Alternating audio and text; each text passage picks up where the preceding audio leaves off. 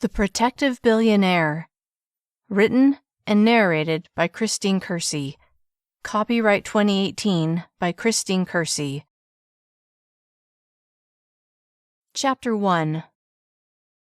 Aubree Nichols tugged the ball cap down over her chin-length white blonde hair before climbing out of her car and making her way inside the grocery store. It wasn't that she didn't want anyone to recognize her as the former actress from the daytime soap Love and Lies. Normally she loved running into fans. No, it was for another reason entirely.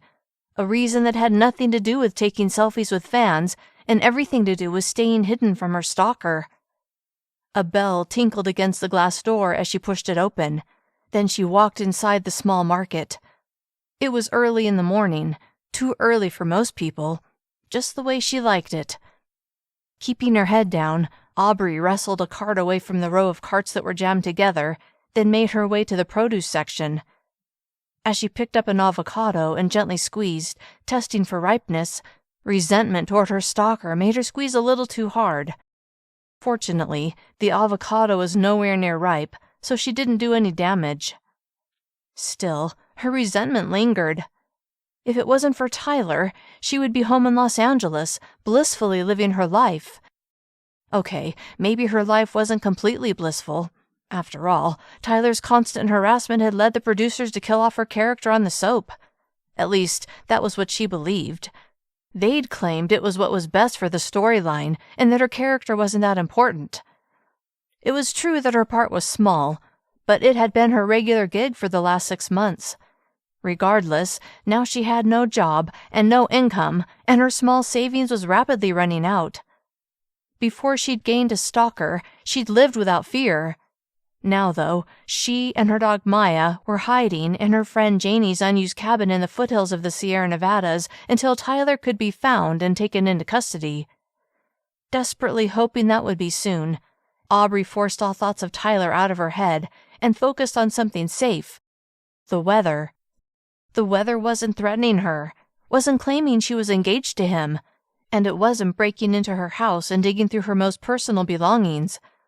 With a shudder, Aubree looked toward the large glass windows that fronted the store, concentrating on the gorgeous day. Thank goodness it wasn't the middle of winter. Then she would have to trudge through the snow, not something this Southern California girl would appreciate at all. Instead, it was May. Snow remained in the highest elevations, but where Aubree was staying, the temperature was cool but comfortable. Frowning at her plight, Aubree bagged 3 avocados, then grabbed a bag of spinach leaves before moving on to the tomatoes. Nothing like a big green salad to make her feel better. That, and a piece of dark chocolate. She went to the dairy section and put half a gallon of almond milk into her cart, wondering if her former co-workers were missing her, because she missed them and her job desperately. Then she made her way down the canned goods aisle. Cameron Shah parked his black Jeep, hopped out, then strode into the market. He had a lot of groceries to buy and didn't want to take a lot of time to buy them. The pantry in his newly purchased cabin was nearly empty, and besides a few drinks, his fridge was bare as well. He'd always disliked grocery shopping. Maybe it stemmed from his childhood, when there never seemed to be quite enough food, and each shopping trip was like a giant math test where he had to help his mother decide what to put back when they added up the cost and knew they couldn't get everything they needed. Money was no longer an object, but those lingering memories had him checking prices on most items before placing them in his cart. He was worth over $1 billion now, but he still couldn't shake the feeling that it could all come crashing down. He rolled his shopping cart up and down the aisles, stocking up on protein-packed foods as well as carb-loaded items. Though he spent the bulk of his time at his desk, at 28 he had energy to spare, and running helped to keep his athletic body trim. Pausing to look over the different cuts of meat, Cameron thought about his job. But it was more than a job. It was his life. As the developer of several wildly popular gaming apps, he got a thrill every time he saw someone playing one of them, often having to stop himself from peppering players with questions about what they liked or disliked about the games. Holding back a grin, he placed several packages of meat in his cart. It was early, and the store was nearly empty, so when he turned down the cereal aisle and saw a woman using the bottom shelf as a step to reach a box on the top shelf, he kind of gawked for a second. She was petite, couldn't have been much over 5'2", and slender. A ball cap obscured her face, but he was able to see the smooth skin on her jaw, and her full lips drew his attention as well. Form-fitting jeans accentuated her trim hips, and as she reached upward, a strip of tan skin appeared between her jeans and light blue t-shirt. With her left hand, she gripped an upper shelf, the toes of her tennis shoes clinging to the bottom shelf, and with her right hand, she struggled to grab a box that was just out of her reach. I should help her. When the thought came to mind, Cameron felt like an idiot for watching her struggle instead of going right to her aid. Moving forward with purpose, Cameron said, "Let me help you with that." As his deep voice pierced the silence, the woman screamed, and before Cameron knew what was happening, he saw her tumble backwards, landing on her rear end on the hard floor of the market. Feeling like her fall was somehow his fault, and worried that she'd hurt herself, he hurried toward her. Chapter 2. Aubree's heart thumped painfully against her ribs, but she hardly noticed because she was so startled by her fall. Taking stock, she didn't think she was hurt, although her tailbone was a bit sore. Then she saw a tall, muscular man rushing toward her. Throwing up her hands in a defensive move, she nearly screamed again, and when he stopped and knelt beside her, it took everything in her to not scuttle away from him. Instead, drawing in a shuddering breath, she took a moment to get herself under control.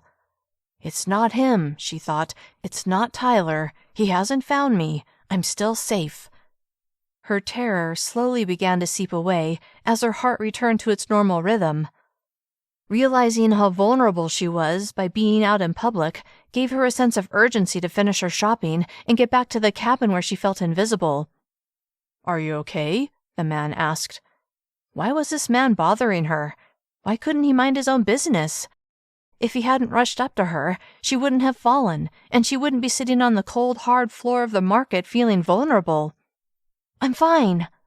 Her tone came out sharper than she'd meant it to, but that was okay. Maybe he would get the message to leave her alone. "I'm sorry if I startled you." Pressing her lips together in annoyance, she avoided his eyes because she was also deeply embarrassed. She shouldn't have been climbing the shelves in the first place, so it was really her own fault. But dang it, she'd wanted that particular cereal, but it had been just out of reach. Because she was petite, she'd had to boost herself on bottom shelves before. It was a hazard of being vertically challenged, but in all those times, she'd never fallen. Then again, she'd never been so on edge because of a stalker. Falling in front of an attractive man just made it that much worse. With a quick sideways glance, she'd seen that he was hot. Short dark hair, full lips framed by a short beard, square jaw, and he looked like he was in excellent shape. Forcing her thoughts away from whether or not this stranger was attractive, she began pushing herself to her feet. "Here," the man said, his hand outstretched. "Let me help you." She was not about to compound her mortification by letting him help her up. She could do it herself, thank you very much. "I've got it," she said, and when he withdrew his hand, she smiled in satisfaction. She could take care of herself. It was bad enough that she had to rely on Janie to basically hide out in her cabin. She could at least manage to stand on her own. When she was on her feet, she kept her chin down, better to hide her identity, lifting it only high enough to get another glimpse of the hot stranger. She had to stop thinking of him that way. He was tall, though, at least a foot taller than her own 5'2", and yep, her first assessment was correct. Hot. Then again, all the men she worked with on the soap were hot, but something about this man was different. He was more than attractive. The way he held himself told the world that he was confident in who he was. Or was he just cocky? Not sure, Aubree pushed aside all thoughts of him. What she needed was to finish her grocery shopping and get back to Maya and the cabin where she felt safe. Being out here in the open where anyone could approach her? Nope, it didn't feel safe at all. "Need help getting something off the shelf?" the stranger asked. Yeah, she did, but it was time to move on. She would have to get that cereal on her next trip. With a shake of her head, she stepped to her shopping cart, placed her hands on the handle, and hurried away. Cameron watched the woman push her cart away from him. What was her problem anyway? She'd obviously wanted that box of cereal. She'd risked injuring herself trying to get it, so why not let him help her? Unless she was one of those women who refused to let a man do anything for them. He admired women who were independent, preferred them actually, but come on, what was wrong with asking for help once in a while? The woman reached the end of the aisle and turned right, disappearing from view. Tempted to follow her, Cameron felt a smile bloom on his mouth as he shook his head. Women usually threw themselves at him, not walked away from him. That's all this was, this compulsion to run after her and make her notice him. The need to prove that he still had that draw on women. Of course, part of his attraction to those women was his wealth. This woman didn't know anything about that. But if she knew, would she have been more friendly? His lips tugged downward as he shook his head. Better to finish what he'd come to do, fill his pantry. Then why was he grabbing a box of the cereal the woman had been trying to reach and placing it in his cart? He needed food. Cereal was food, so he'd get it. It was some sort of brand cereal. Looked like it would be good for him. With a soft chuckle, he continued down the aisle, and when he reached the end, he couldn't stop himself from looking for the woman, but she was nowhere to be seen. He'd barely gotten a glimpse of her face when she'd stood in front of him. She'd kept that darn ball cap tugged down, and she hadn't made eye contact with him. Despite that, he'd gotten a good look at her mouth, rosy lips that were full of promise, and he'd seen her cute little turned-up nose, but her eyes had been concealed under the brim of her hat. It was almost as if she'd been hiding. Why was he thinking so much about her when he should be grocery shopping? Instead of filling his cart, he found himself standing in front of the shelf of seasonings, his gaze out of focus. With a blink, he turned his attention to the options on the shelf. Then he picked out his favorite seasoning and placed it in the cart. He would grill a steak for dinner that night and eat it all alone. Yeah, so he ate alone all the time. Developing gaming apps kept him busy, not to mention the crazy hours he worked. Who had time to date? It was a distraction he didn't need. That was one reason he'd bought the cabin, to have a place where he could give his complete attention to developing the new game he dreamt up. No one to interrupt, no demands on his time, just him and his computer. Cameron went down 2 more aisles, filling his cart but not seeing the woman. When he was done, he strode to the register and unloaded his groceries onto the conveyor belt. Surreptitiously looking around, when his focus went to the plate glass window and to the parking lot, he saw her. She was loading her bags into the trunk of a late-model Honda Accord. Watching her every move, when she climbed behind the wheel and vanished from view, he felt a pinch of disappointment. Maybe he should have looked for her, talked to her, at least gotten her name. Ah well, what did it matter? He had more important things to focus on. Besides, she clearly wasn't interested in him. Chapter 3. Before leaving the parking lot, Aubree scanned the area. Wanting to make sure no one was watching her, no one was following her, she stared at each car in the lot, verifying that it was vacant before moving on to the next one. It didn't take long to look. There were only a handful of cars. One of them was a big black Jeep. I'll bet it belongs to the hot stranger, she thought.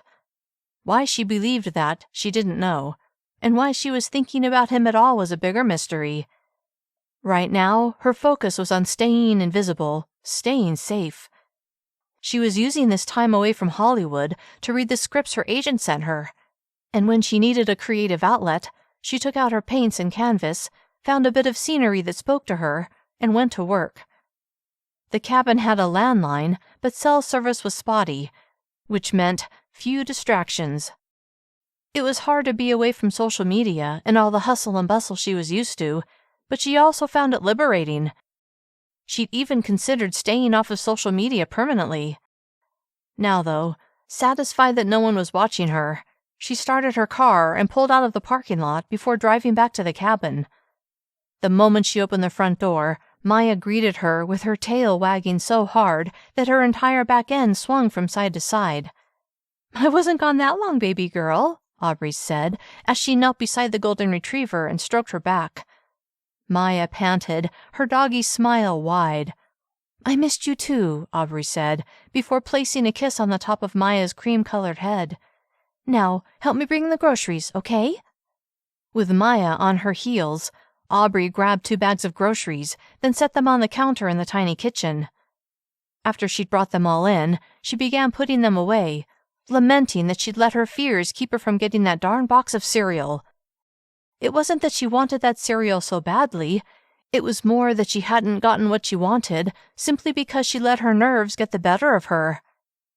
Thinking about the whole falling incident led to thoughts of the stranger who'd offered to help. She had to stop thinking of every man who approached her as a potential stalker, but it was hard to do that after what had led to her current situation.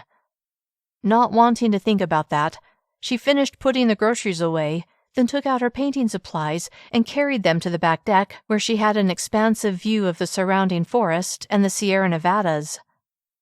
With Maya stretched out in the sun at her feet, Aubree set up her easel and settled into a comfortable chair before arranging the paints on her palette. Then she picked up a brush and lost herself in the strokes of the brush as color and texture began to cover the canvas. Cameron drove down the long gravel driveway, a smile on his face. Buying this cabin had taken a lot of thought before he'd pulled the trigger, but he didn't regret the purchase for a minute. Real estate was almost always a good investment. 10 acres with a good-sized cabin smack dab in the middle of it. The place was 20 years old, but the last owner had recently updated the interior. The purchase had included all the furnishings, which suited Cameron just fine. Shopping for furniture and then decorating a place was at the absolute bottom of his priority list. He parked his Jeep, then carried the groceries inside. After putting them away, he went into the room he designated as his office, opened his laptop, then got to work. Hours later, after struggling with a programming problem with no clear solution, he leaned back in his chair and let his gaze slide to the window. The May afternoon was gorgeous. Time to take a break. Shoving his chair back, he got to his feet. After downing a protein shake, he changed into a pair of sweats and running shoes, then headed out the door. The heat of the sun felt great as he stretched his legs against the porch steps. When his muscles felt sufficiently warmed up, he set off at a jog, heading down the gravel driveway before turning onto the road that ran in front of the entrance to his property. As he jogged along the road, he noted where the other houses in the neighborhood were. With all the lots taking up around 10 acres, there was plenty of space between properties. For a moment, Cameron thought he ought to meet his neighbors, but he quickly tossed that idea aside. He'd bought the cabin for the isolation, not to make new friends. With a smirk, he kept running, exhilarated by the fresh mountain air. Chapter 4. Aubree stood, placed her hands on her hips, then arched her back. Her painting session had gone well, although she was nowhere near done with this piece. It felt wonderful to lose herself in the brushstrokes, to forget her troubles, if only for a little while. Maya stood beside her expectantly, having leapt to her feet the moment Aubree had risen from her chair. "Let's go for a walk," Aubree said. "I've been sitting too long, and I need to stretch my legs."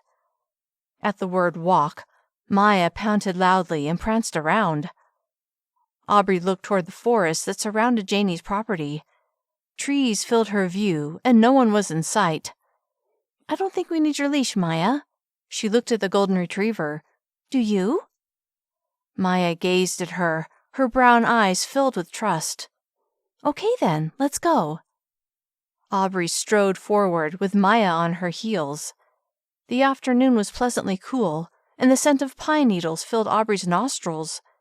The fresh air invigorated her, and as she and Maya walked along a faint path, she decided she needed to get out and walk at least once a day. She'd been at the cabin a full week, and at first she'd been too nervous to do more than go out on the porch, but as the week had gone on and Tyler hadn't found her, her confidence had grown. Yes, it was time to expand her horizons, at least a little bit. Walking on, she drew the brisk air deep into her lungs. From time to time, Maya dashed a short distance away, but she always came back a minute or two later, her tail swinging. The soft carpet of pine needles under Aubree's feet muffled her steps, and she enjoyed the feeling of peace and solitude. Used to the bustling activity of Los Angeles and the even busier atmosphere on set, when she'd first decided to accept Janie's offer to basically hide out in her family's cabin, Aubree had been worried about being away from the commotion she was used to. Turned out she really liked it, especially when it came time to paint. The serenity of the mountains gave her plenty of time to contemplate, almost like a form of meditation, something she tried to do in LA from time to time, especially when she did yoga. It helped to center her. A twig snapped. It hadn't come from her own feet, or from Maya. Heart racing, Aubree froze, her ears pricking as she concentrated on every little sound. Then she heard the distinctive crunch of someone walking. Is it him? Is it Tyler? Terror cascaded over her in ever more powerful waves. Maya! She whisper-screamed, frantically motioning for her dog to come close. Kneeling on the ground, she wrapped her arms around Maya. Knowing her beloved dog would protect her, she felt a small sense of comfort. The sound of approaching footsteps thundered in her ears, but with so many trees around, she couldn't see anyone or tell exactly where the person was. Whoever was walking wasn't even trying to be stealthy. Was Tyler so confident in knowing she was alone and vulnerable that he wasn't even trying to hide that he'd found her? She had to protect herself. She couldn't just sit there and wait to be attacked. Leaping to her feet while holding on to Maya's collar, Aubree walked quickly yet silently to the nearest tree, then pressed her back against the trunk. The path she'd been walking on was not well established, so there was no guarantee whoever was out there was on the path.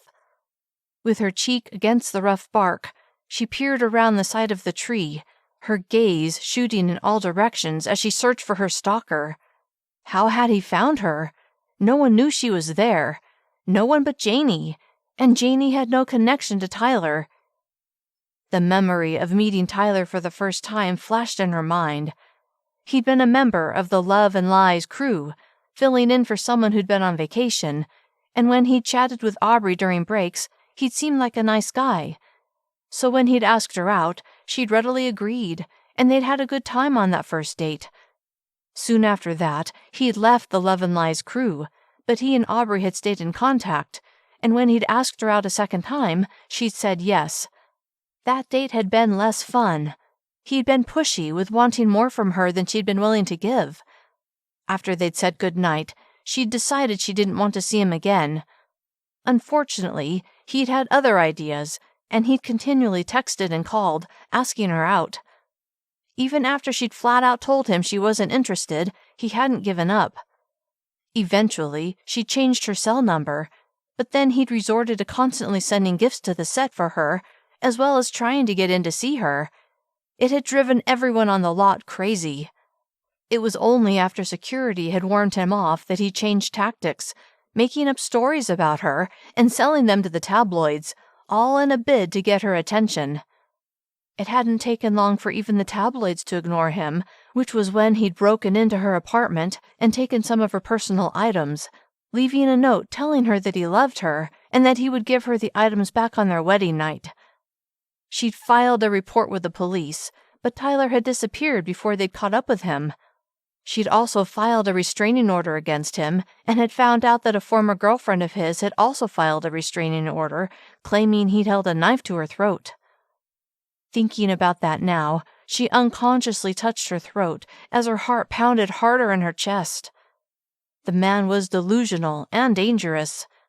Shuddering at the thought of Tyler finding her, she stayed behind the tree and tried not to let her imagination scare her any worse than it already was. A branch snapped as if someone had stepped on it. Aubree's heart battered her ribs. She couldn't let Tyler find her. If he'd come all the way here to get to her, who knew what he had in mind? Since reading the note he left in her apartment, She hadn't heard from him, so she had no idea what was going on in his head.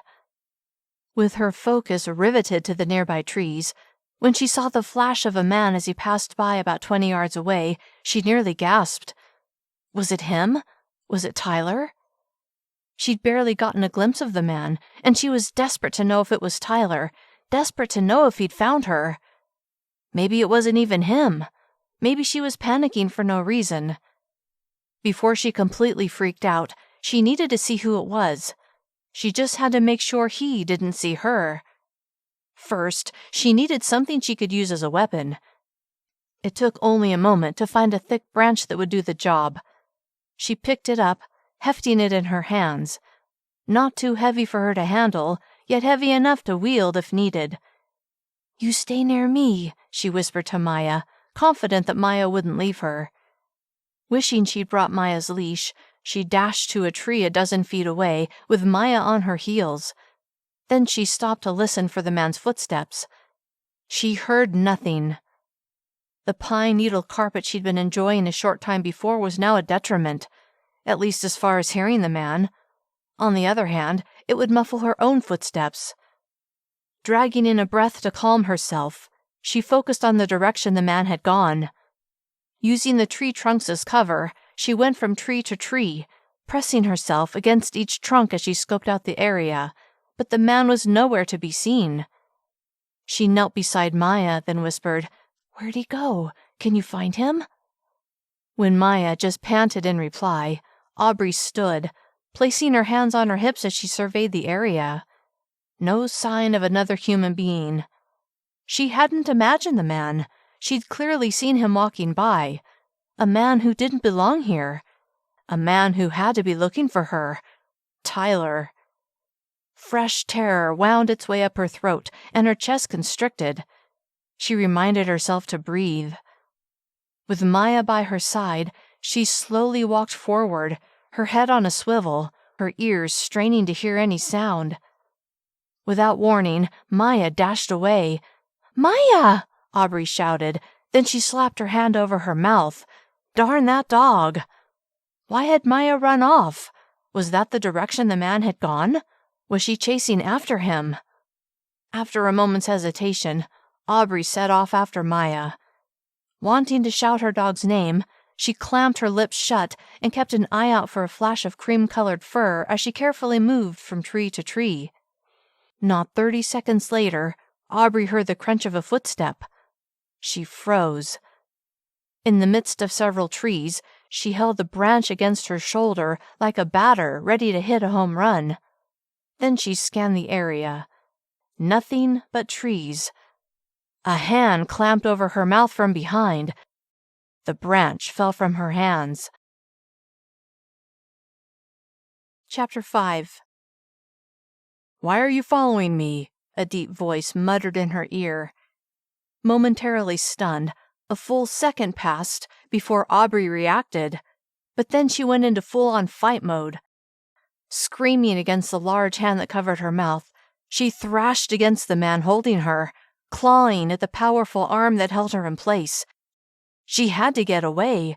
She was fighting for her life, but nothing she did seemed to make a difference.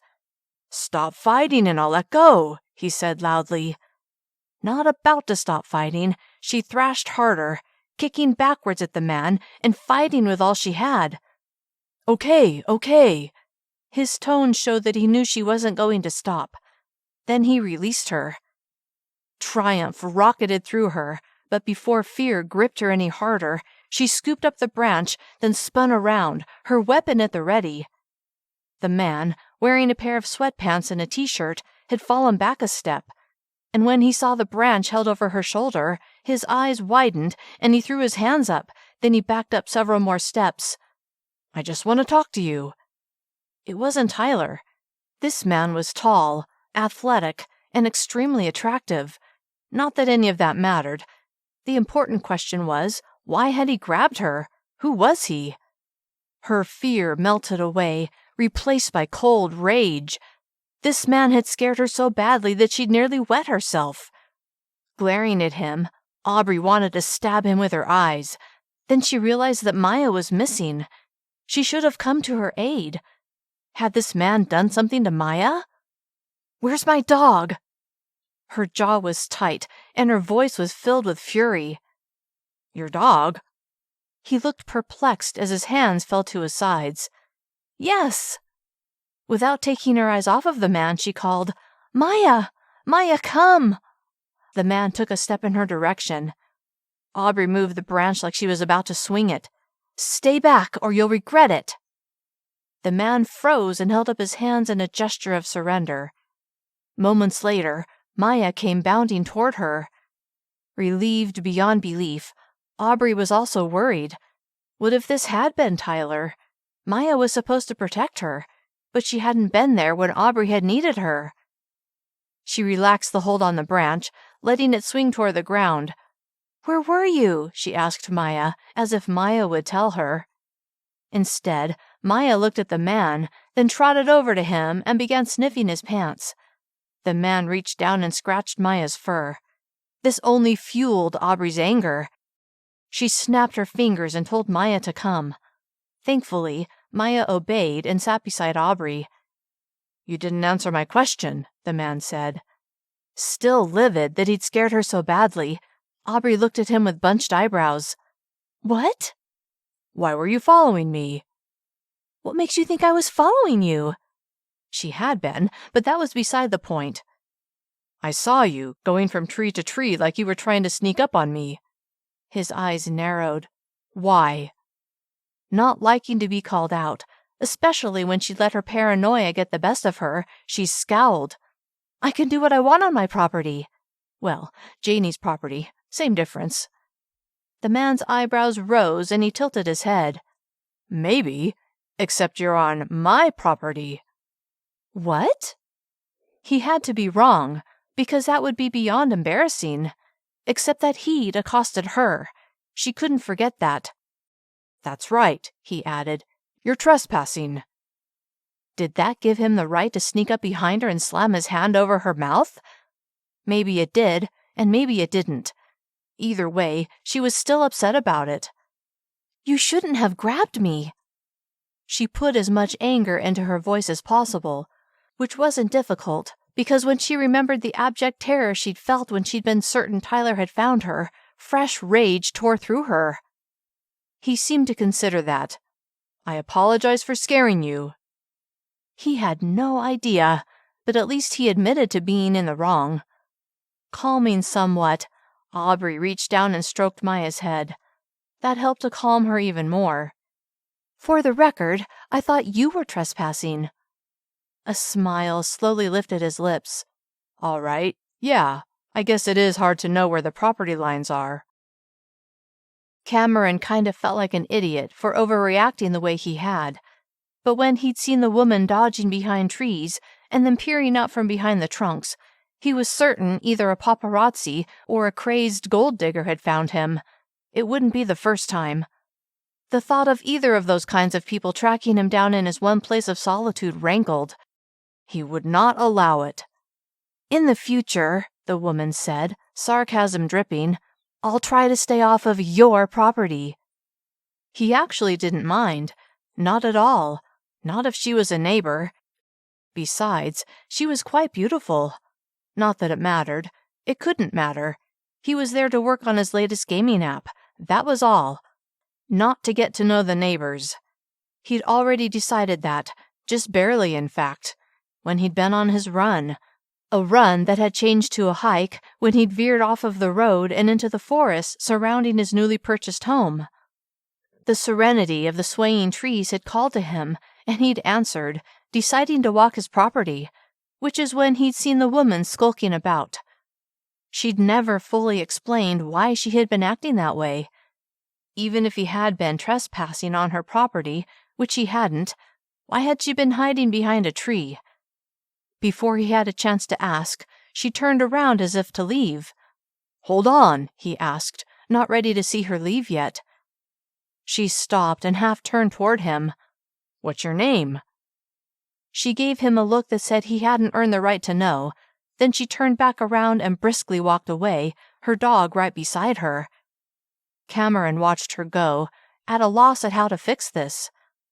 briefly considering following her.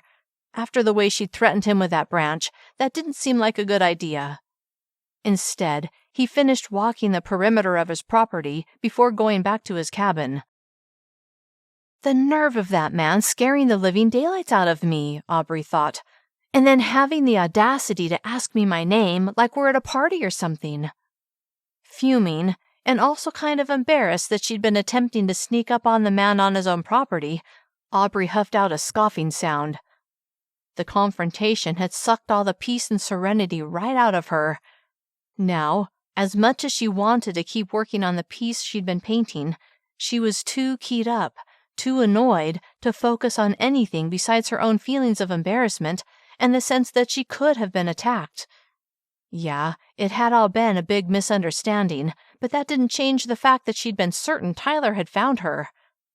Maya brushed against her leg as they walked, pulling Aubree out of her funk. It was uncanny how her dog could read her moods. "Why did you run off?" she asked as Janie's cabin came into view.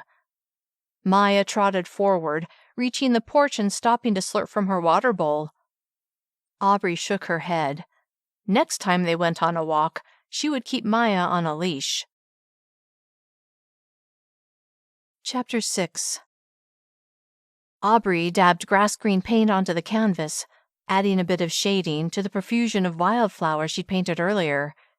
It was the day after the altercation with her neighbor, and she was feeling more settled, although when she replayed the incident, a mix of embarrassment and fury reignited all over again, but mostly fury. Why hadn't the man just asked her why she was following him without scaring her half to death? What was his problem? With any luck, Tyler would be found, and she would be able to leave the ugly and embarrassing incident with her neighbor behind and safely return to her life in L.A. Except her small part in Love and Lies was no more, and with how expensive living in L.A. was, if she didn't get another part soon, her savings would run out and she would lose her apartment. Holding back a sigh, she reached down and stroked Maya's soft fur as Maya lay beside her on the back porch. Maya lifted her head and looked at Aubree, then rolled onto her back. Softly chuckling, Aubree scratched Maya's belly, forcing away all thoughts of her troubles. Then she turned back to her painting. An hour later, Aubree paused to admire the beauty of nature spread out in front of her. Then her gaze slid to the spot where Maya was napping, but all she saw were the pavers. Where had Maya gone? She'd been so focused on painting, she hadn't noticed Maya leaving. Certain her dog had wandered away for a potty break, she stood to find her. Janie's property was large, and of course it wasn't fenced, so Maya could have gone anywhere. After the way Maya had taken off the day before, just when she'd needed her, Aubree couldn't stop the twinge of worry that poked at her. "Maya!" she called out. "Maya, come!" Nothing. Certain she had to be nearby, Aubree walked to the edge of the open space and stepped into the shade of the trees as she entered the forested area. "Where are you, baby girl? Come here!" Still nothing. Maybe she wasn't in the forest at all. Maybe she was lying in the shade of the cabin, somewhere around the side. Aubree walked around the cabin, her gaze probing every spot darkened by shade, but Maya was nowhere to be seen. Not allowing herself to panic just yet, she walked to the perimeter of the yard, calling out to Maya as her eyes pointed into the forest. Studying every inch of space within her sight, she silently prayed that Maya would appear. She completed the circuit with no sign of her beloved dog. Heart racing with building panic, she stood in the middle of the yard as her gaze shot in all directions. She had no idea which way to go. Face beginning to crumple, she dragged in a deep breath to get her emotions under control. She had to find Maya. She would find Maya. She chose a random direction and entered the forest, calling, "Maya! Maya, where are you, girl?" Her voice echoed through the trees, but the only reply was the sound of pine needles swaying in the breeze. Walking deeper into the woods, her chest constricted with distress. "Maya, come!" 10 minutes later, as she continued striding briskly between the trees, scanning in all directions with no hint of Maya, Tears filled her eyes. Was she even going the right way? Maya could have gone the other way completely. Turning around to look behind her, Aubree's heart pounded. What if Maya had gone toward the road? Cars didn't come by often, but when they did, they drove fast. "Maya!" she yelled, her voice choked with tears. "Come back!" If something happened to her sweet dog, she didn't know what she would do. Aubree stopped and then spun in a slow circle. Her forehead furrowed as her gaze probed every inch of the forest, concentrating on every shadow, every flutter of a bush. Maya's beautiful cream-colored coat should stand out against the dirt of the forest floor, the brown of the pine tree trunks, the green of the bushes that were here and there. "Please," she silently prayed, "please let Maya show herself. Please help me to know where to look." If Maya was lying in the shade, would Aubree be able to see her? She needed Maya to come trotting out, to make herself visible. Then she heard it. The sound of some sort of power tool, faintly, in the distance. Maybe Maya had gone toward that sound. Maybe whoever was working had seen her. Maybe she was even there. Maya loved people. If she saw someone, she would want to say hello. Fresh hope surged through Aubree as she closed her eyes and focused on the sound, desperate to figure out which direction it was coming from. After several moments of concentrated listening, she began walking. Listening intently, when the sound became louder as she walked, she knew she was going in the right direction. At least in the direction where someone was outside. With no idea if Maya had gone that way, she didn't know what else to do. At a minimum, she could ask the person working to keep an eye out for Maya. It was a chainsaw. She could tell that now. She must be getting close. Going into a jog, a frightening thought suddenly occurred to her. What if it was Tyler and he was trying to lure her out? She stopped where she was, her mind racing. Being away from any kind of help and at the mercy of the man who had held a knife to another woman's throat scared her to death.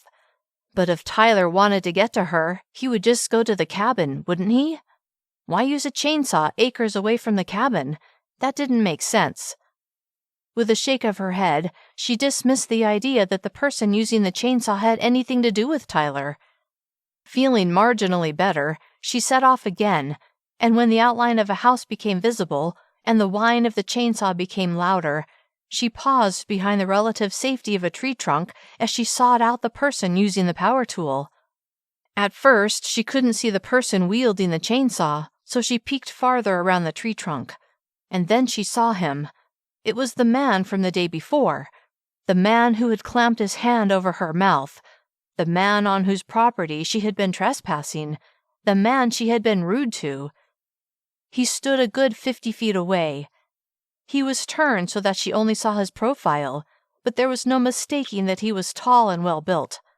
Squinting into the sun, she studied him. He wore jeans, a gray t-shirt, and a baseball cap. Brown gloves covered his hands, and safety glasses protected his eyes. A long, thick log lay in front of him, and he appeared to be cutting it into smaller pieces. Aubree watched as he drove the chainsaw blade into the bark. Chunks of wood sprayed in all directions, but her gaze was drawn to the man's sun-kissed biceps, which strained against his short sleeves. Something about seeing a man wielding a powerful tool with ease made her insides do a little flip. She watched him a moment longer, until she remembered why she was there in the first place. Maya, her sweet golden retriever. She had to find her. Swallowing over the knot that instantly formed in her throat, she stepped out from behind the tree and took several steps in the man's direction. He was focused on his task and didn't seem to see her. Not wanting to get anywhere near that spitting blade, she gave him a wide berth, stopping about 10 feet in front of him, facing the forest with her back to his house. Chapter 7. The physicality of cutting down the tree felt great. It helped Cameron think. Though completely focused on sliding the blade of the chainsaw through the log over and over, at the same time, he was able to think about the programming problem he'd run into. Possible solutions came to him, and he cataloged them, stacking them up like note cards in his mind so he could try them when he was back in front of his laptop. The day was beautiful, but he was getting hot and thirsty. He shut off the chainsaw, then lifted his hand to wipe the sweat from his forehead. That's when he saw her. An angel, standing not 10 feet away, staring at him, her forehead creased, her green eyes filled with worry. The woman from the day before. It was as if she'd appeared out of thin air. What was she doing there? Kind of stunned to see her after what had happened the previous day, and thinking about it brought on a fresh bout of embarrassment, Cameron lowered his hand to his side, while with his other hand he set the chainsaw on the dirt-packed ground. The day before, he'd been so focused on the idea that she'd been following him, and then he'd had to defend himself against her and her branch, that he hadn't noticed her ethereal beauty. Now, though, with her standing in front of him, he couldn't see anything but that. He stared at her. Her white blonde hair just reached her chin, and her skin was luminescent. But those eyes, something about those emerald green eyes reached into his soul and nearly took his breath away. Then his gaze slid over her body. She was trim and wore jeans and a yellow t-shirt with bits of paint splattered here and there. Her fingers were dotted with color as well. "Can I help you?" Her lips parted as if to speak, but no sound came out. Then she closed her eyes before meeting his gaze once again. "Have you seen my dog?" Deeply disappointed that he would have to give her the wrong answer, Cameron shook his head nonetheless. "I'm sorry, but no." Her shoulders slumped, and Cameron wished mightily that he could make her dog appear out of thin air as the woman seemed to have. "What's your dog's name again, in case I see her?" "Maya." Then the woman's face kind of crumpled, her eyebrows bunching and her chin quivering. She covered her mouth and nose with a delicate, paint-speckled hand as her eyes squeezed shut. He had to do something. Seeing this angel in distress was like a kick to the gut. "I can help you look for her." The woman opened her eyes, the green shimmering. Her hand fell away from her mouth. "You do that?" He nodded. "Yeah, of course." She could ask him to help her hunt for a unicorn, and he would be all over it. The memory of warning him off with a branch the day before jumped into Aubree's head. She'd threatened him, yet he was offering to help her look for Maya. Maybe he was trying to make up for slapping his hand over her mouth from behind. Desperate for help, she gave him the benefit of the doubt. It didn't matter what his reasons were. She was just grateful he was willing to help. "You do want my help, don't you?" "Of course." He took off his leather gloves and the safety glasses, set them on the log, then he smiled. "Okay, then." Beyond relieved to have some help, Aubree let her lips tug upward a fraction of an inch. "Thank you." The man returned her smile. "Remind me what Maya looks like." Aubree took her phone out of her back pocket and pulled up a picture of Maya wearing her adorable doggy smile. Then, with her phone held out, she walked over to the man, stopping on the opposite side of the log. "Here's a recent picture." The man reached for her phone, but stopped before taking it. "May I?" Nodding, Aubree let him take it from her hand. He studied the picture, then he handed her phone back to her. "When did you last see her?" "I was sitting on the back porch, painting, and she was lying on the patio beside me. Next thing I knew, she was gone." He looked toward the forest to his right, then back at her. "Where is this back porch?" Aubree pointed in the direction she'd come from. "The house is that way. It belongs to Janie Baker. Do you know her?" He shook his head. "I just moved in." His lips curved into a smile. "I'm Cameron, by the way." She remembered him asking for her name the day before, and how she'd huffed a sigh before walking away. She'd been so rude. Okay, that man had scared her nearly to death, so maybe he deserved her response. But now, 24 hours later, and with Maya missing, what happened then had lost all significance. Despite her rudeness, he was willing to literally drop what he was doing to help her. It was time to show him a little trust. "Aubree." Aubree the Angel, Cameron thought. Yeah, made sense. Which way are you going to go? Aubree the Angel asked. Which way am I going to go? For some reason, Cameron had thought they would search together, like, side by side. Yeah, we'll cover more ground if we split up. Right. Of course that made the most sense. That way? He pointed to his right. Great, I'll go that way. She pointed in the opposite direction. She's really friendly, so if she sees you, she'll probably come right to you. She bit her lip. Unless something's happened to her and she's scared. Wanting to see that smile again, Cameron said, She's probably having a great adventure. Aubree looked like she was making a valiant effort to smile. I hope you're right. Course I am. Cameron looked to his right again, then he turned back to Aubree. Cell service is unreliable, so should we plan on meeting back here in, like, an hour? Yeah, okay. And if you find her, just bring her here and, I don't know, tie a rope to her collar. Will do. Cameron very much wanted to be the hero in this search. Maybe then Aubree the Angel's green eyes would sparkle. Can I get your number? She recoiled a bit as her eyes went wide. Why had she responded that way? It wasn't like he was hitting on her, although he admitted that he wouldn't mind getting to know her better. Really wanted to, as a matter of fact. In case I find Maya, and, if I have cell service. Her face relaxed, ever so slightly. Right, of course. They exchanged numbers, then she turned to walk away. Hang on. She stopped and spun around to face him, her eyebrows raised in question. You should take some water. Good idea. Just a sec. He dashed into the house, grabbed 2 cold bottles of water from the fridge, then hustled back outside, stopping beside Aubree. Here you go. She smiled slightly. Thanks. Then she turned and trotted off, disappearing into the trees like a figment of his imagination. Wait, had he just hallucinated this whole exchange? His throat was parched, and he'd been working pretty hard. Maybe he was dehydrated and had been seeing things. Maybe he'd just been remembering the woman from the day before. Then he took his phone out of his pocket and checked his contacts. There she was, Aubree the Angel. Yes, he'd actually put that in his phone, along with her number. Of course, he could have made it all up in his delusional state, but he didn't think so. Certainly hoped not. With a last look in the direction she'd gone, he turned and jogged into his search quadrant. A moment later, his phone chimed a text. Surprised, he slowed to a walk and brought up the message. It was from Aubree. An image of Maya appeared, along with a message, Thanks for your help. So, she really had shown up in his yard. Cameron grinned, then he continued on, calling out Maya's name from time to time. As he searched, he thought about Aubree. She was all he thought about.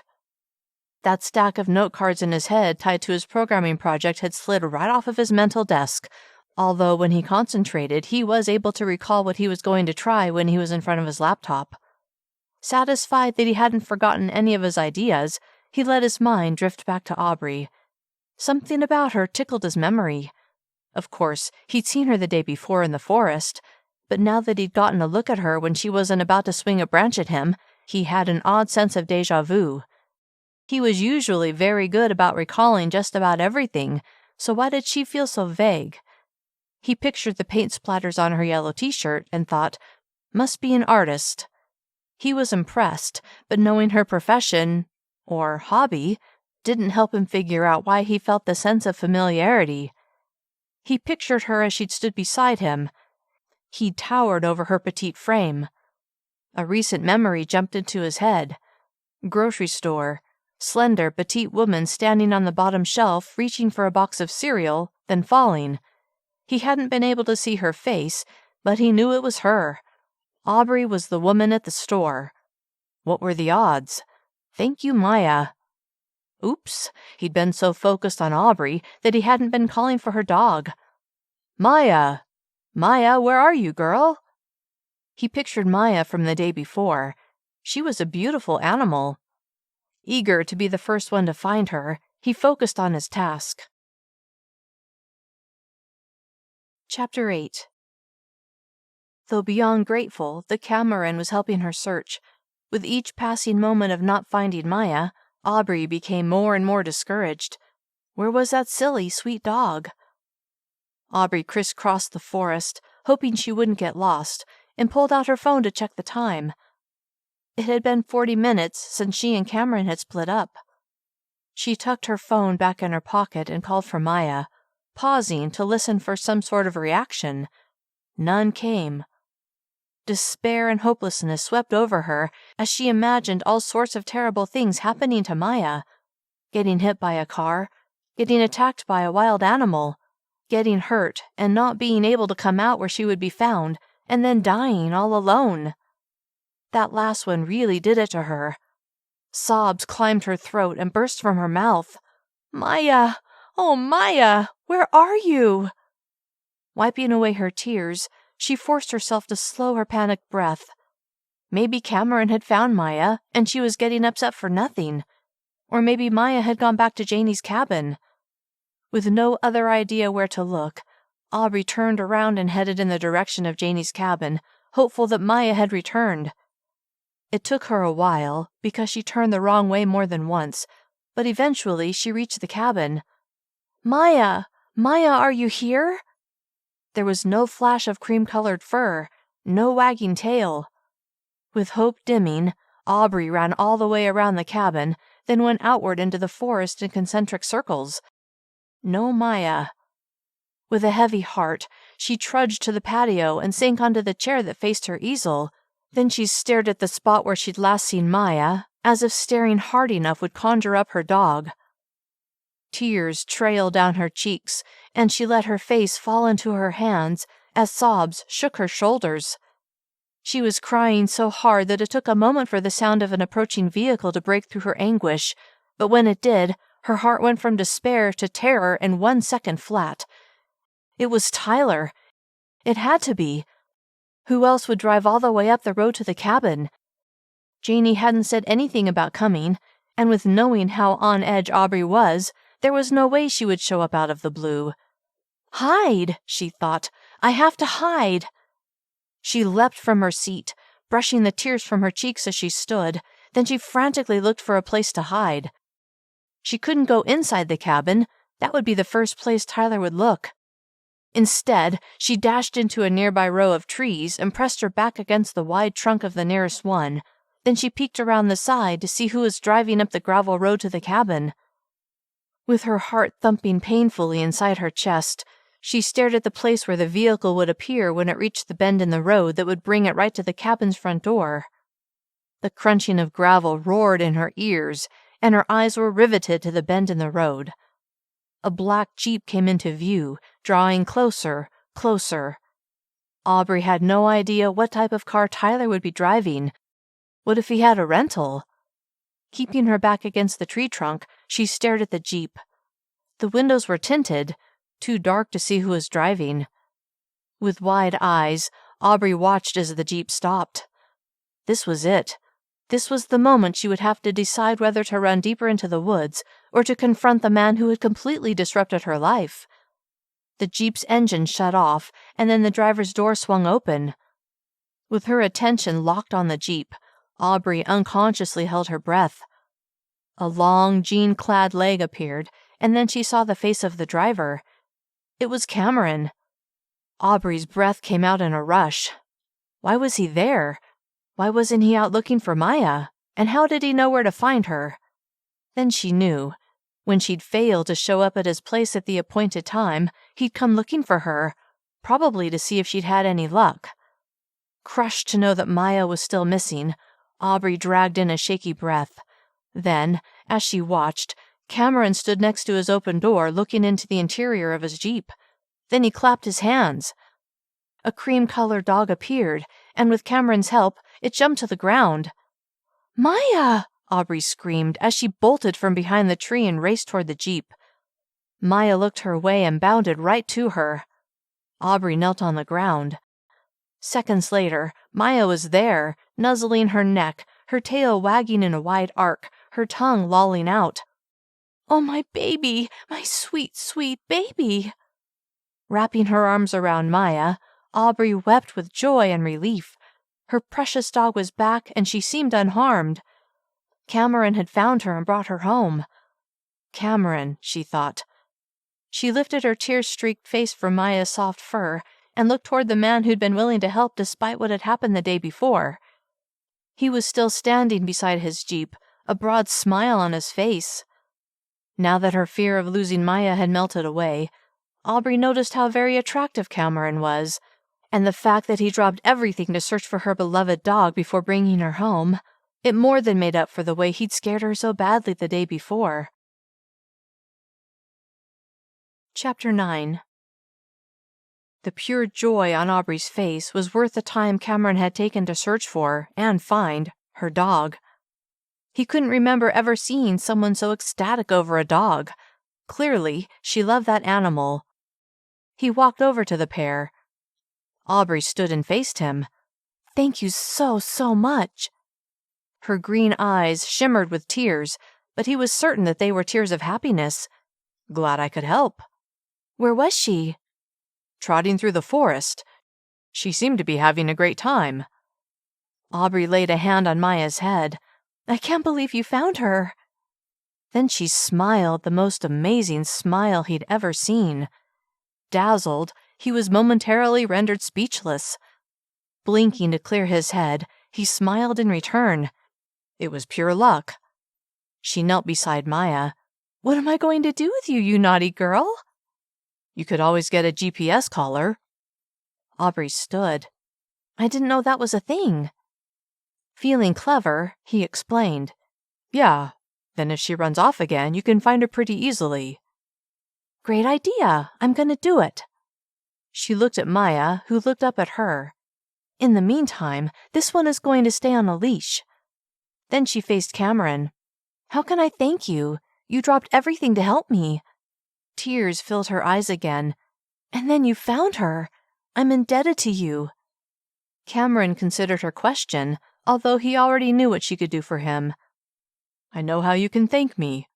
Let me take you to dinner." Her eyebrows tugged together. "Dinner?" Why did she seem reluctant? "Yeah, you do eat, don't you?" Smirking, she said, "From time to time." Despite himself, he swept his eyes down her slender body. Then he met her gaze. Her eyebrows had gone up. Embarrassed to be caught so blatantly checking her out, he deflected. "What do you say? Will you let me take you out?" "I don't know." That wasn't the answer he'd been expecting. Women never turned him down. He stammered. "How can I convince you?" Her eyes shifted away from him as she bit her lip. What was up with her? "It wouldn't be a date," he heard himself say. That earned him a sharp look.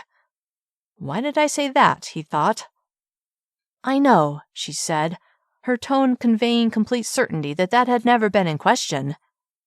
Unexpectedly stung, Cameron almost withdrew the offer, but that would be dumb. Now that she'd made it clear dating was out of the question, it only made her more intriguing. Or maybe she wasn't single. "Are you?" he began. Then he wondered if she would be annoyed with him for asking, so he let the question trail off. She narrowed her eyes. "Am I what?" "Are you single?" She stared at him, right in the eye, for several moments. "No." Aha! He knew there was a reason she'd rejected him. It wasn't him.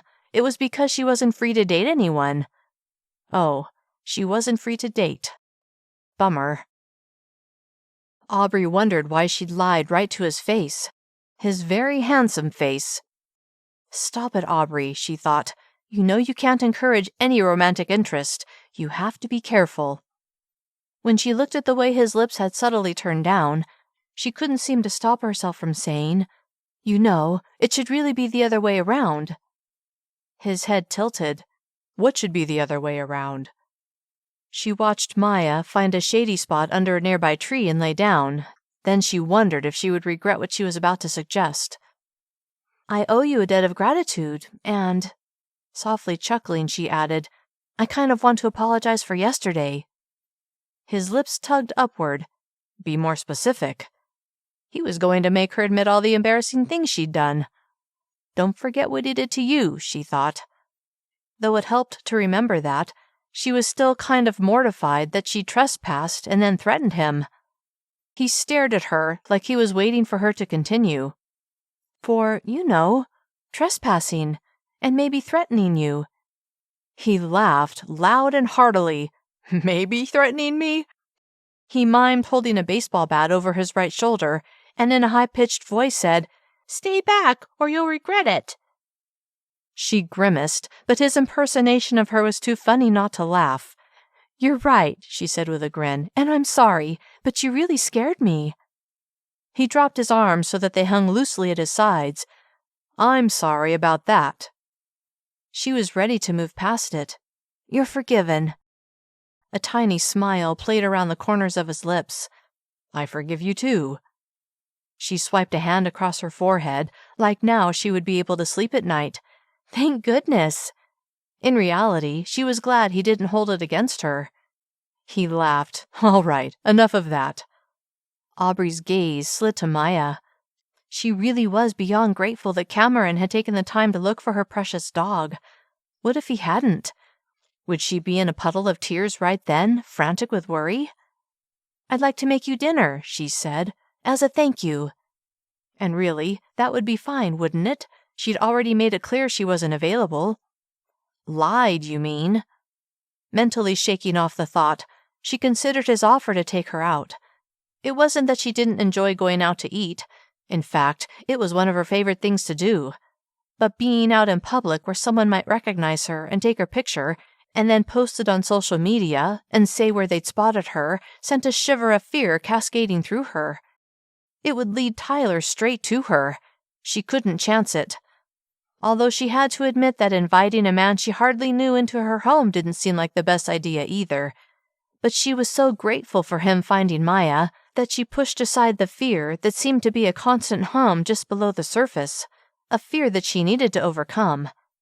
If she let fear rule her life, she would be letting Tyler win. That was something she could not allow. Though disappointed that this would be nothing more than a thank you dinner, Cameron was still glad for the opportunity to spend time with her. Dinner would be nice, thank you.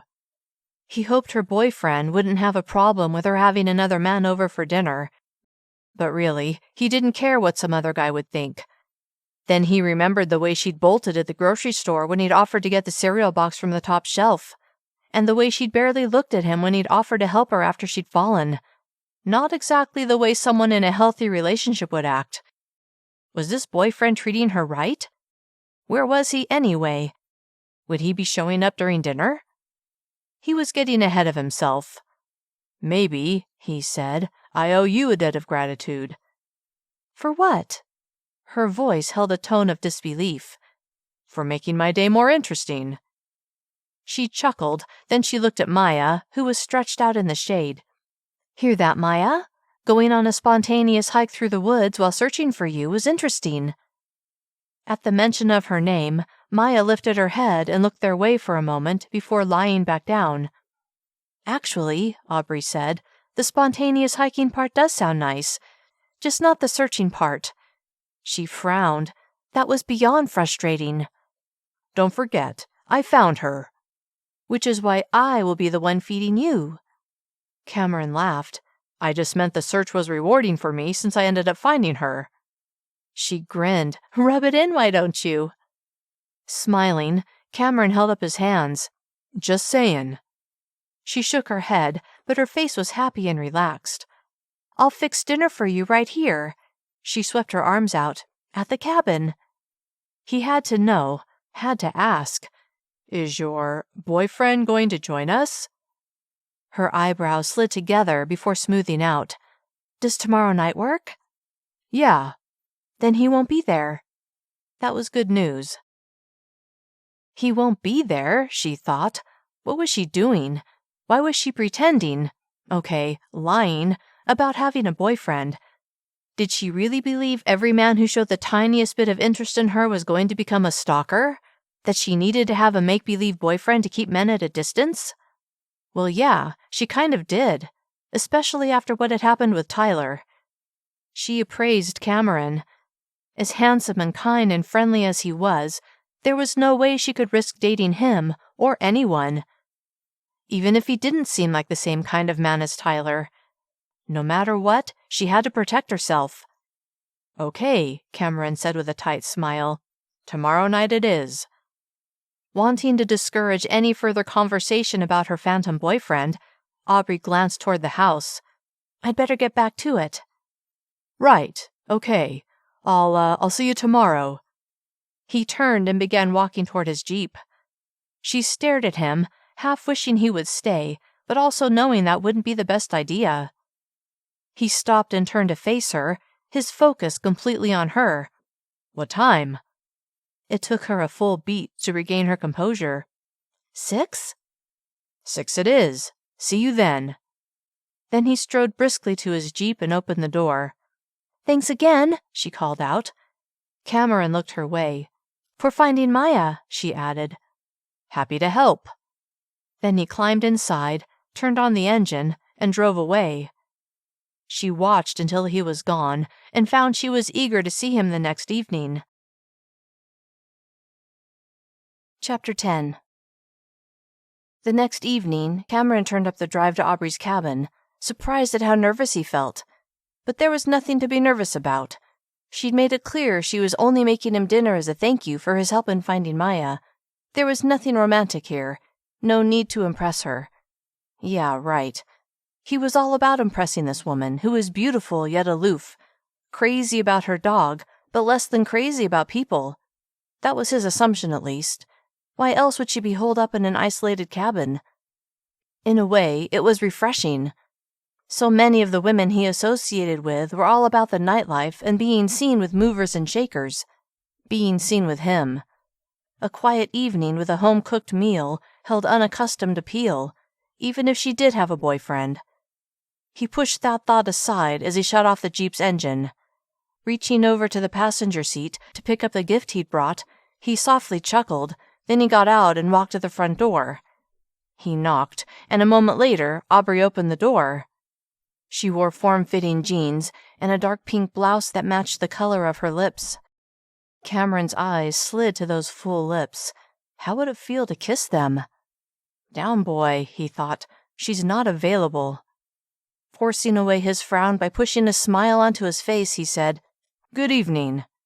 He was about to tell her how lovely she looked, but decided it wouldn't be appropriate under the circumstances.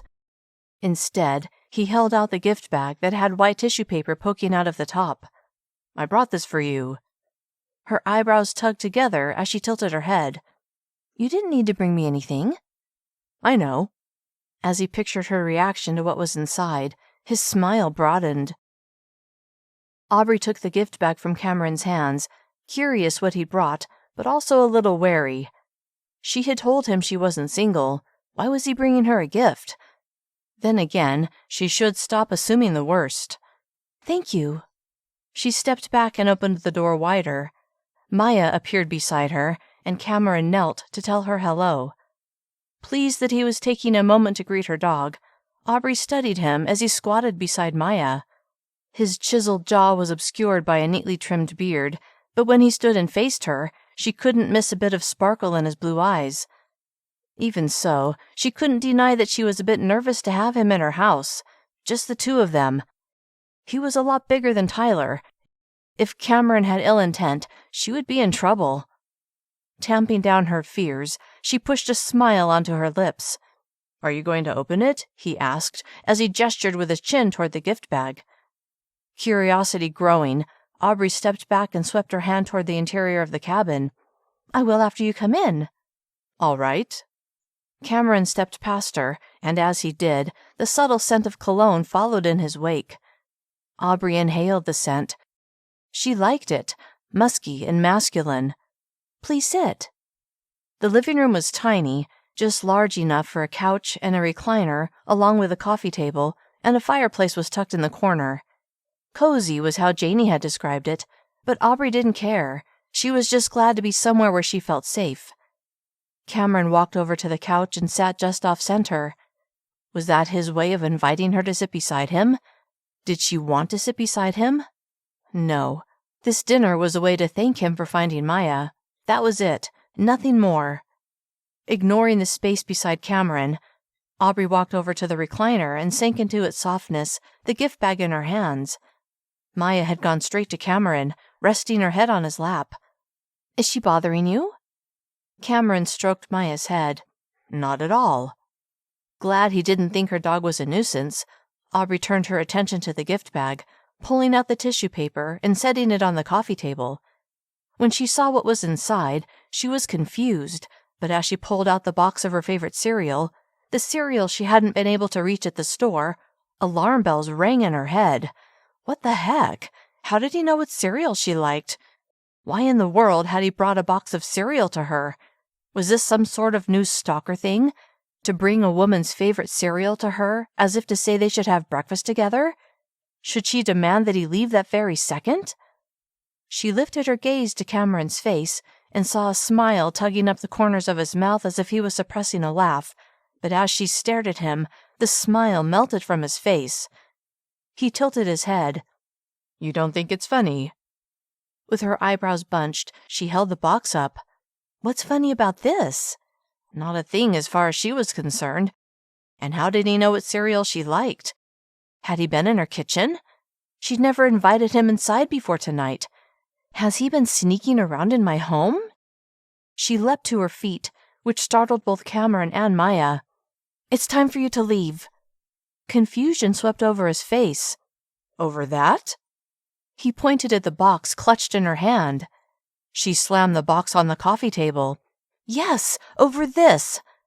Straightening, she snapped her fingers. Maya, come. To Aubree's relief, Maya immediately obeyed.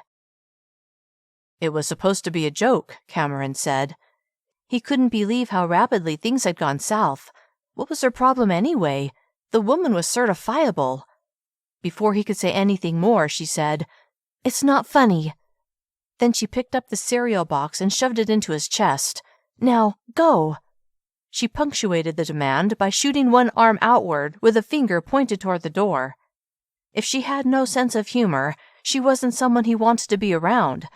Besides, she had a boyfriend, a man he now felt sorry for. Sort of. As he looked at her snapping green eyes, her implacable face, and her pointed finger, he silently admitted that she presented a challenge he'd never faced before. A woman he would have to actually work to attract. He'd always liked a challenge. He sauntered to the front door and twisted the knob, then he turned to face her. If you need anything, you know where I live. Then he stepped onto the porch and closed the door.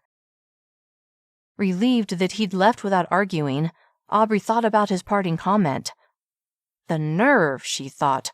Know where he lives? The only good that will do is to tell the police where they can arrest my latest stalker. Aubree locked the deadbolt, then peered out the window to make sure he was gone.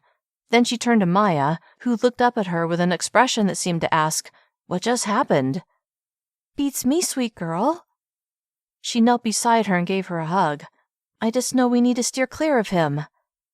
That night, as Aubree lay in bed staring at the ceiling, she thought about Cameron's alleged joke.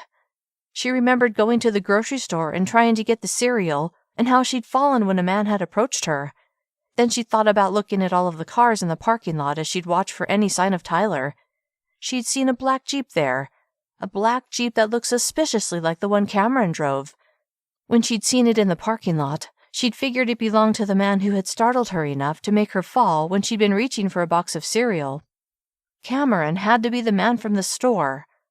Now she got the joke, and now she felt like a complete and total idiot for reacting the way she had. He must think she was nuts. First, she trespassed onto his property and skulked about before threatening him with a branch. And now, after she had invited him over to thank him for finding Maya, she'd thrown him out of her house for bringing a gag joke. She hadn't even given him a chance to explain. Don't forget that you lied to him, she thought, about having a boyfriend. Groaning at the way she kept overreacting, she squeezed her eyes closed and tried not to think about all the terrible things Cameron must be thinking about her. Chapter 11. The next morning, as hard as she tried, Aubree couldn't push away the mortification she felt every time she thought about Cameron. And she admitted that she thought about him a lot, Too much. She shouldn't be thinking about him at all. Not when she was trying so hard to stay away from all men. Although she had to admit, if she didn't have the whole stalker thing hanging over her like a black cloud, making her wary of every man, she would want to date Cameron. With a barely suppressed frown, she went out back and sat in front of her easel, this time putting Maya on a leash. She put the loop of the leash handle under the foot of her chair. She wasn't going to chance Maya taking off again. Despite her attempts to keep her focus on her work, as she painted, her thoughts kept drifting to Cameron. The barely suppressed laughter when she'd taken the cereal box out of the gift bag, the pleasure on his face when he delivered Maya to her after searching for her, the way the sleeves of his t-shirt emphasized his powerful biceps as he wielded the chainsaw, the look of confusion on his handsome face when she had demanded he leave before she'd even fed him dinner. With a soft sigh, she set her paintbrush down, wiped her hands on her jeans, then looked at Maya, whose head was resting on her paws. "I'm going to bake him some cookies. To apologize." She grimaced. Again. Maya lifted her head and looked at her with an expression that seemed to say, "It's about time you figured that out." I know. Give me a break, okay? It's been a rough week." Maya's chin went back on her paws. Cameron leaned back in his desk chair, pleased with the progress he'd made. This app was going to be more popular than his last one, and that one had exploded in popularity. Grinning, he stood, then he walked to the kitchen. His office was on the main floor of the spacious cabin, so within moments he was standing in front of his fridge grabbing a can of soda. He carried the drink into the living room and stood at the front window, taking in the view of the forest that surrounded his house. A late-model Honda Accord came into view as it approached his house. He immediately recognized it, and his gaze slid to the driver, Aubree, and there was Maya, poking her head out of the backseat window. Staying where he was, Cameron watched as Aubree climbed out of her car and opened the rear door to let Maya out. Then she walked around to the passenger side and opened that door. Maya sniffed the ground near the car before trotting over to see what Aubree was doing. Cameron was curious, too. He was also wondering what had brought her over after the way she demanded he leave the night before. He kept his focus glued to her every move. It didn't hurt that he found her extremely attractive. She lifted something from the passenger seat, and when she straightened, Cameron's gaze slid over her body, head to toe. A pulse of desire swept over him, but he immediately forced himself to cool down.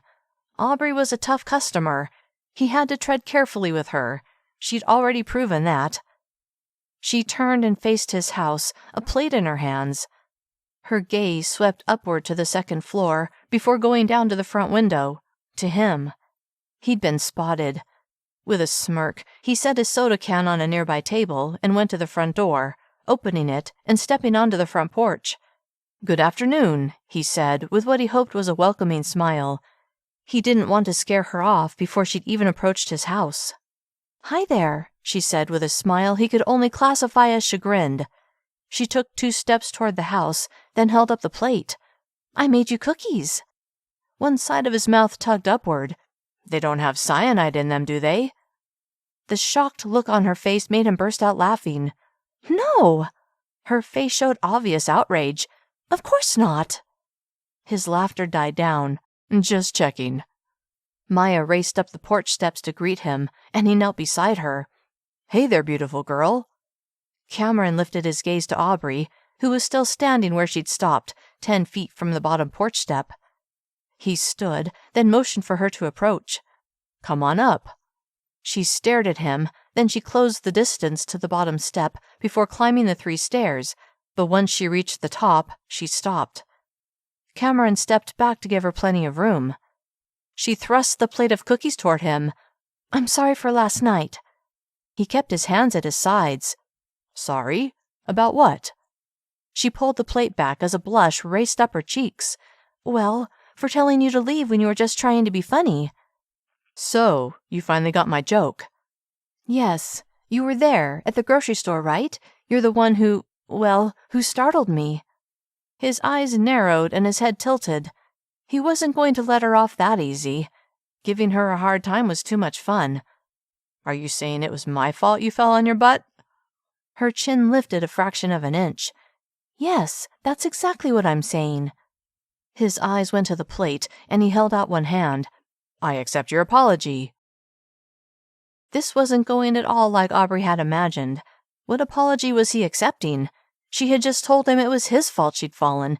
He should be apologizing to her. She held the cookies against her stomach. You accept my apology? Yeah, that is why you came, isn't it? He gestured to the plate in her hands. That's why you brought the cookies? How did he manage to always make her feel off balance?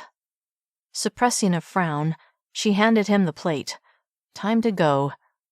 With a forced smile, she said, I hope you enjoy them. I'm sure I will. Aubree looked at Maya, who was stretched out in a patch of sunshine near the edge of the porch. Let's go, girl. Maya lifted her head, but she didn't look like she wanted to leave. What was it with her lately? She was usually much more obedient. Don't think she's ready to go, Cameron said, his voice a lazy drawl. Annoyed, Aubree frowned. It's not up to her. Chuckling, Cameron said, Whatever you say. What was he doing? Getting on my nerves, that's what, she thought. Maya, come. Aubree's tone was commanding. Maya stood, then came to her side. Relieved, Aubree placed her hand on Maya's head. Good girl. Hold on a sec, Cameron said. Now what, she thought. She stayed where she was while Cameron disappeared inside his house. A moment later, he was back, the box of cereal in his hands. He held it out to her. In case it's still out of reach. A smirk pulled up one side of his mouth. I wouldn't want you to fall on your butt again. Without pausing to think, Aubree said, I wouldn't have fallen in the first place if you hadn't startled me. About that. Why were you so jumpy anyway? Because I thought Tyler had found me, she thought, but she said, I wasn't jumpy. I wasn't expecting someone to approach me like that. Approach you like what?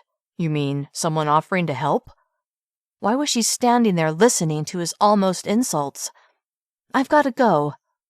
He stepped closer and pressed the cereal box into her hands. This really isn't my kind of cereal. She refused to take it from him. Not when he was implying that she was paranoid or something, which she totally was, which is maybe why it bothered her so much. But she had good reason to be paranoid. He had no clue. Maybe she should tell him. But that wasn't an option. That was too personal. And getting personal was something she had zero desire to do. Keep it. You might like it. Before he had a chance to answer, she spun on her heel and hustled off the porch into her car. Moments later, she and Maya were on their way. Cameron watched her go, the box of cereal in his hands. He looked at it. Then with a shrug, he carried it inside and tucked it into his pantry. Eventually, he would win that woman over. He had to. It was a matter of pride now. Chapter 12. It had been 3 days since Aubree had given the cookies to Cameron, but she hadn't heard one word from him. He had her cell number. He knew where she lived. Why hadn't he stopped by, or at least texted, to say thank you, that he'd enjoyed the cookies? What was wrong with him? Annoyed, Aubree set down the script she was reading. Her agent had emailed over 2 new scripts and she was really excited about one of them. It was for a film that could be her chance to break out, to make a name for herself. Her part in Love and Lies had been small, insignificant, obviously. Otherwise it wouldn't have been so easy for the producers to kill off her character. Frowning, Aubree stared at the wall. If Tyler hadn't disrupted her life, what would she be doing right then? It was early afternoon, so she would be on set. She would be working steadily, earning a good income. But no, he'd come along and had completely messed things up. Dating him had been a mistake, but he'd been so attentive, so focused on her. She hadn't been able to resist. Well, she was resisting now. Resisting any and all possible romantic relationships. Too risky. She couldn't take a chance. A knock sounded at her door, sending her heart slamming against her ribs. It's not him, she whispered. It wasn't as if thinking about Tyler could summon him, right? Maya had raced to the front door and now stood there whining.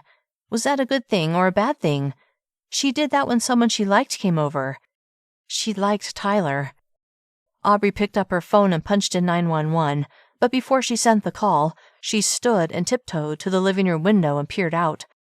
A black Jeep was parked out front. Cameron. It was Cameron.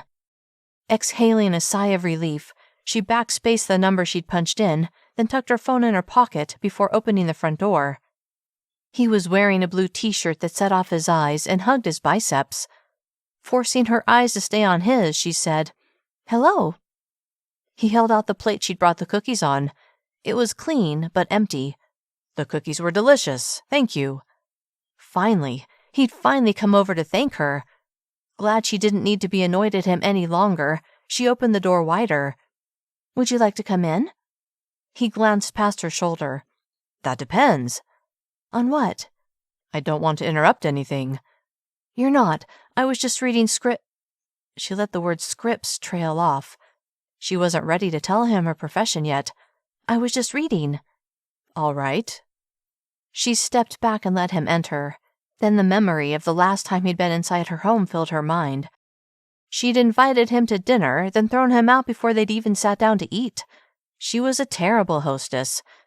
"You thought he was a stalker," she reminded herself, as she quickly gathered the scripts from the couch before Cameron could see what they were. She put them in a nearby drawer, then she sat on the recliner while he sat on the couch. "Been doing much painting?" "A little." "I'd love to see your work." "What do you know about painting?" Her tone showed true interest. He laughed. "Not a thing. Just what appeals to me, I guess." She smiled. She liked his honesty, that he wasn't trying to impress her. "What kind of paintings appeal to you?" He looked thoughtful. "I couldn't really tell you, but I'll know it when I see it." "Okay, that's fair." They were quiet, and as they sat there, Aubree knew what she had to do. "If you'll give me a second chance, I'd like to make you dinner." "Are you sure you want to?" His challenge only made her more determined. "Yes, in fact, let's do it tonight." "All right." His tone showed uncertainty. "Would you stop it? I made a mistake, okay? And I'm sorry. I overreacted a bit." Laughter burst from his mouth. "A bit?" He was totally right that she was downplaying all the strange things she'd done, but what else was she supposed to say? "Okay, maybe more than a bit." He stood abruptly, startling her, and she leaned back in her seat and threw her hands up. "What are you doing?" His eyes narrowed, like he wasn't sure what her problem was. "I thought we could start over." Then he held out his hand. "Hi, I'm Cameron." Her heart was still pounding, and she tried to be subtle as she drew in a slow breath before exhaling. Then she stood. "I'm Aubree." She slid her hand into his, and she felt a jolt of energy. Yanking her hand away, she turned to Maya, who had come over to see what was going on. "This is Cameron, Maya." Cameron stared at Aubree. Technically, he stared at the back of her head since she turned away from him a split second after their palms had touched. Had she felt it too? That spark? Was that why she'd reacted the way she had? Or maybe it was just a continuation of all the other weird reactions she'd had, like she was on edge all the time. What was up with that? Did she have some nutty boyfriend in the wings that she was afraid of? "Hi, Maya," he said, acting like nothing out of the ordinary had happened. Maya smiled a big doggy smile, her tail swinging from side to side. "If you want to come back about 6 tonight," Aubree said, her words trailing off. She was dismissing him. Not used to that, he hesitated. That, plus he was half afraid to leave. What if she changed her mind about dinner? "I have a better idea. What if I take you out?" She stared at him. "Are you worried about my cooking skills?" He chuckled. "No." "Okay then, we'll eat here." Wow, he thought, okay. "Can I bring anything? Dessert?" A smile tugged at the corners of her mouth. "Sure, just not cereal." He smiled. "Right, no cereal." She walked to the door, then pulled it open. "I'll see you in a few hours." With no other option, he walked toward the door, and then he left, eager to return. Chapter 13. When it was time for Cameron to arrive for dinner, Aubree found herself unusually nervous. Why, she didn't know. This wasn't a date. It was a do-over of the bungled thank-you dinner. Even so, the thought of Cameron sitting across from her for a couple of hours put her on edge. Maybe because the last time she spent time alone with a man over dinner, it had been with Tyler, and that had ended in disaster. This isn't the same thing, she thought, so stop obsessing. Easier said than done. She focused on finishing setting the table. The chicken was baking in the oven, and she would heat up the rolls when the chicken was done. A few minutes later, a knock sounded at the door. Sucking in a breath, Aubree ran her hands over her blouse, then looked down at the jeans she was wearing. Maybe she should have dressed up more. Too late now. At least her high-heeled boots gave the look a more dressed-up feel. Blowing out a breath, she made her way to the front door. Maya was already there, whining and prancing around. "Do you like him, sweet girl?" Aubree twisted the knob, then pulled the door open, and there he stood. Dark jeans, sapphire blue button-up shirt that emphasized the blue of his eyes, beard neatly trimmed, face as handsome as it had been every other time she'd seen him. So why did he seem so much more attractive this time? Maybe it was because he'd come over to spend the evening with her. Even though it wasn't a date, it still seemed very date-like. Not sure if she liked that or not, she held the door open for him. "Please, come in." And this time, she wouldn't do anything stupid like throw him out without giving him a chance to explain whatever it might be he would do. "Something smells delicious," he said as he stepped inside, a plate of brownies in his hands. Pleased that he'd noticed, Aubree smiled. Then, wanting to lighten the heavy mood that seemed to surround her all the time, she said, "Maybe my cooking skills really aren't that bad." He chuckled. "That will be evident soon enough." Then he smirked. "Besides, there are restaurants open late." She liked his sense of humor, and the fact that he wasn't tripping all over himself to compliment her like other men she dated typically did. But this wasn't a date. She had to remember that. It was an apology and thank you dinner. Mentally shaking herself, she focused on Cameron and with a laugh said, "If you go to a restaurant after we eat, you'd better not tell me." His lips stretched into a smile. "I may be dense, but I'm not stupid." "I see you brought dessert," she said, with a glance at the plate in his hands. He held it out to her. "I hope you like chocolate."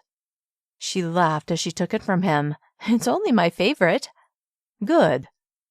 A timer beeped. "The chicken's ready," she said as she turned toward the kitchen. "Can I help with anything?" Cameron asked as he followed her. "Just keep me company while I finish up a couple of things." He nodded and followed her into the kitchen. She set the plate of brownies on the counter before taking the baked chicken out of the oven and placing it on a trivet on the table. Then she slid the cookie sheet of rolls into the oven. Next, she took the salad makings out of the fridge and began putting the salad together. As she worked, she glanced at Cameron, who was leaning against the counter watching her. "You're good at that." She smiled as she chopped the tomato into chunks. "Thanks. At one time I worked as a chef." One of many part-time jobs she'd held while waiting for her big break. And once that big break had come, in the form of her part on Love and Lies, Tyler had brought it all crashing down. Forcing away the frown that tugged at her lips, she sliced the avocado and tossed it with the rest of the salad. "I'm not surprised," Cameron said. With her thoughts on Tyler, she'd lost the thread of the conversation. She turned to Cameron. "Not surprised about what?"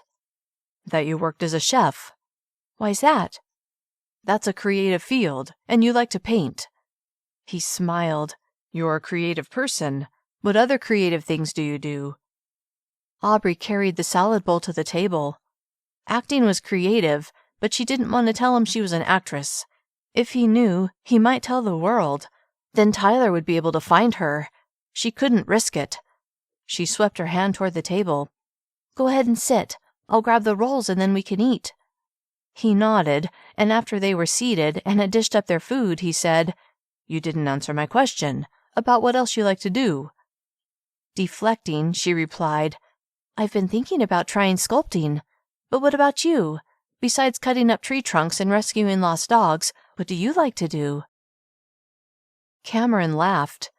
He opened his mouth, about to tell her that he spent the bulk of his time writing gaming apps, but then he paused. She obviously thought he was a regular guy and had no idea he was a billionaire. She was getting to know him as simply Cameron, not some uber-rich man who women threw themselves at in the hopes that he would buy them things. Kind of loving the idea, he smiled. "I like to be outdoors." Which was true. It was just that he didn't have a lot of time to actually be outdoors, unless he was sitting outside working on his laptop, but that didn't really count. "I like the outdoors too," she said with a smile. "I'm always looking for the perfect scenery to paint." She sliced off a piece of chicken and placed it in her mouth. After she ate it, she said, "Do you like to hike? You know, since you live in the mountains." "Yeah, from time to time." He liked to be physical, and hiking was a great way to get a workout. "Earlier, you had said you just bought your cabin. What made you choose this area?" Would it give the wrong impression if he admitted that he'd bought the cabin to be away from people, to be isolated? Deciding to not go all the way there, he said, "I like the peace and quiet of the mountains." She nodded, but didn't offer her own reasons for being in these woods. "You said this is your friend's place. How long will you be staying here, and where do you call home?" He took a bite of salad as he waited for her answer. Then he turned to her in expectation, but she had a deer-in-the-headlights look. What was that all about? Panicked at the questions Cameron was asking, Aubree froze. Realizing she didn't want to reveal very much about herself, she nearly stuttered as she answered, I'm just visiting."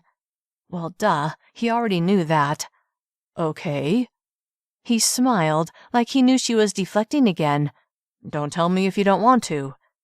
Deciding to be bold, she smiled, her lips tilting into a smirk. "All right then, I won't." His eyebrows shot up, but then he laughed before shaking his head and piercing a chunk of chicken. The way he had accepted her refusal without batting an eyelid made her want to tell him more, which made no sense. Was he using reverse psychology? Holding back a chuckle at her almost pathological need to tell him something, she said, "I'm staying here indefinitely." Then she thought, or at least until my stalker situation is sorted out. Holding back a frown, she stared at her plate. "Nice friend to let you stay indefinitely." That got Aubree's attention, and she lifted her eyes to his. "Yeah, Janie's the best." Then she thought, especially since I'm not paying rent, which is because I no longer have a job. The frown tugged at the corners of her mouth, but she fought it. "I gather she lives somewhere else?" "Yeah, Southern California." Cameron slowly nodded, like he was putting two and two together. So what if he figured out she lived there too? It wasn't like he was going to follow her when she went back. "That's where I'm from too," she heard herself say. What was wrong with her? Why couldn't she keep her mouth shut? "Uh-huh," he said, with a small smile and a nod, like that was interesting, but it didn't really matter to him one way or another. His response comforted her. "What do you do when you're in SoCal? For work, I mean." "This and that," she said, without even thinking.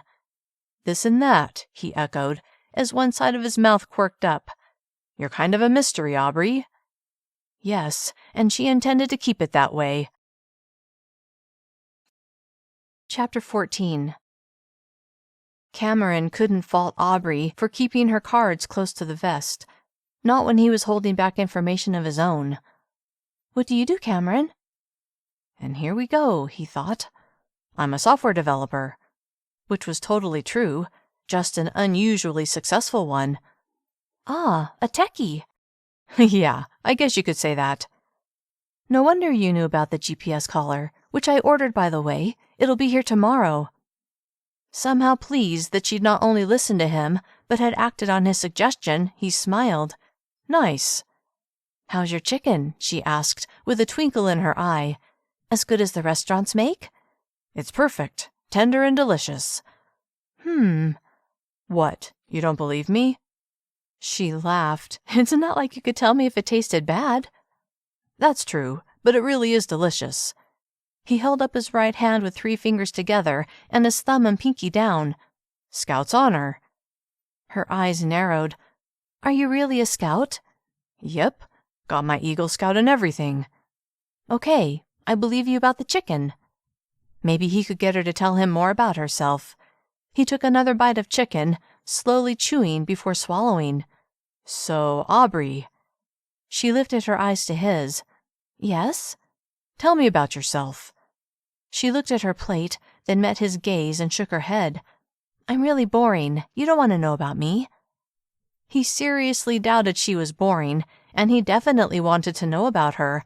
But this wasn't a date, so he couldn't expect her to divulge too much about herself. Still, it was worth a try. If you don't want to tell me about yourself, how about you tell me about your boyfriend?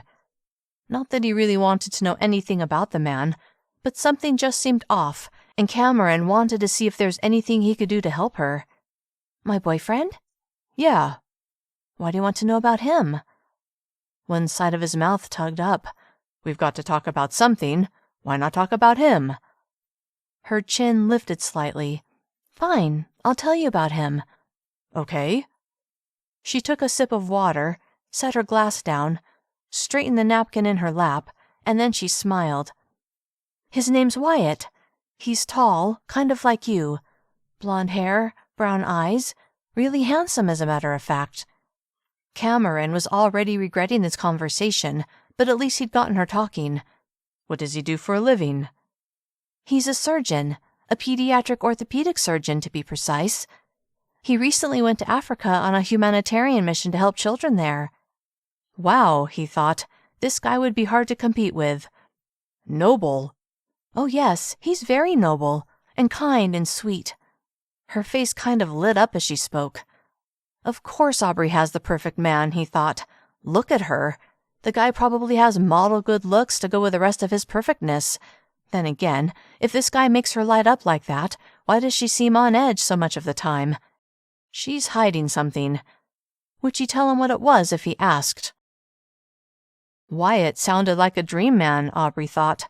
Too bad she was describing her love interest on Love and Lies. Too bad it was all make-believe. Enough about my boyfriend, she said, as guilt pinched her. Tell me about you. He chuckled, then shook his head before spearing a chunk of chicken and placing it in his mouth. Why had he reacted like that? Had her description of Wyatt been over the top? Well, yeah, it kind of had been, but he'd asked. Goaded her, really. Anyway, it was better for him to believe her boyfriend was every girl's dream. That way, he would have no reason to even begin to imagine there could be a future for them. If only Tyler had believed she had a serious boyfriend, maybe that would have kept him from developing the illusion that she was in love with him and that they were engaged. Convincing Cameron that she was in love with the imaginary Wyatt was a brilliant idea after all. Can I get you anything? She asked, anxious to turn the conversation in another direction and to lift the mood. A bowl of cereal, perhaps? His gaze shot to hers, but he didn't smile, and he didn't laugh. Sensing something was on his mind, she said, What? He stared at her as if he was considering his next words. A muscle tightened in his jaw. Then he held up his fork and smiled. This is probably the best chicken I've ever had. She knew that was a lie. Her cooking was nothing special. Mediocre, even. He had something else on his mind. She could tell. About to ask him, when he pushed his chair back and stood, then asked where the bathroom was, she had no choice but to point the way. Cameron strode in the direction Aubree had directed him, but he didn't need to use the bathroom. He just needed a moment to figure out what was going on in his head. Normally, if he wanted a question answered, he simply asked, but with Aubree he'd held back. Why? But he knew why. Because she had proven herself to be skittish, and he didn't want her to throw him out again. For all he knew, if she tossed him out, she could vanish into the night and he would never see her again. Not something he was ready to chance. Then how could he find out what her story really was? Because he knew she had a story. He stared at himself in the mirror. Then after freshening up, he walked back toward the dining area. As he approached, his gaze went to Aubree. He could only see her profile as she sat at the table, but even so, he couldn't deny his attraction to her. She stared at her plate as if she didn't hear him approaching, her hands twined together in her lap. Not wanting to startle her, he cleared his throat, but her whole body jerked as her head twisted in his direction. Okay, that was enough. He had to ask, had to know. What was she so afraid of? Was she painting her boyfriend in false strokes of praise? Was he actually a monster? A smile, obviously forced, pulled her lips upward as Cameron settled back into his seat. Though he wanted to come right out and ask her what was going on, he knew he needed to be more delicate than that. She didn't know him, not really. Why would she trust him with her secrets? Chapter 15. Aubree hated feeling so jumpy, so on edge, hated feeling weak and vulnerable. Her fury at Tyler, and that her every move was centered on what he might do, made her blood pressure rise. It took everything within her to keep a smile plastered to her face. "Everything okay?" Cameron asked as he picked up his fork. No, nothing was okay, and nothing would ever be okay until she felt safe. When would that be? What would it take? And honestly, even after her stalker issue was resolved, how could she ever know that something like that wouldn't happen again? "Yeah," she said, her voice soft. "Everything's fine." Cameron sawed off a bite-sized piece of chicken, then speared it with his fork before lifting it to his mouth. But then he stopped and stared at her, a challenge in his eyes. "Could have fooled me." Then he placed the piece of chicken in his mouth, all the while keeping his eyes on hers. Between falling at the store, skulking about on his property before threatening him, irrationally throwing him out the other night, and now startling when he'd merely cleared his throat, she knew it was beyond obvious that something was wrong. Clearly, Cameron had seen that. Still, she wasn't ready to spill her secrets. "Why do you say that?" she asked, as she straightened her already perfectly straight napkin on her lap. He set his fork down, then rested his forearms on the table as he leaned forward a few inches. "Aubree, we hardly know each other, and you don't owe me any explanations, but it's obvious to me that you're afraid. Of what or of who, I have no idea." He stared at her. "But if I can help you in any way at all, tell me how, and I'll do it." His tone broadcast total and complete commitment to his offer. Aubree was taken aback. But what could a random software guy who lived in the woods possibly do to help her? Nothing, that's what. No, she had to leave this in the hands of the police. She didn't know if they were doing all that much, but she had no other options. She couldn't afford to hire security. She couldn't even afford to continue paying her rent much longer. All she could do was stay out of the spotlight and hope her stalker disappeared. The unlikelihood of that happening, of ever getting her life back, sent waves of despair crashing over her. Trying to keep the frown from dragging the corners of her mouth down, she used her best acting skills to pretend all was well. "I don't know what gave you that impression," she said, thinking it was too bad the Oscar nominations committee wasn't watching just then. "I have nothing to be afraid of, nothing at all." The lie tasted bitter in her mouth, but she held on to her performance with all she had. Cameron appraised her, his blue eyes darkening. Then he said, Undoubtedly, he didn't believe her. Pressing her lips into a straight line, she stared right back, daring him to tell her she was lying. He looked away first, and she felt a burst of triumph. It was dumb, but in some bizarre way, it was almost as if making him believe her would make her lies true. Desperate to change the thread of the conversation, she said, "If you're done with your dinner, we can try those brownies you made." He stared at her, and she knew he knew she was lying. She hardly knew the man, but the look on his face, disappointment, sadness, resignation, made guilt pierce her over and over. Fidgeting in her seat, she battled the urge to flee. She was lying, right to his face. Why? Frustrated that she wouldn't confide in him, Cameron held back a sigh as he stood. "I'll get the brownies." He took the few steps to the kitchen counter to retrieve the plate of brownies, then brought them back to the table, setting them in the middle. Do you want milk with those? Aubree asked, standing abruptly. Or maybe I can heat them up. Before he had a chance to answer, she scooped up the plate of brownies and turned her back on him, striding to the microwave. He watched her take the plastic wrap off of the plate before placing the plate inside the microwave. Admiring the view from behind, after a moment, he mentally scolded himself for thinking about how beautiful she was when she so obviously had something big hanging over her, something she wasn't willing to share. Needing to do something to help, he gathered their dinner dishes and carried them to the sink. The kitchen was tiny, and he nearly brushed up against her, but he ignored that and instead focused on rinsing the dishes off before loading them into the dishwasher. You don't have to do that. He turned around to see her watching him from 2 feet away. I don't mind. He had to make it clear that he could help her, whatever it was that was going on. I like to help out, he said. Then he thought, that was a dumb thing to say. She doesn't want your help. Her delicate jaw tightened as she stared at him. I like to do things on my own. He set down the bowl he'd been about to rinse out. Right.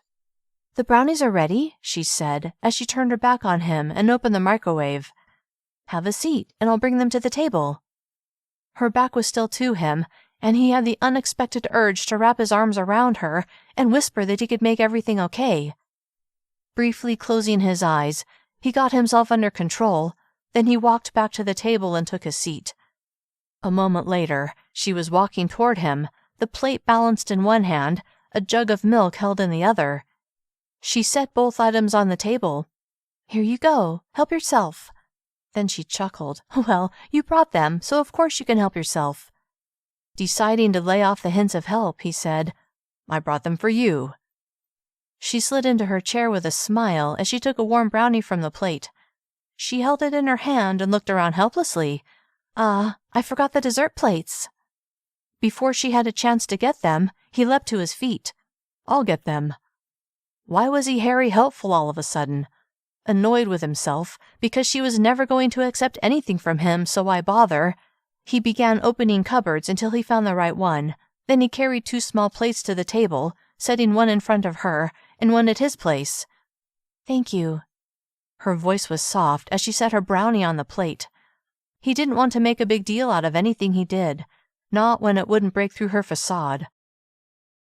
The more time she spent with Cameron, the more she believed he was a genuinely nice man. He'd offered to help her get the cereal down. He'd dropped everything to look for Maya. He'd forgiven her for her awful behavior. He'd brought a plate of home-baked brownies, and he'd actually started cleaning up her kitchen without her asking him to. Wait, what was wrong with him? Could this all be for show? No one was that nice, right? Not trusting herself. After all, she'd gone on 2 dates with Tyler before she'd caught on to his real personality. She toned down any belief that Cameron was as nice as he seemed. He had to have an ulterior motive. They ate their brownies in silence, an awkward silence since Aubree was too busy debating with herself to engage in conversation. I should get going, Cameron said a few minutes later. All right. As much as she enjoyed having him around, being alone was always the preferred option. No need to pretend all was well when she was alone. No need to battle the spark of attraction that seemed to grow brighter each time she saw Cameron. When she was alone, just her and Maya, she could relax and be herself, fears and all.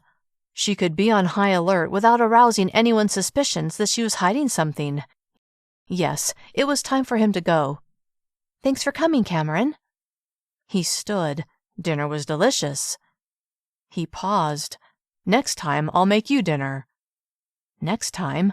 Why was he saying next time? There would be no next time, and no time after that. This was where it had to end. She didn't respond to his invitation. Instead, she walked to the front door and opened it. Cameron walked to the open doorway, stopping beside her and looking down at her. She met his gaze, his beautiful blue-eyed gaze, and yearned for something more, something to take away the loneliness, someone to hold her and comfort her, someone to protect her. Good night. His voice was low and deep. Good night, she barely croaked out. With a final look at her, a look that slipped past her defenses and sank into her soul, he turned and walked out the door. Aubree closed the door behind him, but she immediately went to the front window. Well, the edge of the window where he wouldn't see her, and there she stood, watching him until his Jeep was out of sight. Maya sat beside her. Aubree reached down and rested her hand on Maya's head, the soft fur comforting her. Aubree looked at Maya, who gazed up at her as if to ask when they would see Cameron again. "I'm not sure that would be a good idea, sweet girl. I just can't take the chance." Maya stared back as if to ask what chance she would be taking. Since Aubree didn't know the answer, she didn't speak as she looked away. Chapter 16. "You need to audition," Stu, Aubree's agent, said the next morning. Sitting on the couch, Aubree held her phone to her ear as she stared at the wall across from her. She wanted to audition. If she got the part, it could be the breakout she needed. A film this time, not a small role in a daytime soap. But she was scared, terrified really, to come out of hiding and go to LA. "I know." "I thought you'd say that," he said, a smile in his voice, "which is why I've arranged for you to attend the audition. It's Friday afternoon." That was in 2 days. Terror washed over her in waves. She felt safe in her little cocoon here, but she knew if she had any hope of getting on with her life, she needed to take chances now and again. "The principal actress had to drop out, and they need to find a replacement ASAP. You would be co-starring with Jason Evanson." Aubree's eyes widened. Jason Evanson was a big star. If she got this part, it would be incredible. "That would be amazing." "Yes, it would," Stu replied, before telling her where the audition would be held. "You'll be there, yeah?" Swallowing down her fear, she said, "Yeah." "Good. Let me know how it goes." "I will. Thanks, Stu." They disconnected the call, and Aubree's eyes went to Maya. What would she do with her sweet dog if she went out of town? Cameron. He'd offered to help, but was she really ready to ask anything of him? She pictured how sweet Cameron always was to Maya. If she didn't ask Cameron, what would she do with Maya? Really, she had no choice. She would go over to his place in a bit and ask him if he would dog sit. But first, she dialed Janie's number. "You can stay at my place," Janie said, after Aubree had explained the reason she was returning to LA. "I mean, if you want to." "That's a good idea." Though Aubree would prefer to stay at her own place, if she stayed at Janie's, her appearance in town would go unnoticed by Tyler. "You're such a good friend." "Aw, you know I love you like a sister, and I know you would do the same for me." Warmth toward her old friend washed over her. "Yes, I absolutely would."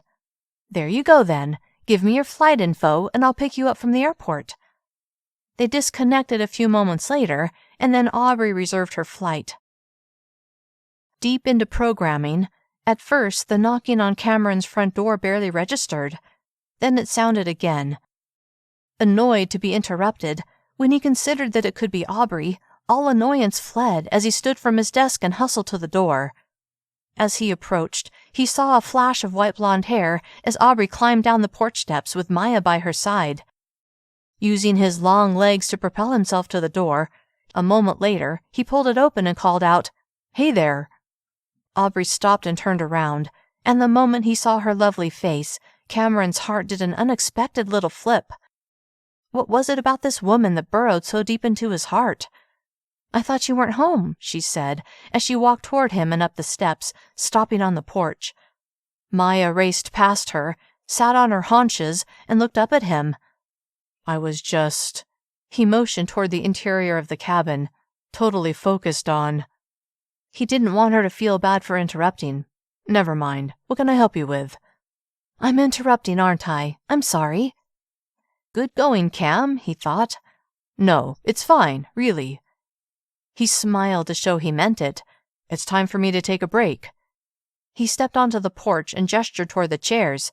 "Have a seat." He sat first, and she sat in an adjacent chair. "What brings you over on this beautiful afternoon?" She smiled, which lit up her whole face. "I have to go out of town tonight, and I was wondering if you would dog sit Maya. I'll be back tomorrow afternoon." Thrilled with the chance to prove that he would help her any way he could, he nodded. Of course, I would be happy to. Thank you. Maybe this would give him an opportunity to learn more. Where are you going, if you don't mind me asking? I have some business to attend to in Los Angeles.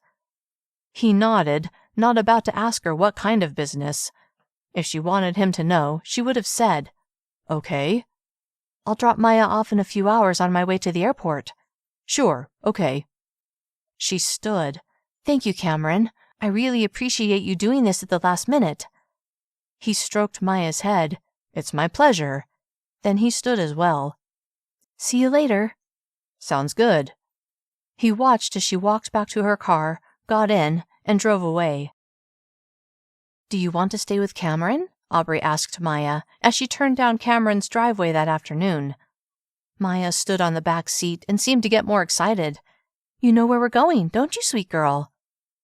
She parked in front of his house, and after opening the rear door for Maya, she walked to his front door and knocked. As she waited for him to answer, she had a moment of doubt. Did she really trust him enough to leave her beloved dog with him? When Cameron pulled the door open, a welcoming smile on his face, all doubts fled. Maya would be fine with him. She knew it. Hello, Cameron said to her, but then he turned his attention to Maya, kneeling in front of her and stroking her back. Hi, Maya. Are you going to stay with me? Maya's tail wagged so hard that her entire back end swung from side to side. I think that's a yes, Aubree said with a smile. Cameron stood and faced her. Do you have time to come in? Just for a minute. She needed to give him instructions after all. She followed him into the living room and realized this was the first time she'd been inside his place. From the outside, it didn't look all that special, but the inside was another story. Beautiful and spacious, with hardwood floors and soaring ceilings, it was the floor-to-ceiling windows that drew Aubree's attention. Trees as far as the eye could see. It was like being in a treehouse. She turned and faced him. Your home is beautiful. Thanks. He glanced around the room. It's a nice place to spend my days. A terrible thought occurred to Aubree. What if Maya damaged something? But she was a good dog. She didn't chew on things, and she was housebroken. It would be fine. Aubree took the bag off of her shoulder and set it on the floor. There's a container in there with enough food for a few days. Just give her 2 scoops in the morning and 2 scoops in the evening. I also packed her favorite toy and a ball she likes to chase. Was she asking too much of him? Taking too much of his time? If you have time to play, that is. She nearly grimaced. Don't worry, Aubree. Maya and I will have a great time, and I'll make sure she stays nearby. He bent over and touched the GPS collar on Maya's neck. But I'm glad she's wearing her new GPS device. Remembering how devastated she'd been when she hadn't been able to find Maya the week before, Aubree felt tears push against her eyes. Blinking a few times to clear them away, she knelt on the floor and called Maya over. When Maya came to her side, Aubree gave her a long hug. I'll see you tomorrow, baby girl. Then she kissed Maya's soft head. Hating to leave her sweet dog, she was confident Cameron would take good care of her. She stood and faced Cameron. You have my number. If you have any questions or concerns about Maya, don't hesitate to call. All right. Have a good flight, and I hope your business goes well. She felt slightly foolish for making him think she had some big business meeting when it was simply an audition, but it was a very important audition, and she wasn't quite ready to tell him what she did for a living. That brought out the crazy in some people, as she knew from her experience with Tyler. With a final look at Maya, she turned and walked to the door. Maya followed her like she was going to go with her, so when Aubree reached the door, she gave Maya one last hug before slipping out the door. Chapter 17. As her plane flew over Los Angeles, Aubree studied the city beneath. She missed the hustle and bustle of Los Angeles, and seeing the city spread out below felt like coming home. The thought of working again, and on such a major film, sent waves of excitement cascading over her. She wanted this part, desperately. 30 minutes later, she was seated in Janie's car as they pulled away from the curb. You look good, Janie said. Rested. Aubree laughed. I've done nothing but rest. She turned to her friend. Thanks to you and your generosity. Janie waved a hand. It's no problem. That old cabin's been in the family for years. I'm just glad it's getting some use. It's been a lifesaver. An image of Cameron flashed into her mind. I met your neighbor. Janie glanced her way, her head tilted. My neighbor? You mean Mr. Hobbs? Aubree couldn't help herself as a smile slowly tugged her lips upward. No, a new neighbor. He bought the place recently. By the look on your face, I'm guessing he's a bit more attractive than old Mr. Hobbs. Cameron's striking blue eyes, chiseled jaw, impressive biceps, and friendly personality filled Aubree's mind. I never met Mr. Hobbs, so I couldn't say for sure. Laughter burst from Janie's lips. Oh, Aubree, you're so transparent sometimes. Her laughter subsided. Tell me about this guy. His name's Cameron, and he's a software developer, and he looks pretty good wielding a chainsaw. Aha, I suspected as much. Softly chuckling, Aubree nodded. Yes, okay, he's hot, really, really hot, and he seems really nice too, but... But what? I don't trust myself to have good judgment when it comes to men, not after Tyler. First off, Aubree, your judgment's just fine. It didn't take you long to figure out that Tyler was a nut job. Second, there are nice guys out there. She'd missed talking to Janie. She always knew exactly the right thing to say. Thanks. I guess I needed to hear that from someone else. Aubree paused. He's dog-sitting Maya. Janie turned to her, eyebrows raised. Really? Yes. Then she told her how Cameron had dropped everything to help her find Maya. He sounds like a really good guy. Aubree agreed, and the more she told Janie about Cameron, the more convinced she was that he was a good guy, a man she could trust, a man she didn't have to worry about turning into a stalker. Feeling better, she turned her focus to the part she would be auditioning for, talking it through with Janie. The next day, the audition went well. Jason Evanson had even been there to audition with her, which had been a highlight, and as Aubree flew home, she couldn't stop thinking about the audition. Even though she was confident the producers had loved her, she was a nervous wreck, wondering if she would get the part. On the drive back to the cabin, as she passed miles and miles of forest, she had mixed feelings about possibly leaving this place. On the one hand, she'd really enjoyed the solitude, but on the other, the thought of getting her career back on track held undeniable appeal. Then again, the idea of moving back to Los Angeles, where Tyler could more easily find her, sent a burst of shivers over her. They haven't offered you the part yet, she thought, so don't get ahead of yourself. Forcing aside thoughts of the audition, she pictured Maya. She was eager to pick her up. Cameron had texted a few pictures of her playing and sleeping, something she'd appreciated. Then an image of Cameron filled her mind, and she had to admit she was eager to see him too, especially after talking to Janie. Maybe she should give him a chance. Eventually, she pulled up to his house, and the moment she stepped out of her car, the front door opened and Maya trotted out to see her, with Cameron right behind her. Did you miss me, girl? She asked Maya as she held her face in her hands. I missed you loads. Aubree straightened and faced Cameron, momentarily taken aback by how the spark of attraction she'd been feeling had brightened since talking to Janie. Thank you again for watching her. Anytime. She's a great dog. I'm lucky to have her. She paused. So, she behaved? Oh, yeah. We went on walks and played fetch, and when I was working, she slept nearby. He chuckled. Kind of makes me want to get a dog of my own. You should. Dogs are such loving companions. I can help you pick one out. Slow down, girl, she thought. He said Maya kind of made him want to get a dog. I mean, if you decide to get one. Cameron laughed. Okay, good to know I can count on your help. Embarrassed by her overly enthusiastic response, Aubree looked past his shoulder.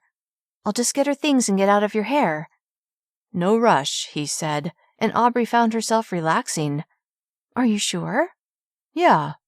He motioned for her to come inside. Come on in. You must be tired after your flight. I'll make us something to drink." "All right. I guess I have a few minutes." In reality, she had the rest of the day. It was late afternoon, and she had no plans but to go home and be by herself. Why did that sound so pathetic all of a sudden? Cameron turned and walked toward the steps, and Aubree couldn't help herself. Her gaze slid up and down his body, taking in his broad shoulders and trim waist. An image of him wielding the chainsaw, his biceps flexing, filled her mind, and a burst of heat filled her belly. Closing her eyes and shaking her head, she forced the image away before following him inside. "Let's sit on the deck," he suggested, before walking across the family room to a pair of French doors that led to a spacious deck. He opened one door and held it for her as she walked outside. With all the trees surrounding the house, it felt like they were sitting in the leafy branches. "This is so beautiful," she said as she took in the view. "So tranquil." "Yes, it is." Cameron came to stand beside her at the railing. "This space was one of the reasons I bought this house. I sit out here and work from time to time." "I would too." She turned to face him. That's when she realized that only a few inches separated them. It was as if the heat from his body radiated toward her, and she was surprised at the urge she felt to move closer to him. Wanting to counteract the unexpected feeling, she took half a step back and cleared her throat. "Can I get a glass of ice water?" Cameron felt like an idiot for not offering her something to drink sooner. Wasn't that the reason he'd invited her inside? She had just gotten back from a flight, for heaven's sake. Of course she was thirsty. Probably hungry, too. It was just, with her standing so close, he'd kind of forgotten himself as he'd gotten caught up in the fantasy of what it would feel like to hold her in his arms. "Sorry," he said as he forced away the imagery. "Can I get you something to eat? I can throw some meat on the grill." She shook her head. No, that's okay. Just some water." "Of course." He went inside and fixed 2 glasses of ice water, then carried them back outside, handing one to her. She wrapped her fingers around the glass, her eyes meeting his. Was it his imagination, or was there a spark of interest there? What about Wyatt, the boyfriend? "Did you get to see Wyatt while you were in L.A.? Her eyes widened momentarily, and Cameron wondered if she felt guilty for being there with him when she had a boyfriend. "I assume he lives in L.A., he added. "Yeah." She took a step back and looked away from him and toward the forest. "He lives in L.A." She shifted her eyes to meet his. "But no, I didn't see him while I was there." Rather surprised that she hadn't taken the time to see her boyfriend, he slowly nodded. Had she even told the guy she was coming to town? Was she trying to avoid him? If so, why? More suspicious than ever that she was hiding something he could possibly help her resolve, he tried to think of a way to find out what it was. Aubree hated lying to Cameron. That first time it had seemed so harmless and necessary, but the more she got to know him, and the more she recognized what a genuinely good person he was, the worse she felt about fudging the truth. It was one thing to keep her stalking problem and her career information to herself, but now that she didn't get any stalker-like vibes from Cameron, there was no reason to keep pretending she had this fabulous boyfriend. She turned away from Cameron and stared at the forest of trees spread out in front of her. "What are you thinking about?" His question caught her off guard, and before she could talk herself out of it, she turned to face him. "I don't have a boyfriend."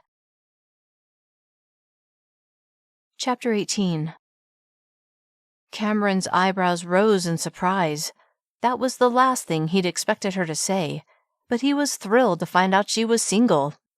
Still, why was she admitting this now? "Is that so?" "I'm sorry I lied to you, Cameron." He shook his head. "You don't have to apologize. I'm sure you had your reasons."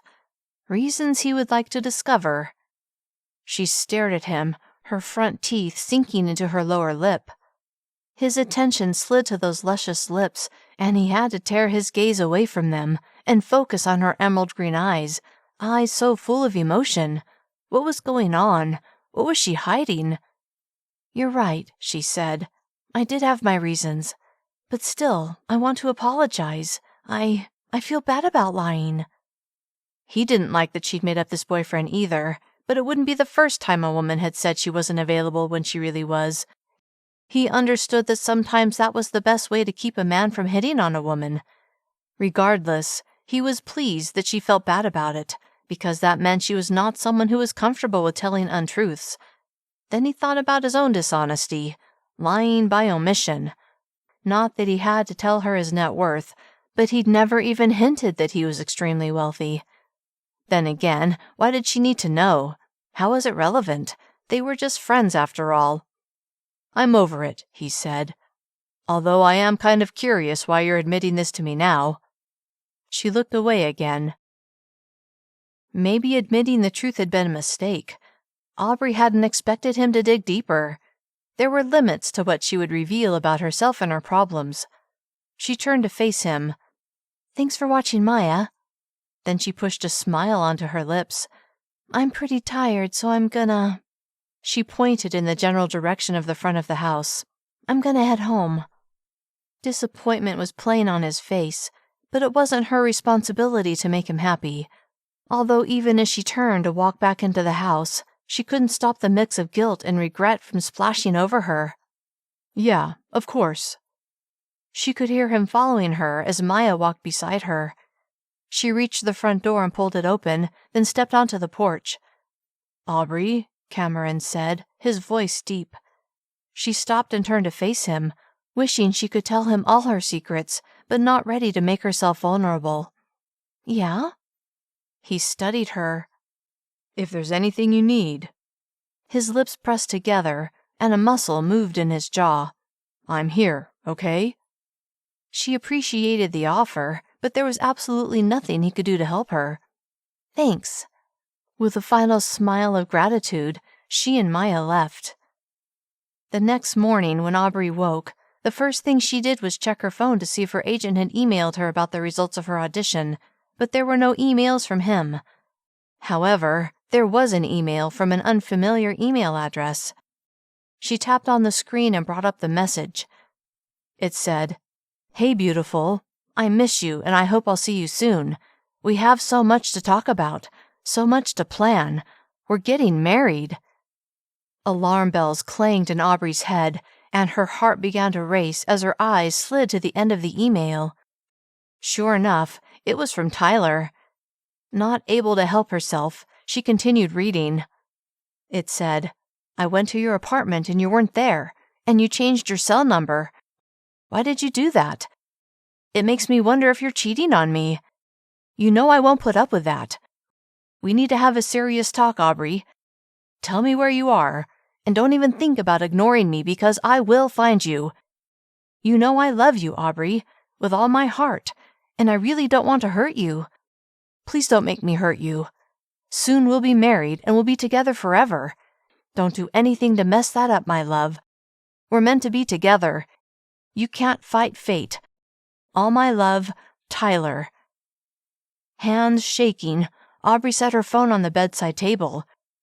Tyler was as delusional as ever, but his threats scared her, terrified her actually.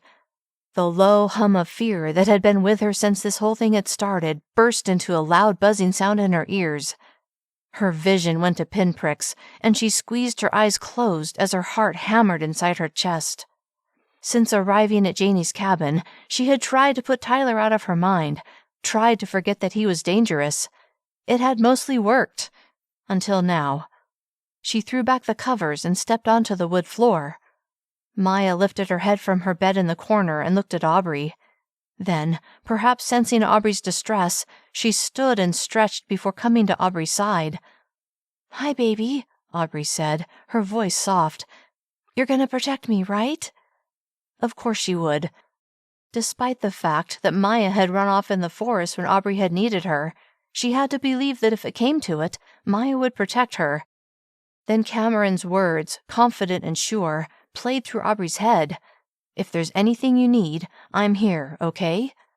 An image of his handsome face and strong body filled her mind. Could he do anything to help her? Though she doubted it, at a minimum, he could come to her aid quickly if she was in danger, more quickly than the police could up here in the mountains.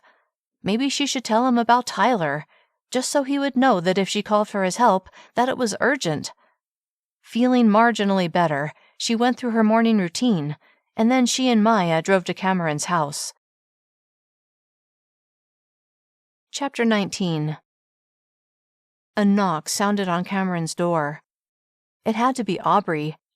No one else came around. Smiling, Cameron set his laptop on the small table beside the deck lounge chair, then stood and went to the front door, pulling it open. It was her. Pleased to see her, when he saw her furrowed brow and the way she gnawed on her lower lip, he knew something was wrong. Maya was with her, so it wasn't a missing dog. "Good morning." "Hey." Her lips rolled together. "I need to talk to you." "Of course." He stepped back and held the door open. "Please, come in." "Thanks." She stepped across the threshold, then stopped in the foyer. Cameron closed the door and faced her. "Let's go out back, onto the deck." She nodded, then led the way outside, stopping and turning to him once she reached the deck. "You're working." She pointed to his laptop. I can come back later." There was no way he would send her away, not when she was obviously in distress, not when she was about to tell him something important. "I was about to take a break." That wasn't true, but it didn't matter. Having her there was a good reason to stop working. "Please, have a seat." She sat in one of the chairs, and Maya lay at her feet. "Can I get you anything?"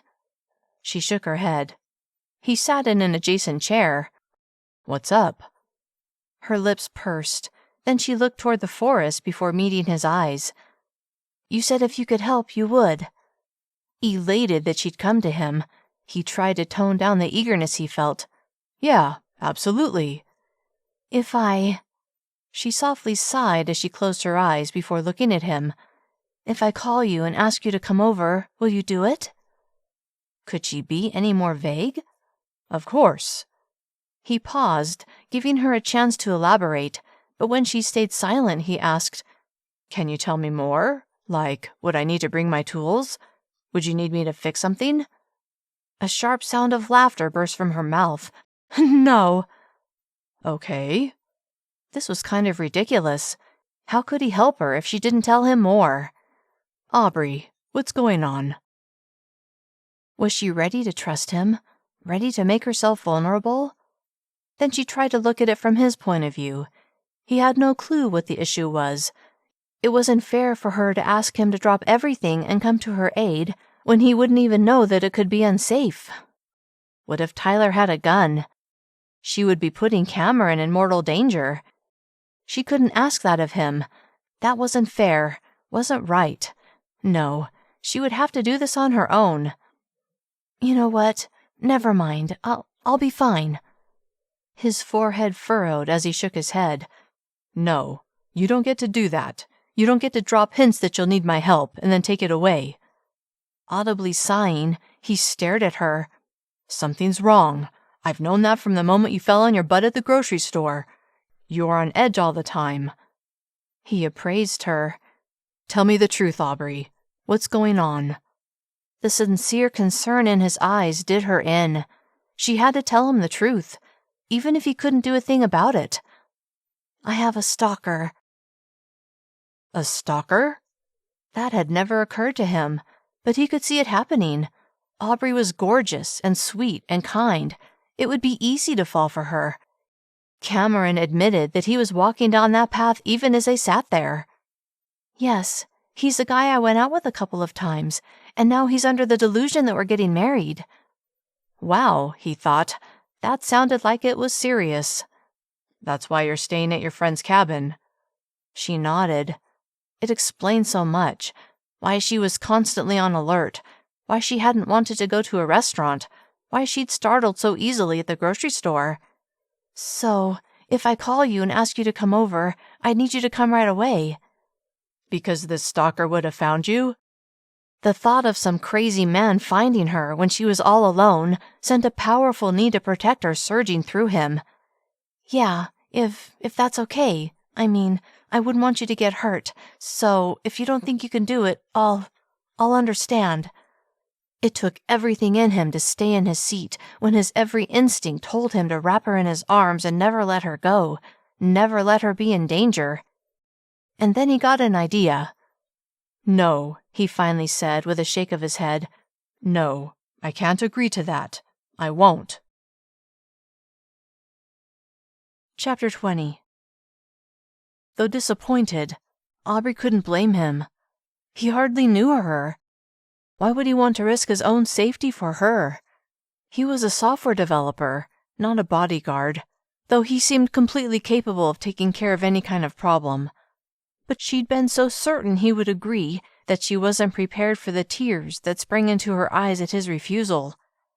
Embarrassed by her display of emotion, she stood and turned toward the door that led into the house, her back to Cameron.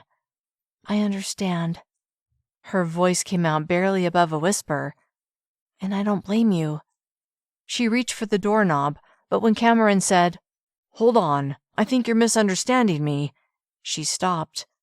"Aubree, please, sit down." She took a moment to gather herself, wiping away a stray tear, and then she sat. Afraid of the tears starting again, she kept her lips clamped shut. "I can't believe you thought I wouldn't help you." What was he saying? Was he willing to help her? Willing to put himself at risk? Afraid to believe it, she kept silent. He grinned. "I have a better idea, is all." A better idea? What did that mean? What possible suggestion did he have? She frowned. "The police are already aware of my stalker." His smile grew wider. "That's not what I was going to suggest." "Okay, what's this idea you have?" She was open to anything at this point. "What if your stalker believed you were already married? To me?" She was open to anything but that. "You're joking, right?" He shook his head, his smile as bright as ever. Maybe he was just as crazy as Tyler. "No, I'm not joking. Think about it. If you're already married, this guy won't have any reason to believe he's marrying you."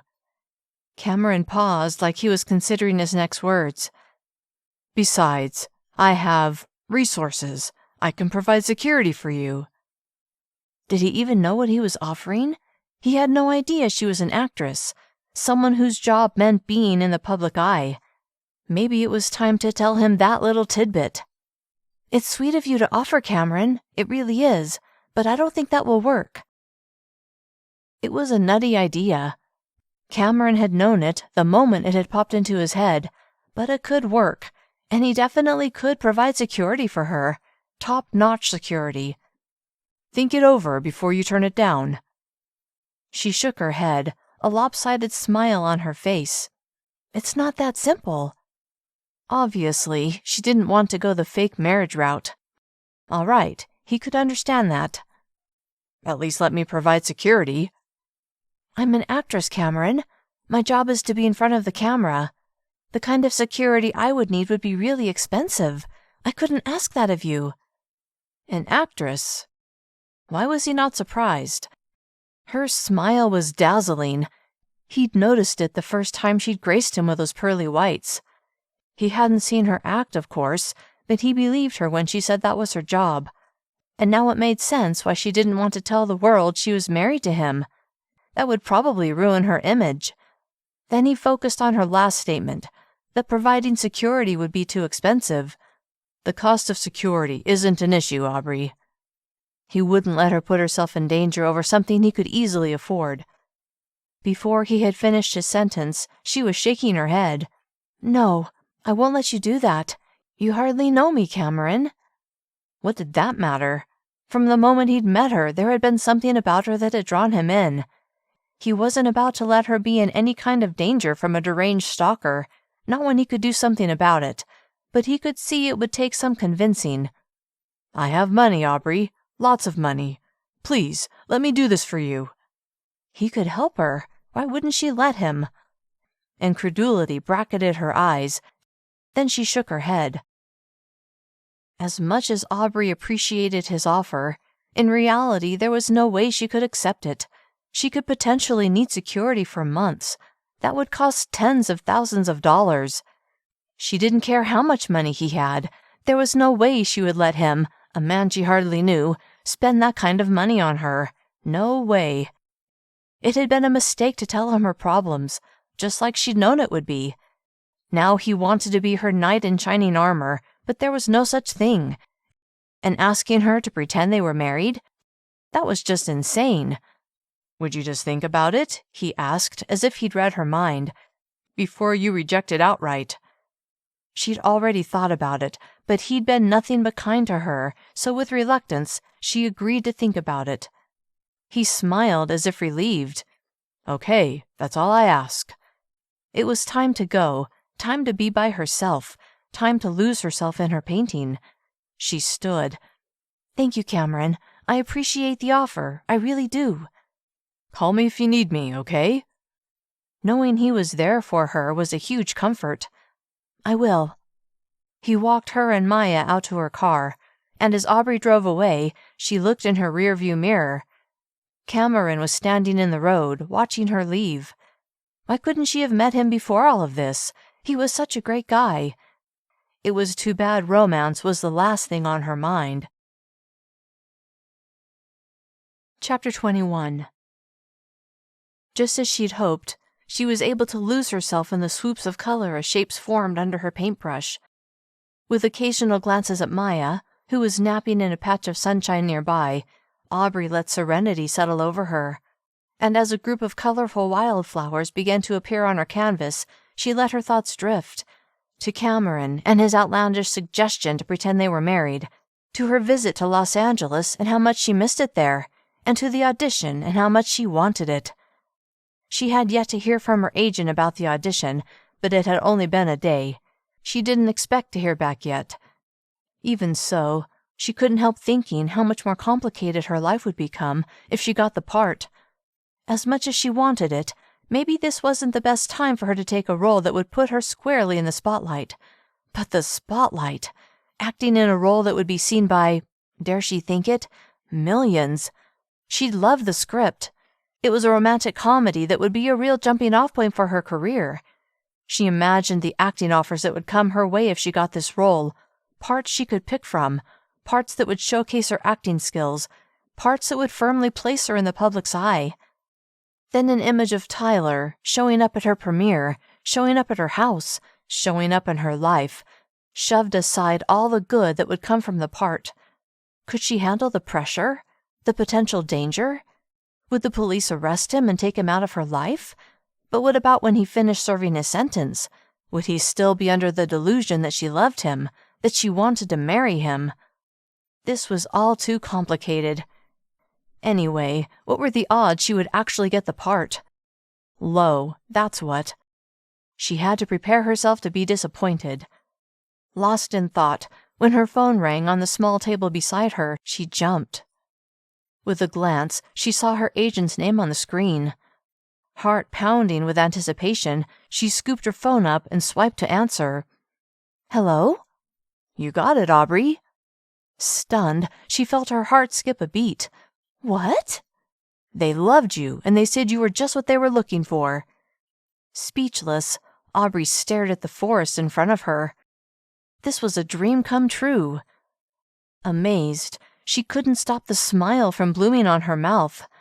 "Congratulations," her agent said. "You've worked hard for this." "Thank you so much, Stu." He went on to tell her the details, reminding her that she was replacing an actress that had dropped out at the last minute and that filming was about to begin. "So you'll need to come back to LA soon. Filming starts a week from Monday." So soon? The thought of being among the hustle and bustle excited her, while at the same time scared her half to death. Tyler would easily be able to stalk her and not be seen. Or worse, would he approach her and do something crazy? After promising that she would make it work, she said her goodbyes to her agent, then fell into deep thought. How could she protect herself in LA?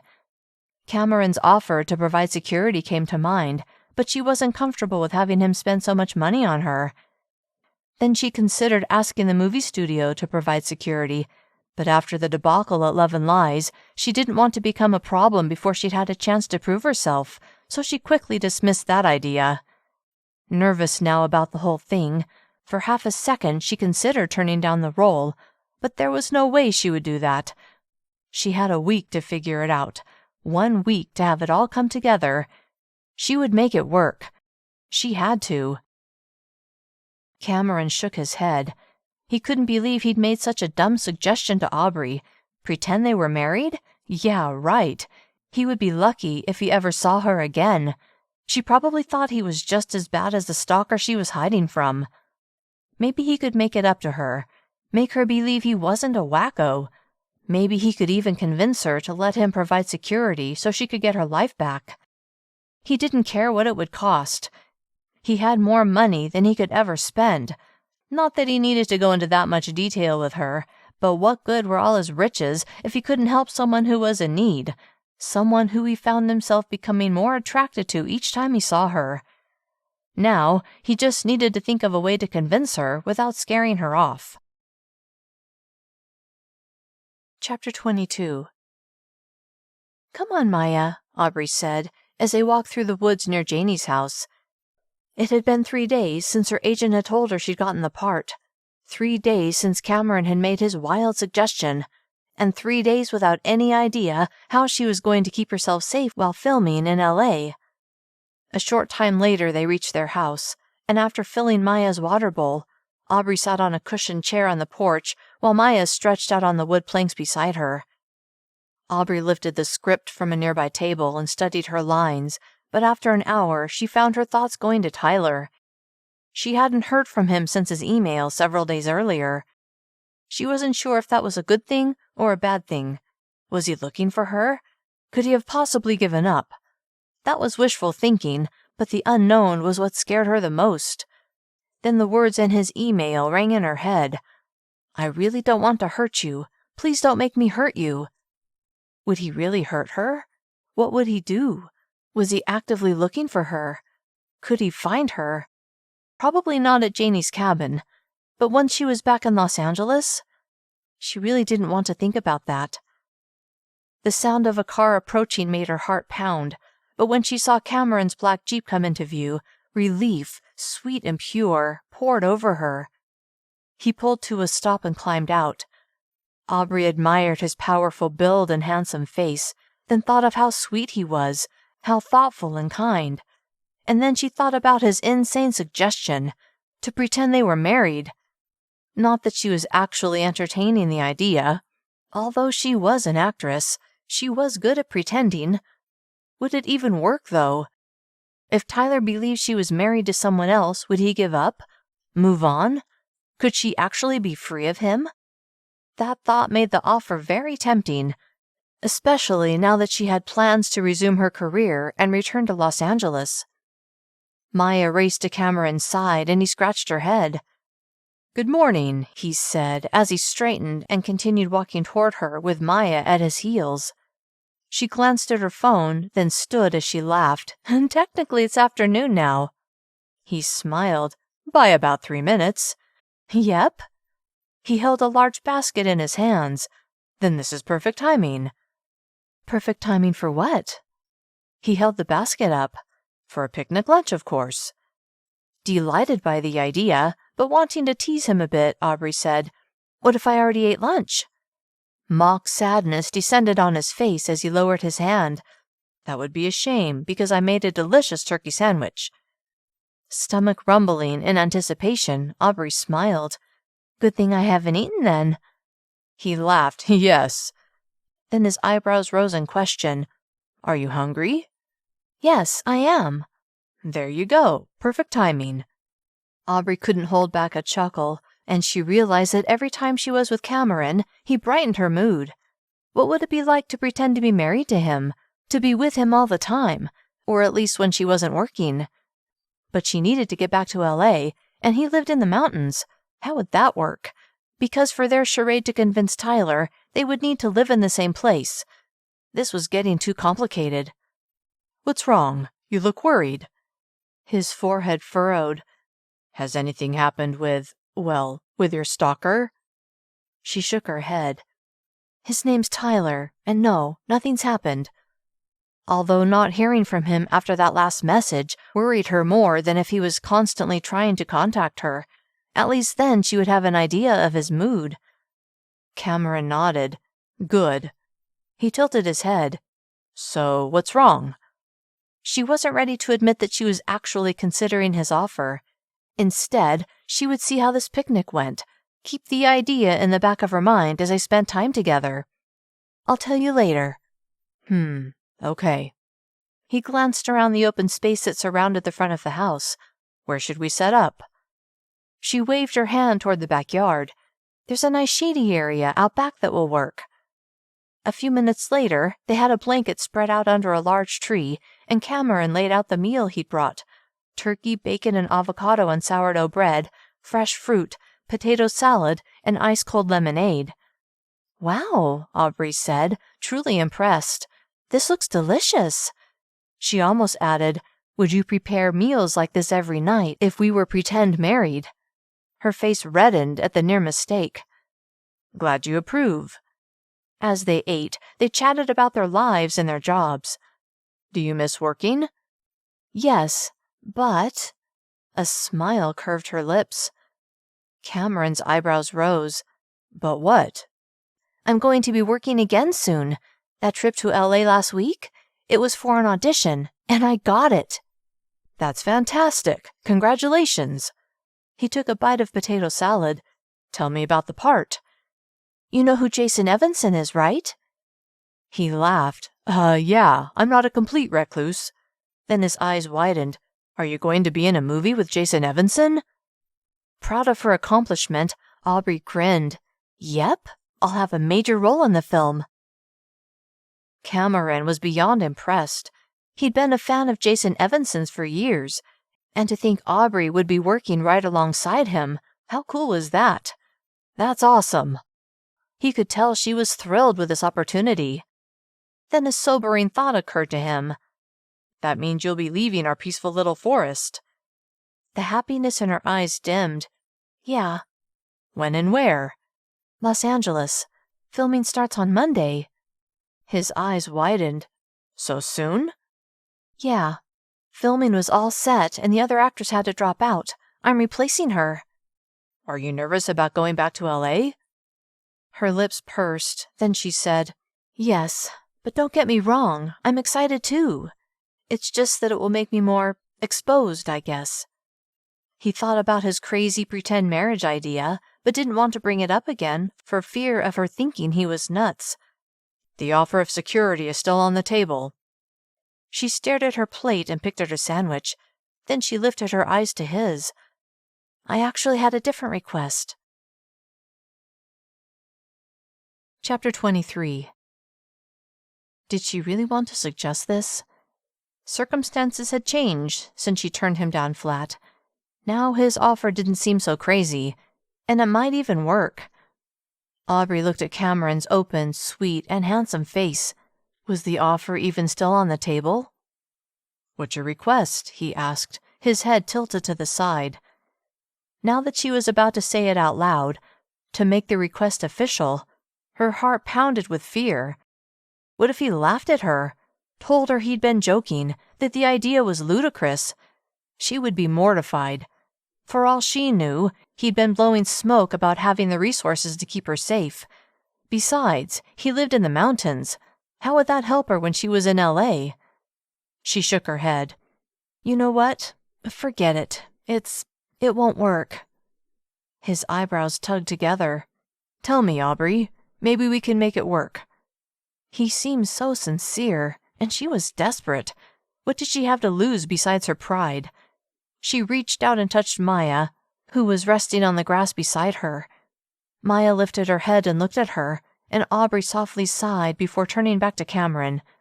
Okay, so I was thinking about your offer. His eyebrows shot up. Seriously? Oh boy, he thought she was the crazy one now. I know, the idea is ridiculous, right? Never mind. No, it's not ridiculous. And if you're going back to LA, then you need my help more than ever. Okay, he wasn't laughing at her. That was a positive sign. But that's part of the problem, Cameron. I'll be in LA and you'll be here." Wait, did he know she was talking about being pretend married? Or did he think she was just asking for security? "We're talking about the pretend marriage thing, right?" Now he was going to laugh. Heat blasted up her face in anticipation of being mortified. But he didn't laugh. Instead, he nodded. "Yeah, that's exactly what I'm talking about." Relieved, she felt herself relax. "So, for Tyler to be convinced that we're actually married, we should probably be in the same town, right?" Now he laughed, but Aubree knew he wasn't laughing at her. His mouth tilted into a half-smile. "Especially if we're newlyweds." Her face heated again, but this time at the thought of actually being married to him. Pushing aside those thoughts, she nodded. "Right." "I have a place in LA, and I can work from anywhere, so that solves that problem. What other concerns do you have?" Wow, she thought, this might actually work. All the stress she'd been feeling for the last several days melted away. Wait, was she really going to do this? Pretend she was married? Well, yes, if she wanted to get her life back, at least long enough to make the movie with Jason Evanson. Then she started worrying about something completely different. "Cameron, are you sure you want to do this? What's in it for you?" He tapped a finger against his chin. Maybe you can introduce me to Jason Evanson." Aubree laughed. "I'm sure that can be arranged. I met him at the audition, and he seemed like a nice guy." She paused. "Really, though, won't being married," she did air quotes, "cramp your style? You won't be able to date anyone." She narrowed her eyes in mock concern. "I mean, I would hope you wouldn't date anyone while we're married." He laughed. "No, I wouldn't. And really, it will be kind of nice to be off the market." What did that mean? Were women throwing themselves at him all the time? He was super hot, and extremely nice. And if he had money, like he hinted at, then yeah, she could see why women might behave that way. "How long were you thinking our marriage would last?" she asked, trying to think of any hitches in the plan. "Until I'm done filming? Until the premiere?" Cameron could hardly believe she'd agreed to his harebrained idea. He was thrilled he would be able to help her achieve an important career milestone and keep her safe. Why he felt this overpowering need to protect her, he had no idea. But he did, and he would do whatever he could to make it happen. "As long as you need us to be married, we'll be married." "But what if you meet someone else? Someone you want to go out with? I don't want to be an obstacle to your happiness." He couldn't imagine her being an obstacle to anything. "Let's not get ahead of ourselves, okay? If something like that happens, then we'll deal with it." "Fair enough."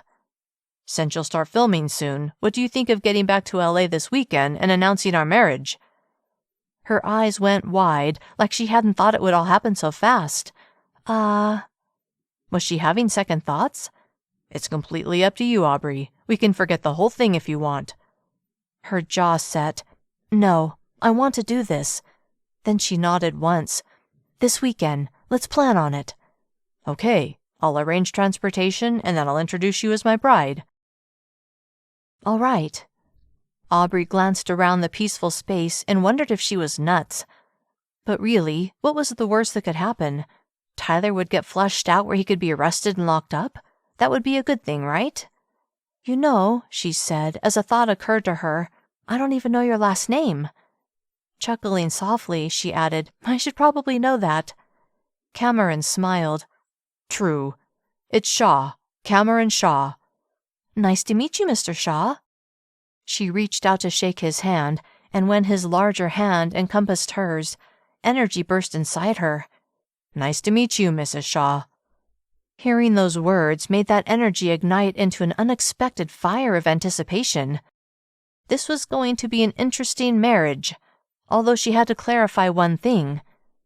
"Since this marriage isn't real, and since I'm about to be in this movie, I'll need to keep my name as Aubree Nichols." "Of course, that makes sense."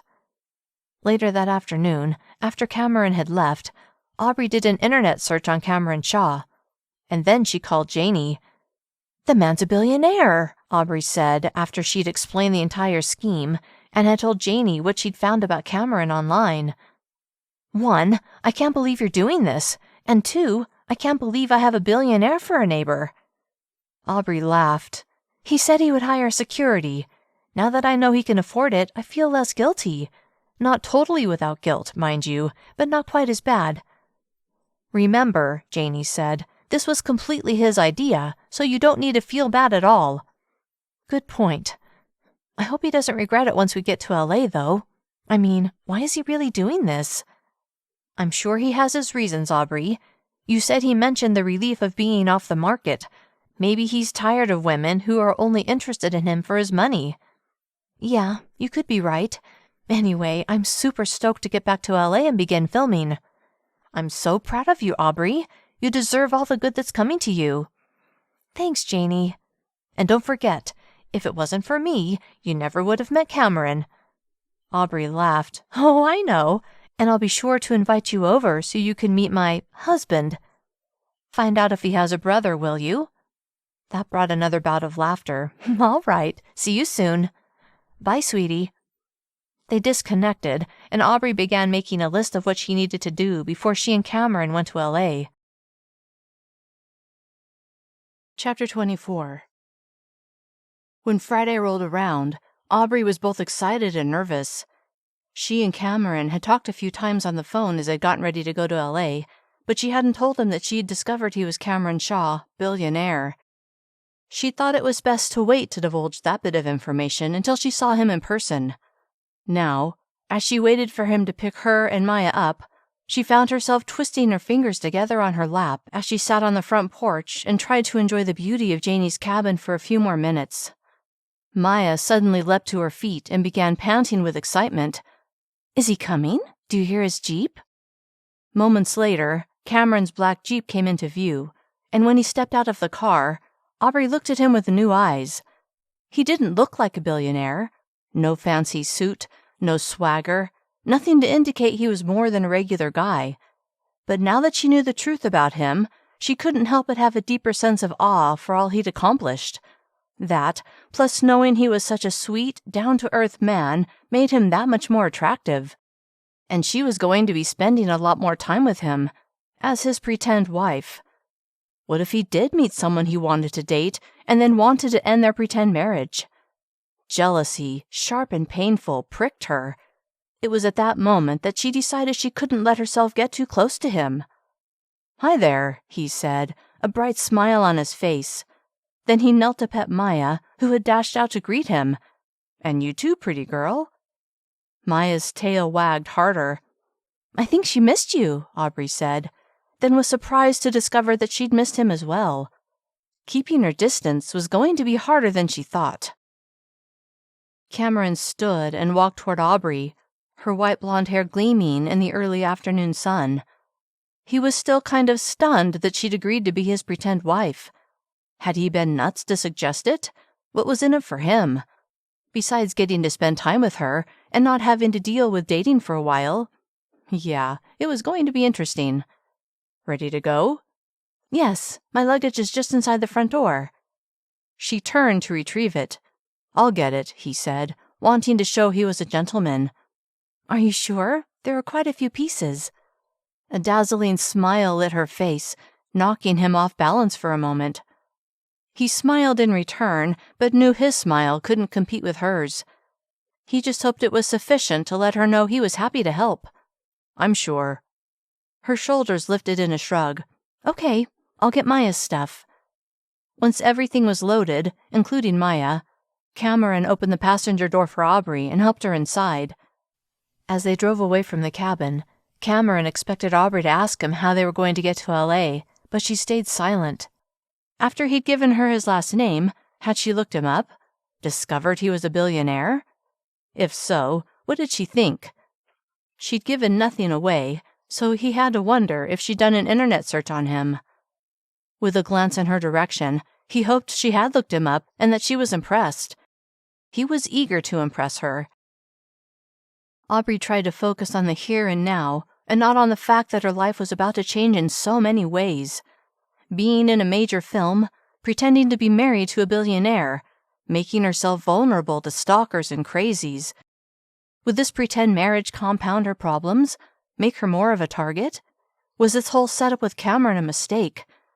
Panic, swift and powerful, surged through her, and she gripped the armrest on her right, whitening her knuckles. Everything okay? No, everything was most definitely not okay. But as she thought about her other option, go back to her apartment and be even more vulnerable, she knew the best alternative was to see this through. Just a little nervous about everything. Speaking of that, she glanced his way and saw one side of his mouth tilt up. Maybe he was having second thoughts too. After all, he was tying himself to her, making himself unavailable to other women. Was he about to back out? Then what would she do? Alarmed by this possible outcome, she asked, "What's wrong? What are you thinking?" His smile was relaxed. "Nothing's wrong. We just need to get on the same page. You know, about our whirlwind courtship." He winked at her. "And marriage."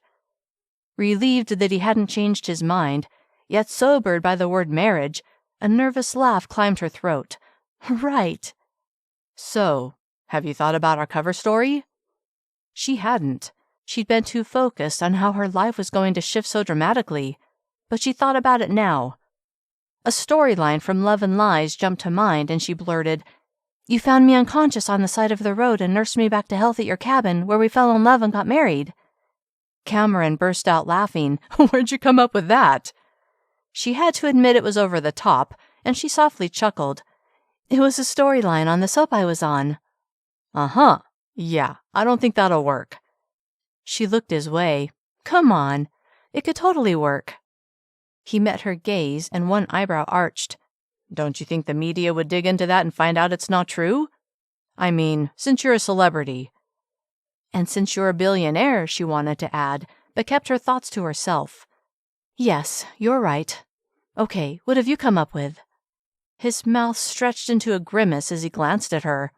"You're going to laugh." So, he'd been thinking about this? "Try me. Besides, it couldn't be any worse than my idea." He laughed. "That's for sure." She wanted to reach over and shove his arm in a playful way, but that felt a little too intimate for this stage of their relationship. Then she considered that they were about to tell the world they were married, and she was afraid to reach out and touch him. Holding back a laugh, she shook her head. "What is it?" he asked, obviously noticing her reaction. "Nothing." He narrowed his eyes. "If we're going to pull this off, we need to be honest with each other." Without thinking, her eyebrows shot up. He'd failed to mention he was a billionaire. "What?" Deciding to wait and see if he was going to tell her, she shook her head. "This is going to be interesting, that's all." He chuckled. "That's an understatement." "You were going to tell me what you came up with, remember?" "Oh, yeah."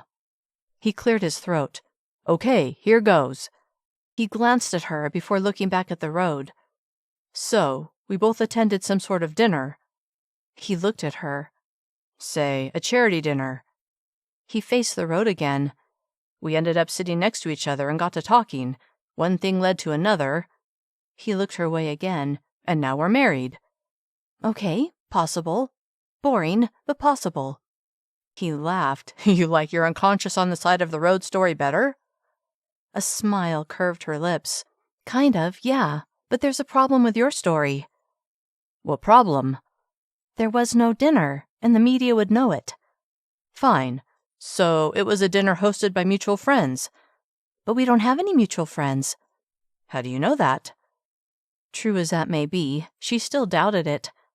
"If we did, don't you think we would have met, or at least heard of each other?" He shrugged. "Not necessarily." "Okay. Do you have friends who will corroborate this story?" He looked thoughtful. "Yeah, I think I have a friend who will get on board with this whole charade." Charade. She didn't like that word. Even though it was true, it sounded so fake. Then she reminded herself that their marriage was fake, totally fake. They weren't even actually getting married. But she was only doing it to protect herself, nothing more.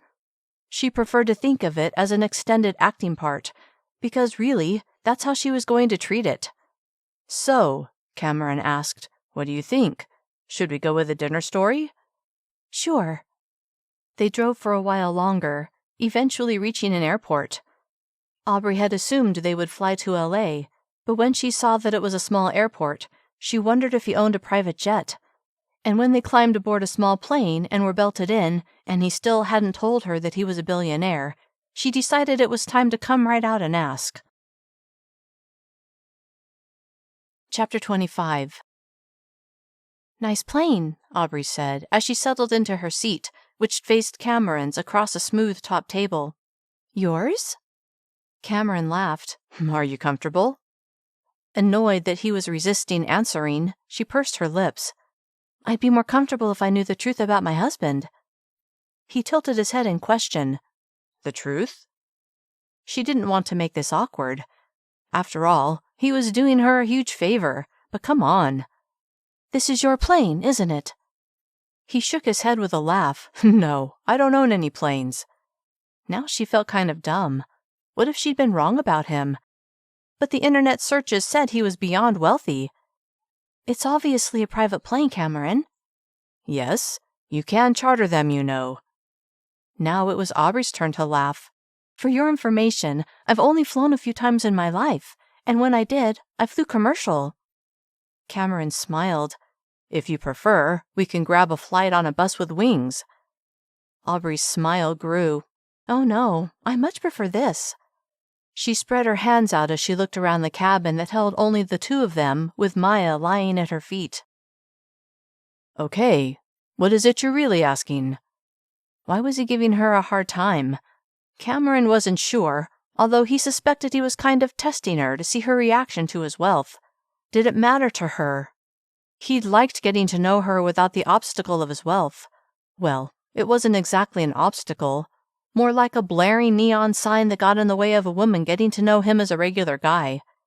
With her chin down and her eyes on him, she said, "I looked you up online." "And?" "You're not who I thought you were." Holding back a chuckle, he said, "Who did you think I was?" She crossed one slender leg over the other. "Just a regular guy who lived in a cabin in the woods." "I am a regular guy with a cabin in the woods." She smiled and shook her head. "Okay." Cameron leaned forward, placing his forearms on the top of the table. "I'm an app developer who's had some success, but as far as I'm concerned, it could all go away tomorrow." "That's fair. I feel the same way about any success I've enjoyed, so I understand." He leaned back, pleased that she probably did have an inkling how he felt. "Okay, now that that's out of the way, what other questions do you have?" "Are there any people I should know about? Like, anyone you would have told me about?" "That's the beauty of our whirlwind courtship. It all happened too fast for anyone to know about it but us." "True," Aubree said with a laugh, which lit up her whole face, and Cameron nearly had to pinch himself to convince himself that this beautiful, intriguing woman was really going to pretend to be married to him. "What about your family? Anything I should know about them?" A sliver of sadness sliced through him as he thought about his family, but he forced it away and focused on answering Aubree's question. "It was just my mom, my brother, and me growing up, but my mom passed away a few years ago." Aubree's forehead furrowed. "I'm so sorry, Cameron. Are you and your brother close?" He had to hold back a laugh. "No, not really." Enough talk of his family. "What about you?" "My parents divorced when I was young. They both live in the Midwest. I have a sister who's younger than me. I try to visit my family a couple of times a year." A new thought occurred to him. "Will they be upset that you didn't invite them to the wedding?" Her lips quirked up. "They would be if it was real." "I guess that means you're going to tell them the truth?" "Yep, have to, but I can trust them to keep it quiet." "So you haven't told them yet?" She'd meant to, although she was kind of afraid to tell them. She could hear the disbelief in her mother's voice, the doubt that this was a smart thing to do. Then she could hear her baby sister, the one who wanted to follow in her footsteps and who was angry that Aubree wasn't doing more to help her. Her sister would be jealous, which was ridiculous, because if she didn't have a crazy stalker, she wouldn't be doing this at all. And then there was her dad. He would suggest that she come home where he believed he could keep her safe. "No," she finally said. "I haven't told them yet. This all happened so fast." A man entered their cabin and smiled at Aubree before facing Cameron. "We should be cleared for takeoff momentarily, Mr. Shah. Is there anything I can get either one of you while we're waiting?" "Aubree?" Cameron asked, with a look her way. Nervous about this venture, her appetite was non-existent, but she was thirsty. "A Diet Coke with lots of ice, please." Cameron put in his order, and the steward left. This was the way to fly, she thought. Comfortable chairs, no other passengers, personalized service. She could get used to this. Except she shouldn't. This was temporary. The steward brought them their drinks, and after Aubree put Maya in a secured crate, the plane began moving forward. Once they were in the air, Aubree leaned her head back and tried to relax. "Aubree?" Cameron's voice held a tone of uncertainty, which made Aubree straighten and turn to him. He had a small velvet box in his hand. Her eyes went from his face to the box and back again. Was that what she thought it was? "Even though we're not really married," he began, "if we were, I would have gotten you this." Then he opened the lid. Nestled inside was a huge emerald-cut diamond. Aubree gasped at the sheer size and beauty of it.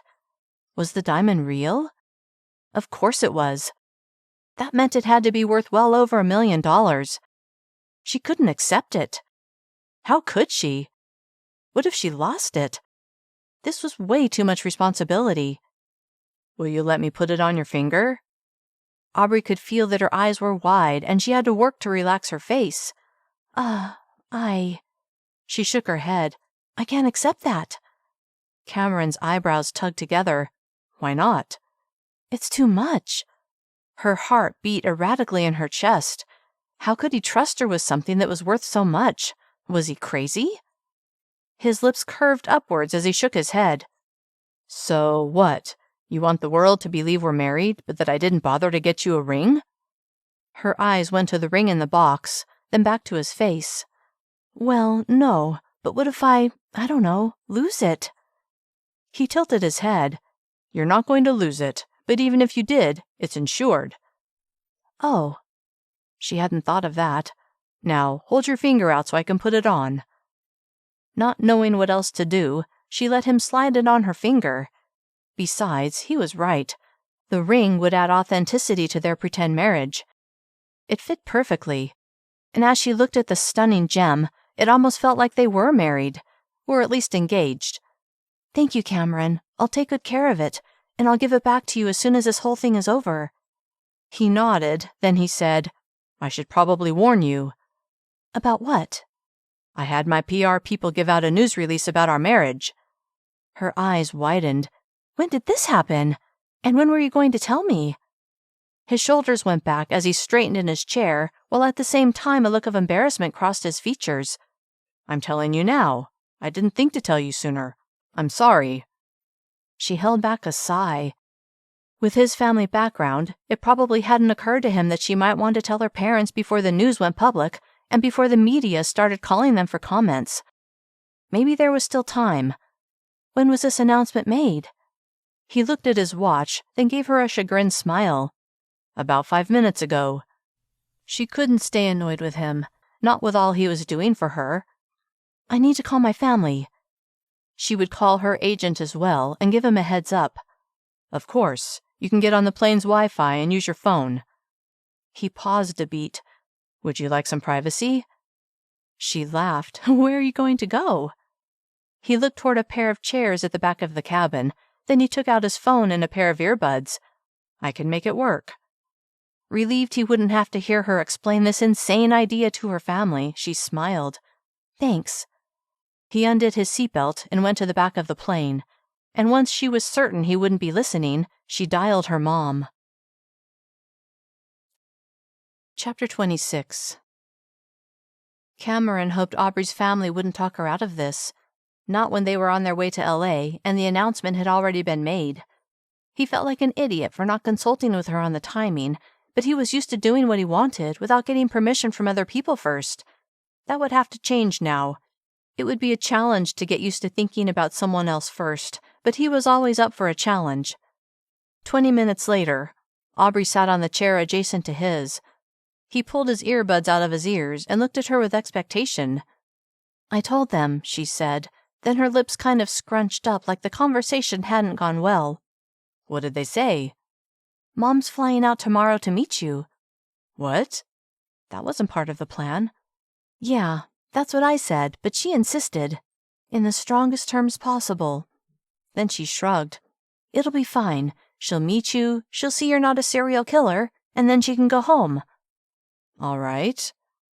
Her lips stretched into a grimace, like she was afraid he would call the whole thing off. "So you're okay with this?" His mother-in-law wanted to meet him. He couldn't exactly tell her no. "Yeah, sure." Her shoulders sagged in apparent relief. "Thank you, Cameron." He had the inexplicable urge to reach out and take her hand in his. "Of course. Isn't that what a doting husband would do?" She burst into laughter. "I don't know. I've never been married. And like I told you, my parents divorced when I was a kid. I don't exactly have a lot of experience with what a doting husband does, but I think you're on the right track." Cameron couldn't stop the corners of his lips from tugging upward. Smiling was something he found himself doing a lot when he was with Aubree. Having her in his life was a definite plus. This fake marriage idea was one of the best he'd come up with yet. Darn her mother for insisting that she come out and meet Cameron. Aubree had done everything within her power to convince her that he was a stand-up guy and that she was only doing this to discourage Tyler from believing they were getting married. But her mom had said she needed to make sure that Aubree was safe. Didn't her mom get it? She was safer with Cameron than on her own. That argument hadn't worked out, though, and now she would have to run interference between her mom and Cameron so that her mom didn't end up interrogating Cameron and scaring him off. The poor guy was doing her a huge favor. Didn't her mom see that? "What are you thinking?" Cameron asked. Aubree jerked her head up to meet his inquisitive gaze. I really appreciate what you're doing for me." Then she decided to give him a final chance to back out. "Are you sure you want to go through with it?" He hesitated for the briefest of moments, just long enough for Aubree to think that he was going to change his mind. Then he nodded. "Yeah, I'm sure." Then a new thought came to her mind. "Maybe we should discuss how we're going to end this. You know, once it looks like my stalker has moved on." "Oh, yeah, right." Had he not thought about that part? Why not? Aubree's eyes narrowed. "Why are you doing this, Cameron? Really?" He frowned, then he shook his head. "Honestly, I don't know.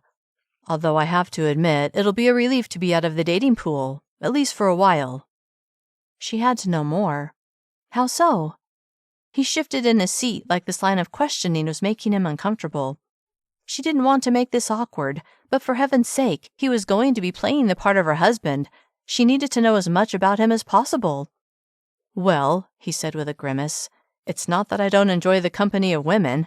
It's more like I don't enjoy trying to figure out if they're with me because of my money or because they're actually interested in me." Aubree knew exactly what he meant. Not that she had two nickels to rub together right now, but some men, not only Tyler, seemed to be infatuated with her because she was on TV. Cameron shook his head. "I don't mean to sound like I'm saying poor me." Aubree said, "No, that's not what I was thinking," while at the same time reaching over and putting her hand over his. Both of their gazes fell to her hand on his. Jerking her hand away, she blinked rapidly, then she brushed non-existent lint from her jeans. "Aubree?" Cameron's voice was soft yet deep. She lifted her gaze to his, meeting those amazing blue eyes and feeling her heart do an unexpected flip. "Don't be afraid to touch me. We're supposed to be married, remember?" "I know. She didn't know what she'd been about to say.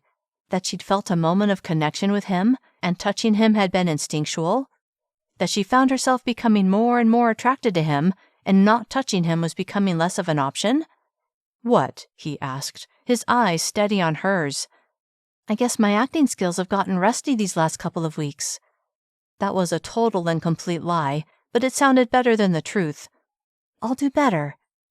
Then a new thought occurred to her. Maybe we should set some ground rules, so we both know what to expect. Chapter 27. So, she was going to treat this as an acting role. Cameron couldn't exactly blame her, but he would have preferred that she had some sort of feelings toward him. Because his feelings for her were growing stronger with every hour he spent with her. And what were these ground rules she was talking about? What did you have in mind? She straightened in her seat. First off, I assume we won't be sharing a bedroom at your house. Of course. Then she frowned. Do you have cleaning people or anyone who would see that we're in separate rooms? I don't want word to get out that the newlyweds are sleeping in separate rooms. We don't need that kind of gossip. I do have a cleaning service that comes in, but they're discreet. I can always make sure my bed's made before they come over. You know, not make it obvious that we're not sharing a room. Cameron chuckled. True. She grinned. One problem solved. He smiled in return. What are the other ground rules? You want me to cook dinner every night? She smirked. I wouldn't make that a rule, but I wouldn't turn it down either.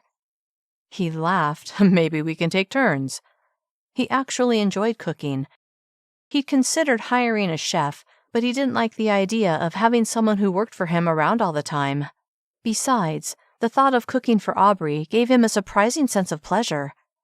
I don't know how late I'll be getting home once filming starts, so... Right. He'd almost forgotten about her big movie role, almost forgotten she was an actress. To him, she was his neighbor who needed his help he was more than happy to supply. But in reality, she was a woman on the cusp of becoming a big-name movie star, a beautiful, kind, and vulnerable woman, a woman he was falling for. Anyway, she said, we need to talk about the physical stuff, for when we're in public. Physical stuff? They were supposed to be married, and they'd only just touched hands. What limitations did she want to set? No touching whatsoever? That didn't sound good. He would prefer if she okayed lots of touching. Clearing his throat to distract himself from what he knew wouldn't happen, he nodded. Right. So, I was thinking that when we're in public we should hold hands, you know, to show we're deeply in love, and we should probably gaze adoringly at each other too. That wouldn't be a problem, he thought. What about kissing? He heard himself ask, then nearly took it back. But they were supposed to be newlyweds.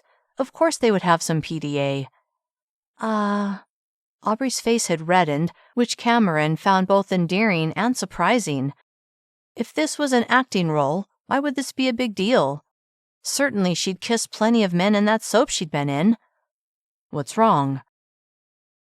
Nothing. She said it a bit too quickly, so she added a smile for good measure. I mean, yeah, there should be some kissing. Why did the thought of kissing him make her go all soft inside? This was an acting role, nothing more. At least, that's what she tried to tell herself. How much? He asked with an obvious smirk. Was he making fun of her? Deciding to take control of this, after all, setting ground rules had been her idea. She leaned back in her chair and slowly crossed one leg over the other.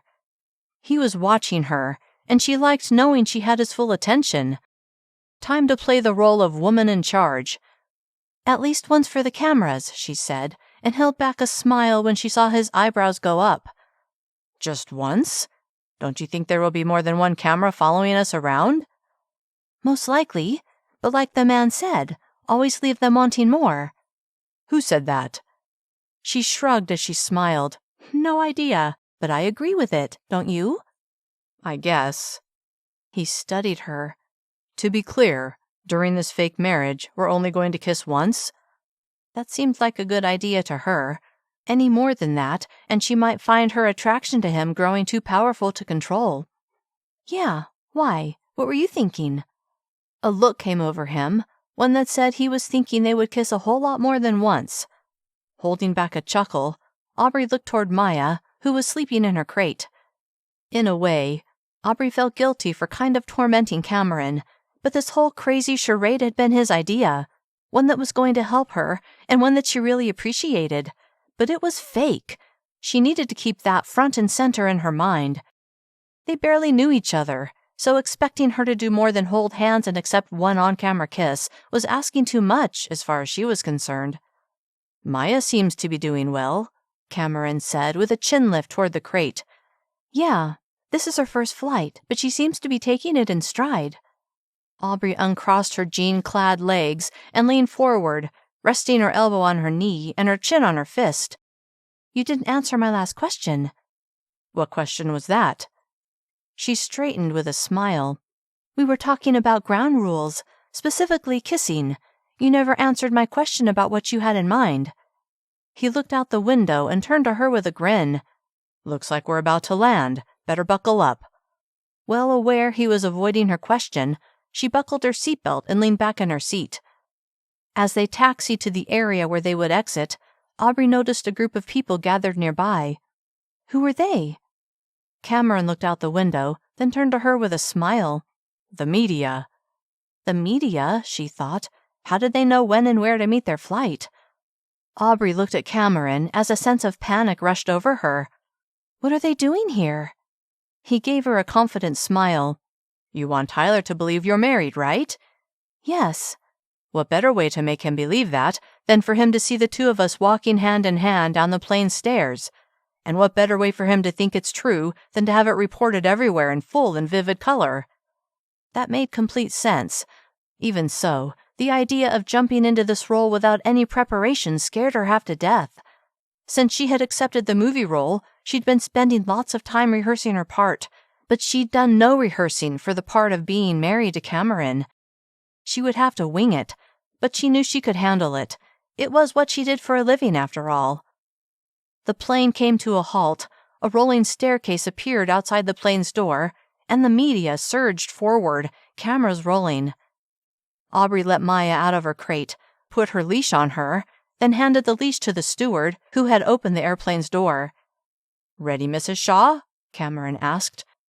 Returning his smile, Aubree put her shoulders back, drew in a deep breath as she centered herself, then nodded. To add authenticity, she took Cameron's hand. "Ready as I'll ever be, Mr. Shah." Then she and Cameron stepped into the sun. Chapter 28. Cameron held tightly to Aubree's hand. Though her smile was radiant, he could feel her trembling, and he knew she wasn't enjoying this. He, on the other hand, was. Not that he wanted to see her uncomfortable in any way, but having her by his side, something about it filled him with pride. He appraised her, and he could tell she was doing her level best to throw herself into this role. Her smile was dazzling, and the way she looked at him, he almost believed she was a newlywed in love with her husband. Would Tyler buy it? Then a startling thought came to Cameron's mind. What if Tyler was here? The news release had gone out to many places, and who was to say her stalker hadn't gotten wind of this development? Aubree had shown him a picture of Tyler, and Cameron found himself scanning the crowd. He didn't see Aubree's stalker, but for all he knew, the man could be in disguise. The assembled media began shouting questions as he and Aubree stood at the top of the stairs, but Cameron ignored them. Instead, he lifted Aubree's hand to his lips and pressed a soft kiss to the tender skin on the back. Then, to his utter shock and surprise, she slid her free hand around his neck and tugged him toward her. Her lips were right there, and he knew this was their big moment, the one where they would show the world they were in love. Taking his cues from her, he released her hand and slid his arms around her waist, pulling her in tight against him. Then, after gazing into her eyes, and boy, if he didn't feel the brightest spark ever as he looked into those emerald green pools, he lowered his mouth to hers as his eyelids fluttered closed. Her lips were soft and pliable, and her body seemed to melt against his as he held her securely in his arms. His heart hammered in his chest as his pulse shot skyward. This woman did things to him that no woman had ever done to him before. For a moment, he completely forgot that cameras were rolling and pictures were being taken, and that this kiss would be seen all over the world.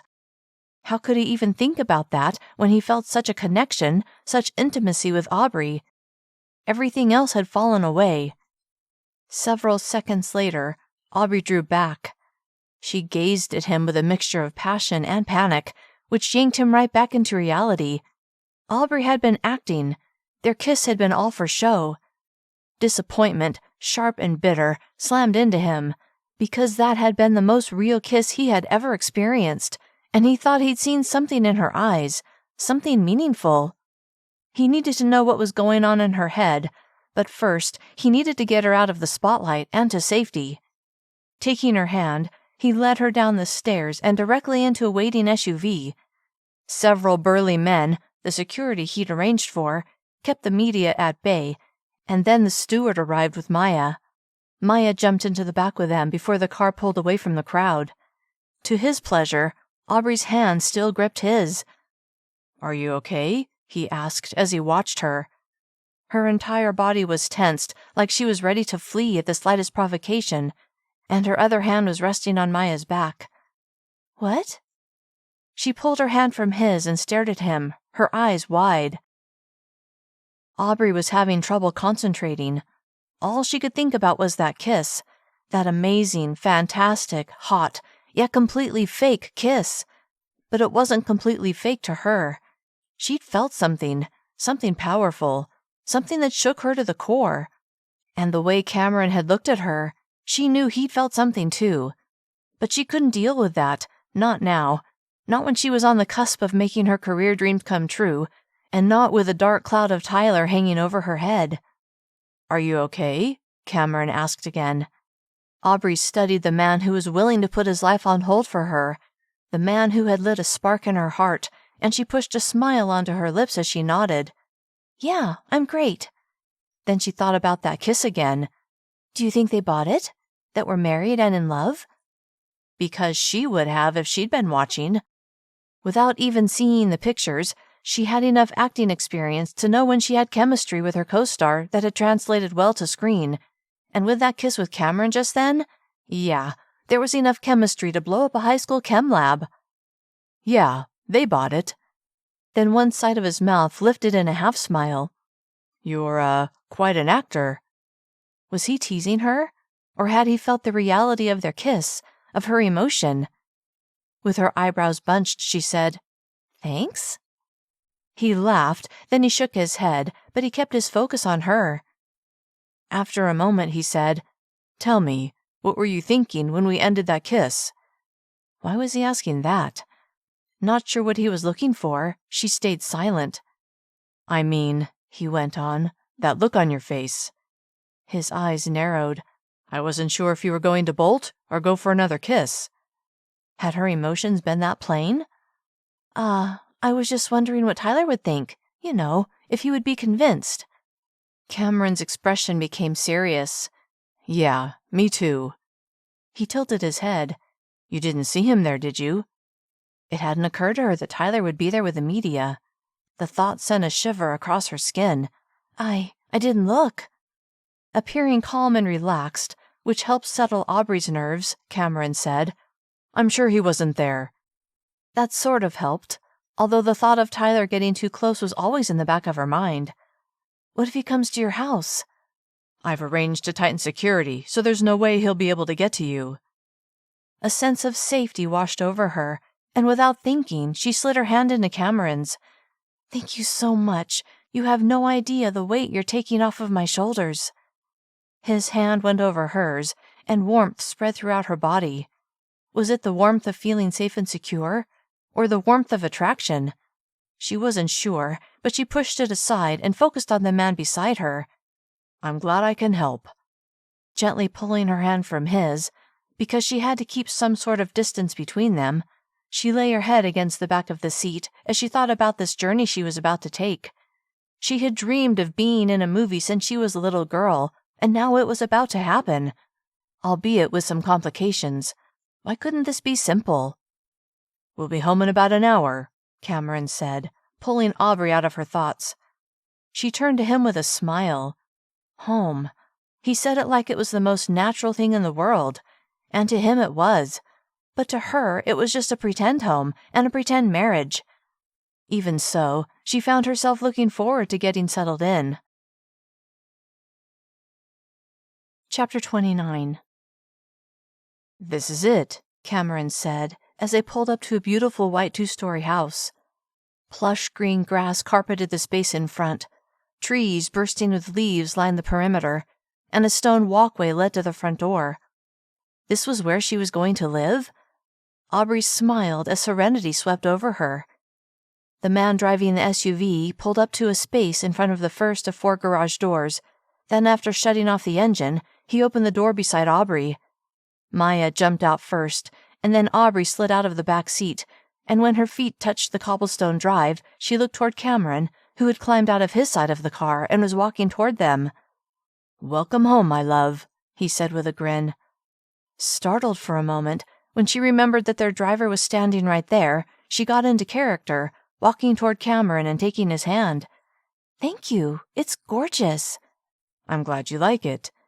Hand in hand, they walked away from the SUV and toward the front door, with Maya on their heels. Cameron unlocked and opened the front door, and then to Aubree's stunned surprise, he swept her into his arms and carried her across the threshold and into the entryway before setting her on her feet. She'd hardly had a moment to enjoy the feeling of being held in his strong arms before he'd set her down. "Well," she said as a blush climbed her cheeks, "that was quite an entrance." He chuckled. "Wanted my new bride to get the full treatment." She glanced around, and after making sure they were alone, she looked at him with a teasing smile. "No one was around to see that, you realize?" His lips tugged upward. "And?" Deciding she wasn't ready to discuss their developing attraction toward each other, she responded with a then walked past Cameron into a spacious living room. With white walls and a white coffered ceiling, beautiful dark wood floors, and floor-to-ceiling windows along one wall offering a breathtaking view of the valley below, the room was beyond gorgeous. "Wow," Aubree said on a soft exhale. Then she turned to Cameron, who looked pleased by her reaction. "This place is—" She shook her head as she smiled. "It's stunning." Cameron was glad she liked it, but to him, the only reason the room was stunning was because Aubree was standing in the middle of it. He thought about her reaction when he'd carried her over the threshold and held back a smile.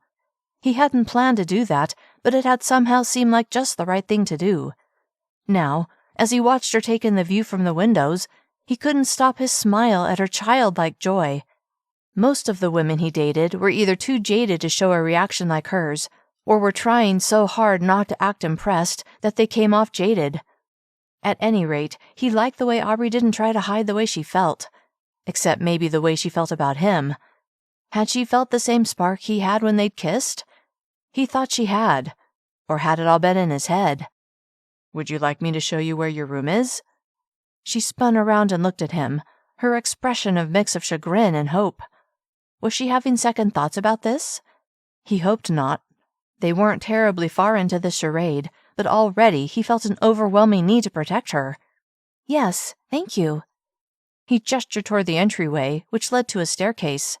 "This way." She walked past him, and a floral scent followed in her wake. Inhaling it, Cameron followed her and Maya up the stairs, and when they reached the top, he said, "To the left, and then the second door on the right." Aubree followed Cameron's directions and entered a room worthy of royalty. Beautiful wood floors, a large bed with a pretty white bedspread, a couch nestled under huge windows that held an expansive view of the valley below. It was beautiful, yet warm and inviting, and in the corner was a large pet bed. Maya immediately walked over to it, climbed on, and curled up. Suddenly, it felt like too much, like Cameron was giving her so much for nothing in return. It wasn't right. She couldn't accept it. She turned and faced him. "I can't do this." "What's wrong?" Glancing around the space, she spread her arms out before turning to him. "I can't." She shook her head. "You're being so generous, but I have nothing to offer in return."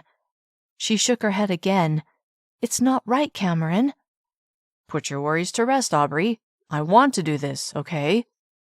That didn't alleviate her guilt at him giving her so much when she had nothing to contribute. But why? He studied her, his blue eyes intense, then he smiled. "Can I be honest?" She wanted nothing more. "Of course." "Okay. Well, I can't really explain it, but I feel this connection with you, and I want to keep you safe. I have to keep you safe." At his look of sincere concern, and maybe something deeper, Aubree felt her heart hitch. She felt a connection, too. Should she admit it? She wanted to, she really did, but that would complicate things, wouldn't it? Cameron was silent, perhaps hoping she would reciprocate his feelings, but when Aubree didn't respond, he said, "Can you accept that? Is that a good enough reason?" She nodded. Yes. Then, to show she appreciated all he was doing, even if she wasn't ready to state her growing attraction, she smiled. Thank you. Cameron opened his mouth to speak, but Aubree's phone rang. Wanting to step back from the conversation with Cameron, she grabbed the phone out of her back pocket and looked at the caller ID. It's my mom, she said, glad for her mother's timing. I'll get your luggage. I can get it, she said as her phone continued to ring. He shook his head and pointed to her phone. Talk to your mom. I've got it. Then he turned and left the room. Aubree watched him go, then swiped her phone to answer. Hey, Mom. Hi, sweetheart. You made it to L.A.? Smiling, Aubree said, Yep, and it was a very comfortable flight. Her mom laughed. I'll bet. Too bad my flight won't be as nice. As Aubree imagined seeing her mom, she realized that she missed her more than she'd known. Well, I'm excited you're coming, Mom. Do you really mean that? Her mom asked, in a tone of voice that showed she really wanted to know. Yes, I haven't seen you in months. I miss you. Oh, baby, I miss you too. Her mom paused a beat. If you give me the address, I'll take an Uber. No, I'll pick you up. That would be nice, Aubree. Another pause. How are things going? How is this man treating you? Aubree pictured Cameron's face, thought about his sincere desire to help her and to protect her, thought about her growing attraction. A smile blossomed on her lips. Cameron is very sweet, Mom. You're going to like him. I know it.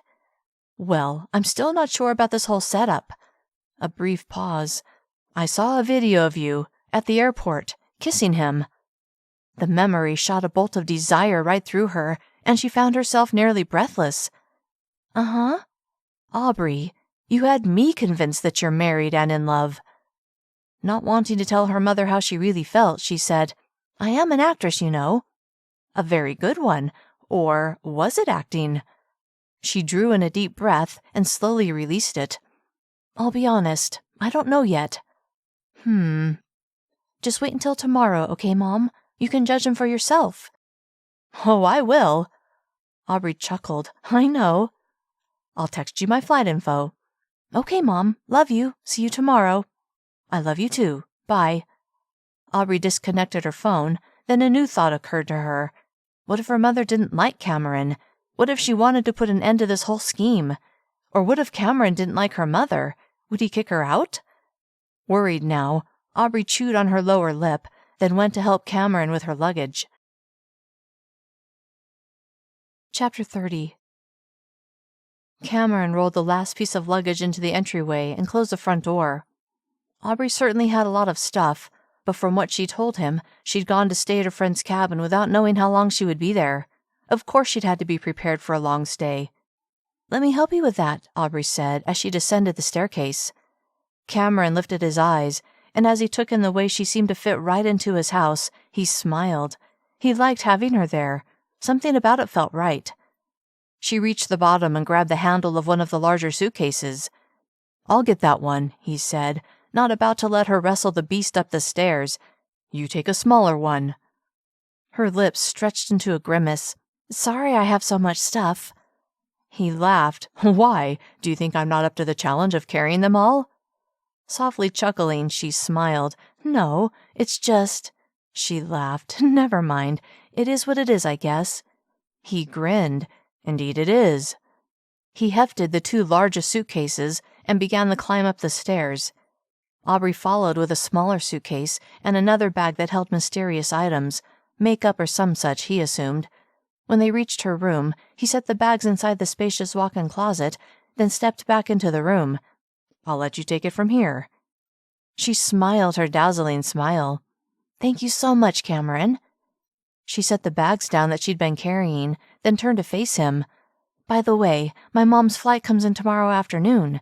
I need to pick her up, but, my car's still at the cabin. Aubree hated to ask for anything more from him, but she wasn't about to make her mom take an Uber. You're welcome to use any of my cars. How many did he have, she wondered. How many did one person even need? One was enough for her. But, he added with a tilt of his head, I would prefer it if a driver took you. She pictured the muscular man who had driven them home from the airport. This driver wouldn't happen to be one of your security guys, would he?" "As a matter of fact, yes, he is." Cameron's forehead furrowed. "Is that okay? I don't want to overstep, but keeping you safe is kind of the point, isn't it?" "Yes, it's totally fine. I appreciate you thinking of my safety." He gazed at her like he was thinking of more than her safety.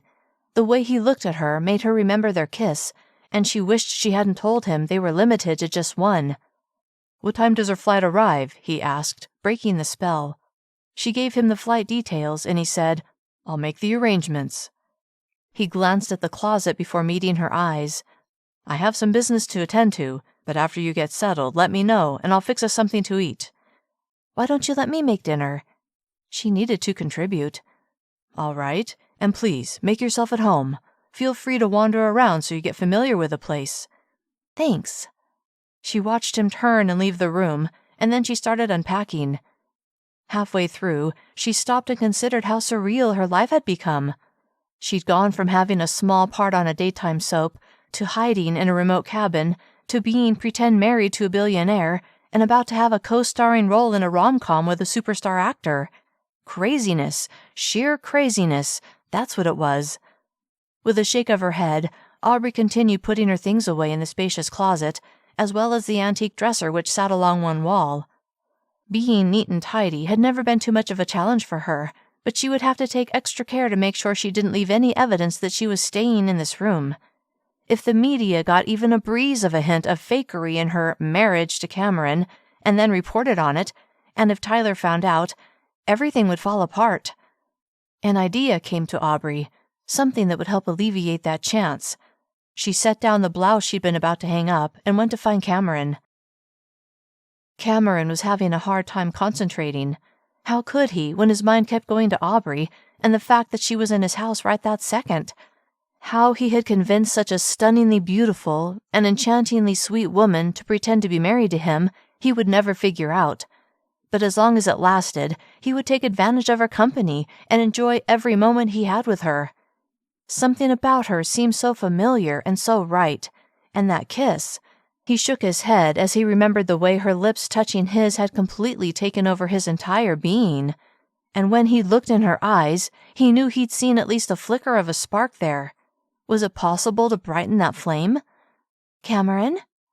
He turned to see Aubree standing in the doorway of his office.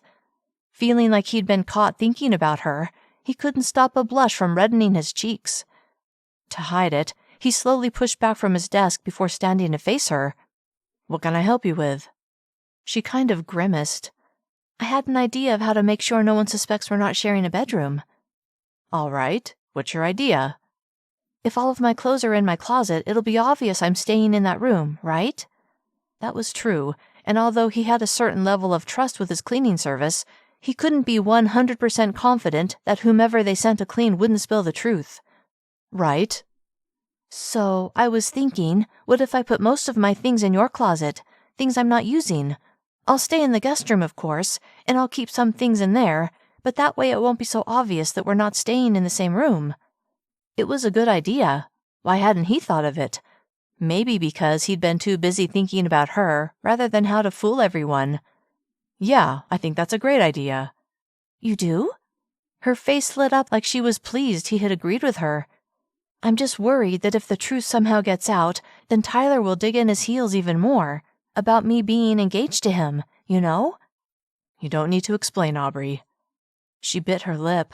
I hate to impose even more than I already am." Didn't she know that he was beyond thrilled to help her? That protecting her fulfilled some inner need that he'd only recently discovered? Which gave him an idea.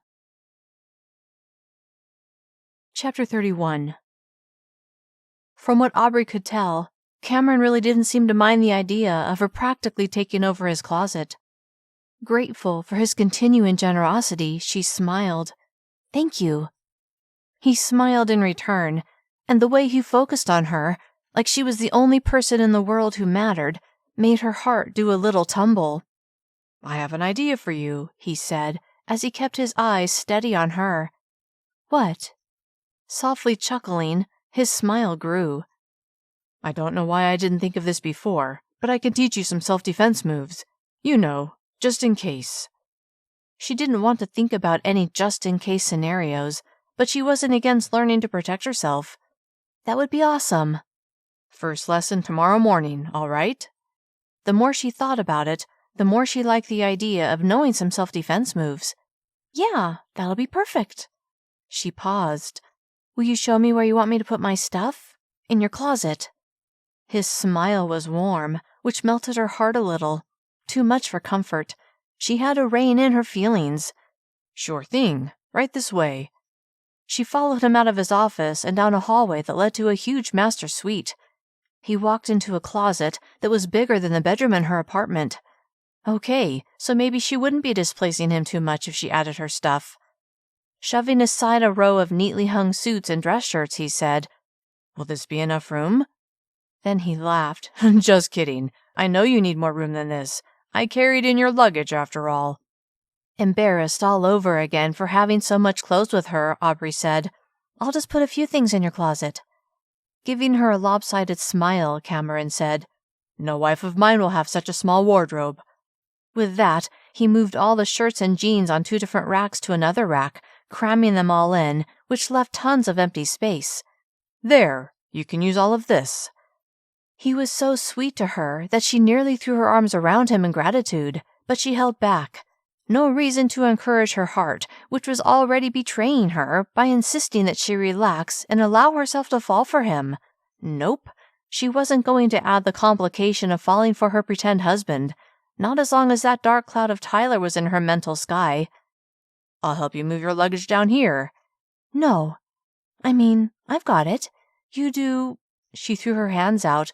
Whatever it was you were doing. One of his eyebrows arched, like he was questioning whether she could handle moving all of her clothes from her room to his. You sure? Yeah, I've got it. Thanks. All right, I'll leave you to it. Thanks, Cameron. He smiled at her, which stoked the flame of attraction, and after he left her on her own, she got to work. By the time she'd finished hanging a good portion of her clothes in his closet, she was ready for a nap. How's it going? He asked her when she walked into the family room.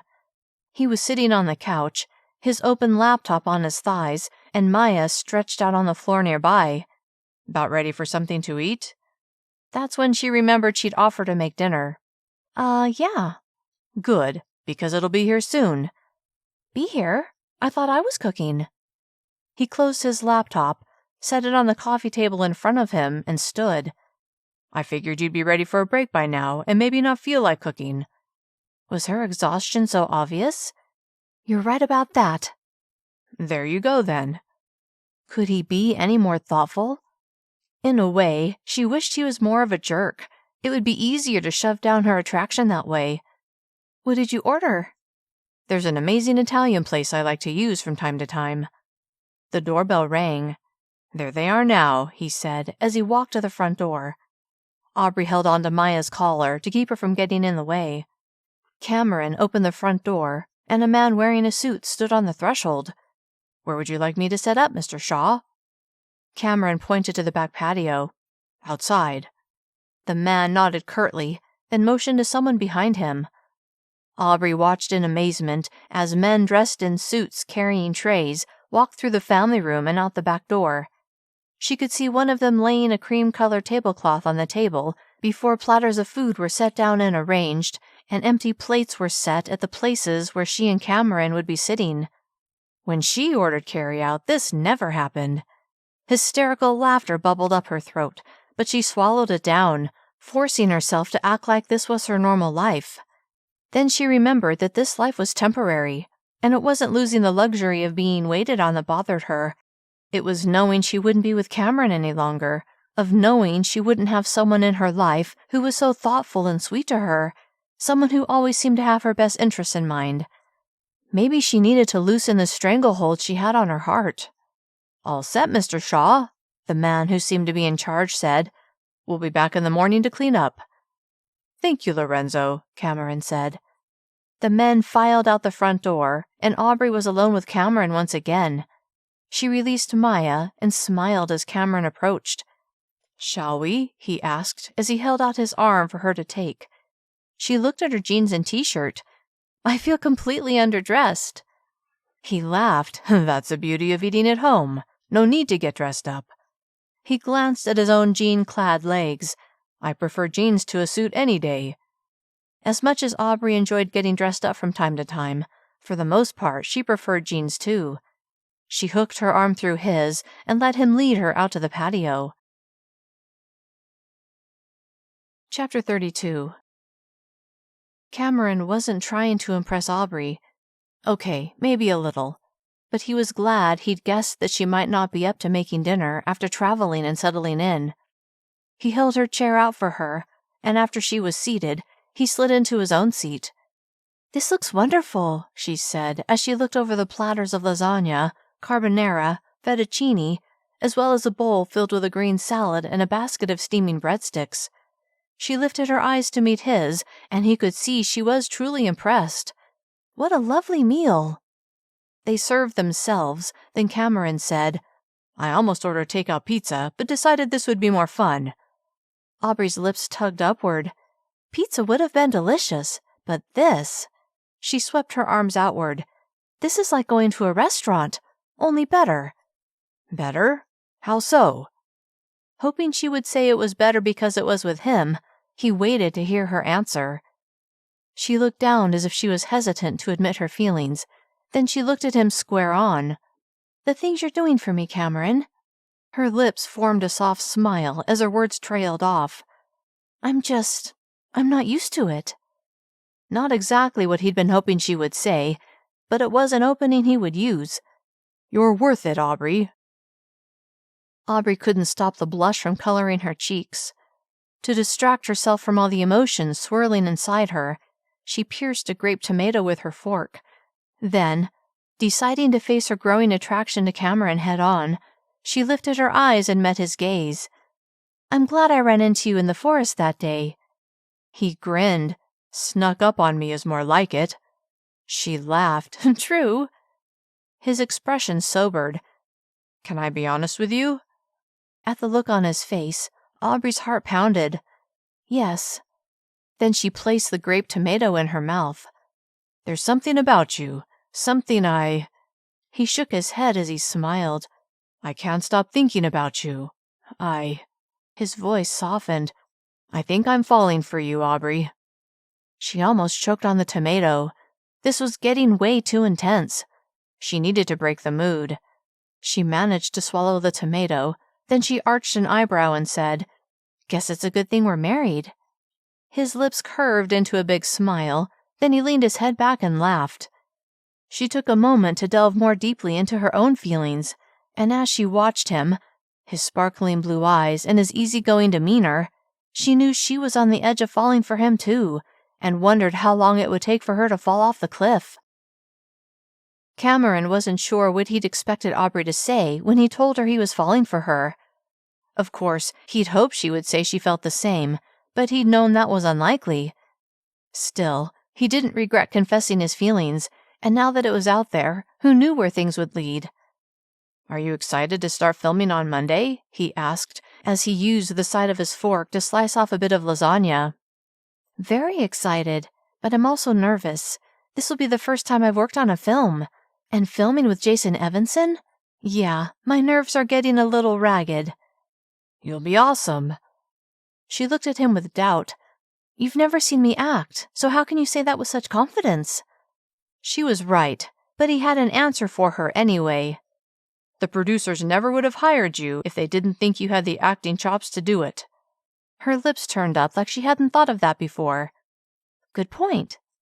Glad he could build her confidence, he thought about the film itself. It was a romantic comedy.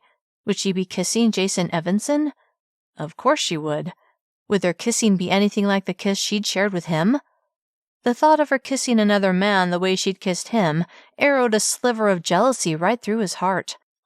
"What are you thinking about?" Aubree asked, as she broke off a bit of breadstick and popped it in her mouth. He wasn't about to admit that an ugly green monster was digging a pit in his gut. "Just, wondering what your mom will think when she meets me." "She'll love you," Aubree said. Then she looked away like she hadn't meant to say that out loud. Smiling to himself, Cameron nodded. "Good. Gotta have the approval of the mother-in-law." Aubree broke off another piece of her breadstick. "Anyway, I know she'll support me in whatever I do." "That's great," he said, as he thought about his late mother. "My mom always supported me, too." They talked about childhood memories as they ate, and when they were done, Aubree said, "Thank you for such a delicious meal." She set her napkin on the table. "Can I help clean up?" "The restaurant will take care of it." "Okay." She grimaced. "I don't want to be rude, but I need to study the script. I want to be as prepared as possible for Monday's shoot." "That's a good idea." He pushed back from the table, then pulled her chair back as she stood. When they were face to face with only a few feet between them, he had to resist the urge to tug her into his arms and kiss her. Yes, they were pretend married, but that's all it was. And yes, he had declared his feelings for her, but she had demurred in telling him how she felt about him. It was up to him to charm her, to see if there was something there. "Let's meet out here tomorrow morning at 7 for your self-defense training," he said, as he tried and failed to tamp down his powerful attraction to her. "I'll be here," she said with a bright smile. With that, she turned and walked inside the house. Cameron was looking forward to their lesson. Chapter 33. The first thing Aubree did when she reached her room was fall into her bed. Exhausted yet happy, she sank into the soft and fluffy bedding and closed her eyes. She would pull out the script and study it in a few minutes. First, she needed to talk to Janie. She reached over to the nightstand and picked up her phone. Stretched out on the bed, she dialed Janie's number. "Finally," Janie said, clearly exasperated. "Or have you been busy with your husband all day?" "It's been a crazy day, that's for sure." "I guess so. I saw that video of you kissing him, and I have to tell you, I'm convinced." The memory of the kiss earlier that day sent shivers of excitement spilling across Aubree's skin, and when she pictured Cameron's face when he told her he was falling for her, she couldn't get the smile off of her face. "I'm glad it was so convincing." "Guess when you're on a roll, you're on a roll." "What do you mean?" "First, you get the part in a movie, and now you've gotten a hot billionaire to pretend to be married to you."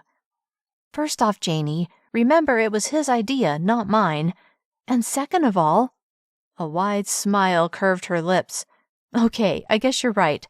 Except the only reason we're doing this is to get Tyler to either back off or move into the open so the police can deal with him." "Right, that does make it less exciting." Thinking about Tyler and his craziness smothered any happiness Aubree was feeling. "So," Janie asked, "how are things going in your—" she cleared her throat, "marriage?" "So far, so good." "Going by that kiss I saw, I should hope so. You guys look totally into each other." Two people had said that now, her mom and Janie. With any luck, that meant Tyler had bought it as well. Wait, two people who knew her well had said that kiss had made them think she and Cameron were actually in love. Did that mean anything? Cameron had told her he was falling for her. Was she fooling herself by believing she hadn't already fallen right over that cliff? "I just hope Tyler's convinced," Aubree said. "Me too," Janie agreed. "What's going to happen once Tyler moves on? I mean, with you and your husband?" She snickered as she finished speaking. "Ha ha, but to be honest, I have no idea." "I know you'll get it figured out, Aubree." She hoped so, because the thought of telling Cameron goodbye made her sad. She and Janie chatted for a while longer, and after they disconnected, Aubree studied the script. Chapter 34. The next morning, Aubree woke early. She'd stayed up late the night before studying her lines and rehearsing, so she was surprised she hadn't slept later. But she knew why she'd woken so early. In a short while, Cameron was going to teach her some self-defense moves. Smiling in anticipation, she stretched. Then she picked up her phone and pulled up her email account. When she saw an email from Tyler, her smile vanished. What was he going to say? Did he believe she was married? Would he tell her he was moving on? Dearly hoping that was the case, she tapped the email icon. Then, heart thudding painfully against her ribs, she read his message. It said, "I can't believe this. How could you do this to me? How could you go behind my back and marry someone else? You told me you loved me and that you wanted to be with me forever." Aubree rolled her eyes. She'd never said or implied any such thing. It went on. "You didn't even have the courtesy to tell me you were seeing someone else. I had to find out on the news. Do you know how that makes me feel? Do you even care?" Aubree could almost feel the rage radiating off the screen. In all her plans, it had never occurred to her that Tyler would become livid. With trepidation, she read on. "I'm hurt and heartbroken, but I'm sure you're too busy with your new husband to think about me and how I'm feeling. Well, don't you worry, you complete and utter witch. You'll get yours, one way or another." Aubree's hands shook as she set her phone on the bedside table and pushed herself up until she was leaning against her pillow. Knots twisted in her stomach. What did Tyler mean? Was he planning something? He hadn't said goodbye at the end of his email or given any hint what his next move would be. She imagined him pressing a knife to her throat, wild-eyed and filled with rage. Had this whole fake marriage plan been a terrible miscalculation? Had it actually put her in more danger? Terrified now, Aubree climbed out of bed and changed into shorts and a t-shirt. The self-defense lesson Cameron was about to give her would be more critical than ever. Yes, she had his security team to watch over her, but they couldn't be with her every second. What if Tyler got to her somehow? Struggling to calm her frantically beating heart, Aubree made her way downstairs. It was a few minutes before 7 when Cameron finished making protein shakes for himself and Aubree. Eager to see her, when she walked into the kitchen, he smiled. This was the woman he was falling for, and he told her so. What was she thinking? How did she feel? "Good morning," he said, as he handed her a shake. "What's this?" "Protein smoothie. It'll give you the energy you need for our workout." She nodded as she lifted the glass to her lips and took a sip. "It's good." "How'd you sleep?" Her eyebrows bunched like something was bothering her, but they smoothed out so quickly that Cameron thought he might have misread her. "I slept great," she said with a smile. "Good." He glanced at the glass in her hand. "Drink up, and then we'll get started." Aubree was debating whether or not to tell Cameron about Tyler's email. On the one hand, the only reason she was staying at Cameron's house was to keep her safe from Tyler, so of course he needed to know about the email. On the other hand, she didn't want him to overreact. What if he insisted that she not go pick up her mother at the airport that afternoon? Or worse, what if he insisted that she drop out of the movie? Of course, he had no power to make her do either thing, but he could withdraw his security if she refused to do what he thought was best. Then where would she be? "Something's on your mind," Cameron said, and Aubree realized she'd been standing there holding her smoothie and staring into space. With him right in front of her, asking her point-blank what she was thinking about, she found it hard to hold back. Besides, would he really insist she do anything she didn't want to? She didn't think so. "I heard from Tyler," she said with a grimace. Cameron's eyes widened in clear surprise. "What did he say? Does he believe we're married?" "I think so, and he's not happy about it." Aubree lifted her drink to her lips and took a sip. "What makes you say that?" She set her glass on the counter, took her phone out of her pocket, pulled up the email, then handed her phone to Cameron. "See for yourself." Cameron studied her, then he took the phone from her and read the email. When he handed the phone back to her, storm clouds had formed in his eyes. "I'll double your security." Relieved beyond words that not only had he not insisted that she drop out of the film or change her life in any way, but that he had offered to beef up her security, she smiled. He was the best. Overcome with gratitude and a sense of safety, she threw her arms around him. "Thank you, Cameron." His arms went around her waist as he held her tight, and the feeling of safety only grew. She knew he was there for her, and he would do everything within his power to protect her.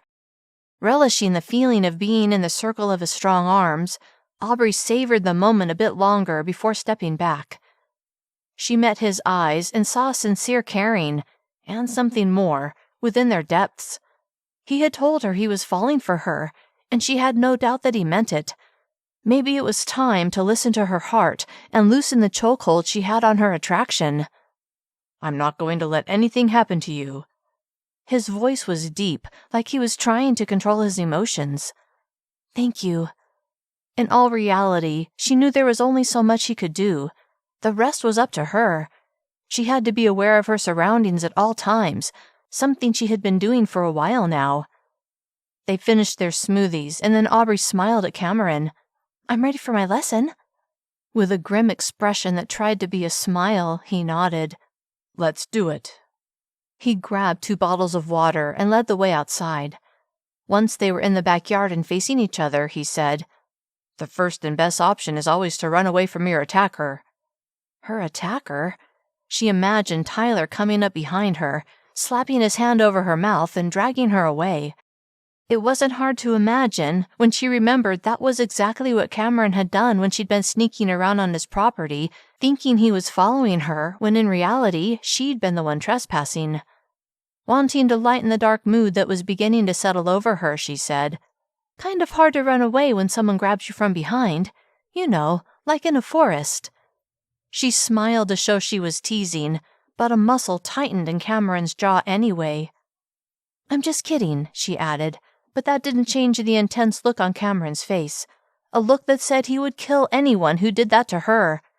As comforting as his protective streak was, he wouldn't be with her all the time to enforce that inclination. Still embarrassed about the way he had overreacted on his property at the cabin, when Cameron thought about Aubree's stalker sneaking up on her, adrenaline shot through him. He had to show her how to get away from someone in that type of situation. First off, you need to memorize the vulnerable places on a person's body. Okay. He pointed to each place on his own body as he listed them off. Eyes, ears, nose, throat, groin, knees, and ankles. Aubree nodded. I've heard that before, actually.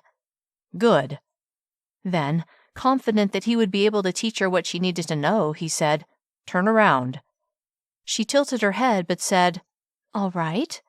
Then she turned her back on him. He stepped up right behind her.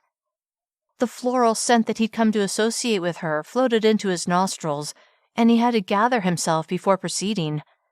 This demonstration involved him wrapping his arms around her. He would have to come at it from a purely academic point of view so that he could keep his focus. Otherwise, he would just want to hold her. He slid his left arm around her waist, while at the same time he put his right hand over her mouth.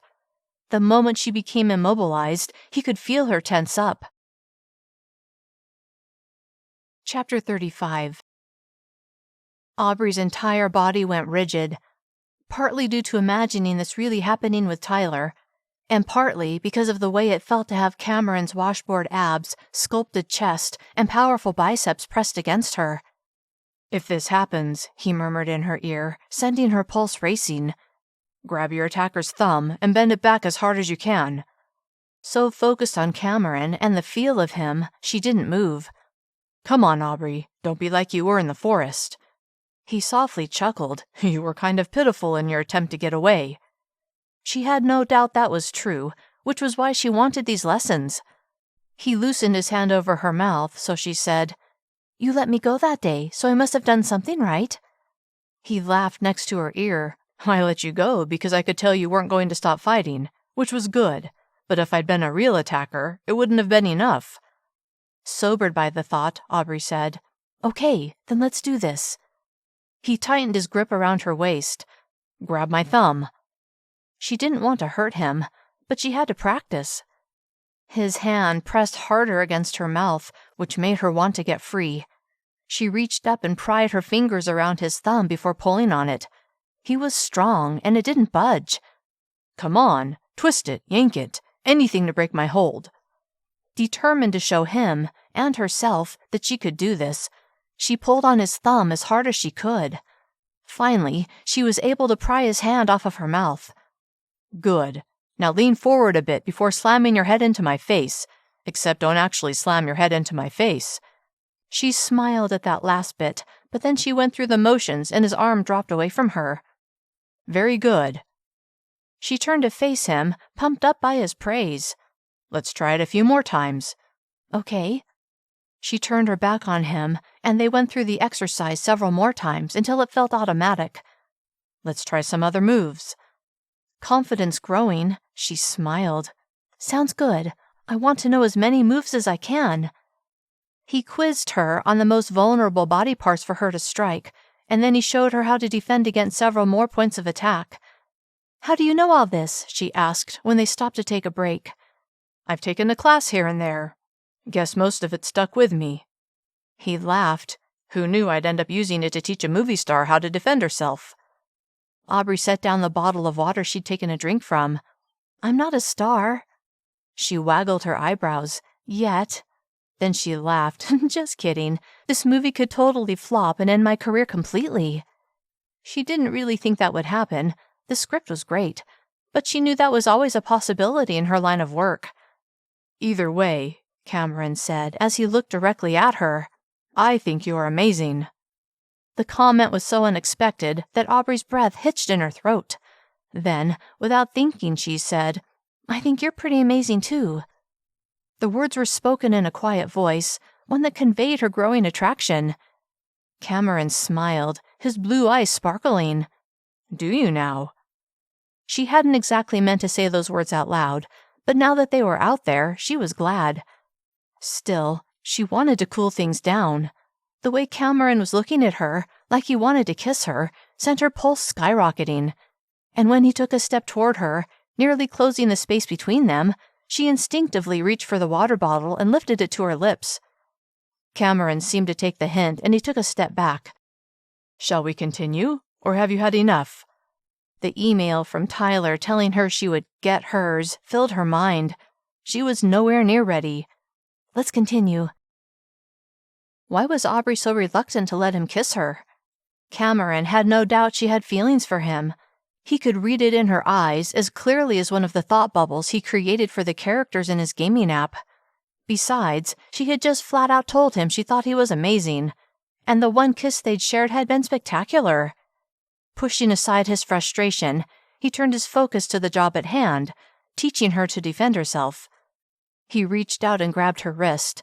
She yanked her arm, but his grip held. The way she looked at him, like he had taken her by surprise, led him to say, How would you get away if someone grabbed your wrist like this? For some absurd reason, when Cameron had grabbed her wrist, Aubree had thought he was going to force her to kiss him. She'd basically forgotten that they were practicing self-defense. Clearly, he was all business, and now she felt kind of silly. He would never force her to do anything. That much she'd figured out about him. It was one of the things that drew her to him. One of many things. She said as she continued yanking her arm in an attempt to break free. How do I get away? Cameron was strong, but she knew there had to be a way to get out of his grip.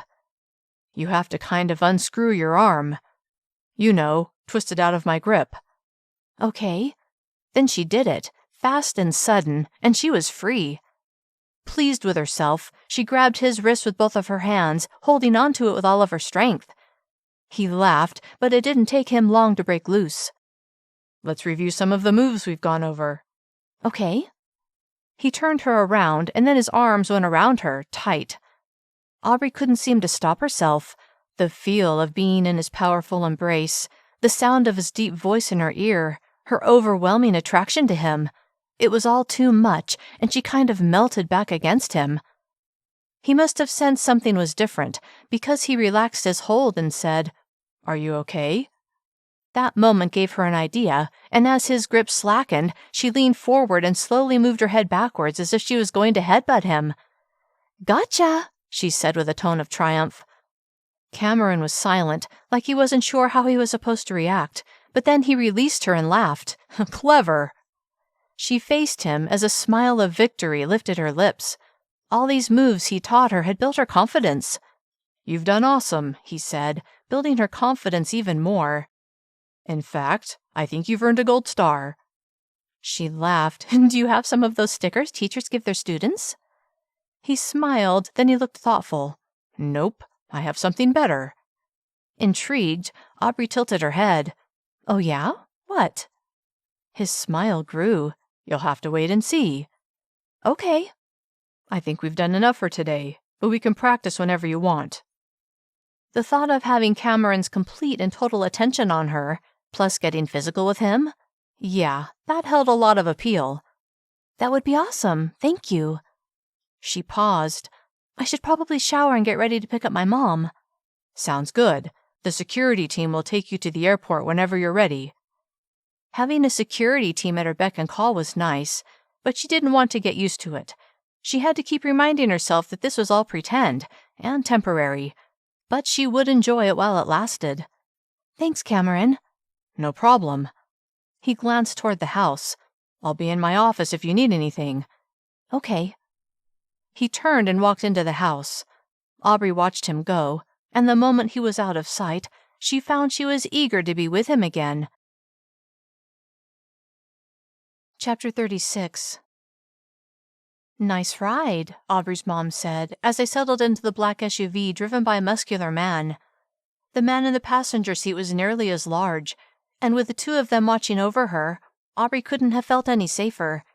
As crazy as Tyler was, she didn't think he was stupid enough to go up against the security that Cameron had provided for her. Yeah, Aubree said, as they pulled away from the curb. It's not mine, though, remember? Her mom laughed. Oh, I remember. She looked out the window, then turned to Aubree. So, tell me more about your husband. Her eyebrows rose on that last part. Aware that the security detail could hear every word, not to mention that she actually thought Cameron was wonderful, she smiled at her mother and said, He's a truly amazing man, kind and thoughtful, and he has my best interests at heart. Her smile grew. I couldn't ask for a better husband. Her mom glanced at the men in the front seat. Guess I'll judge for myself soon enough. Glad her mom seemed to have caught on that she had a role to play too, Aubree turned the conversation in another direction, talking about her upcoming movie role. How are you feeling about working with Jason Evanson? Her mom asked, her voice showing how totally cool she thought it was. Truthfully, Aubree hadn't thought about Jason much at all. She'd had way too much else on her mind, and if any man held her attention, it was Cameron. He seemed really nice at the audition, so I'm sure working with him will be fun. They chatted about this and that, and eventually they reached Cameron's house. As they pulled into the driveway, Aubree noticed her mom taking in the beautiful surroundings. Oh, Aubree, this place is gorgeous. I think so too.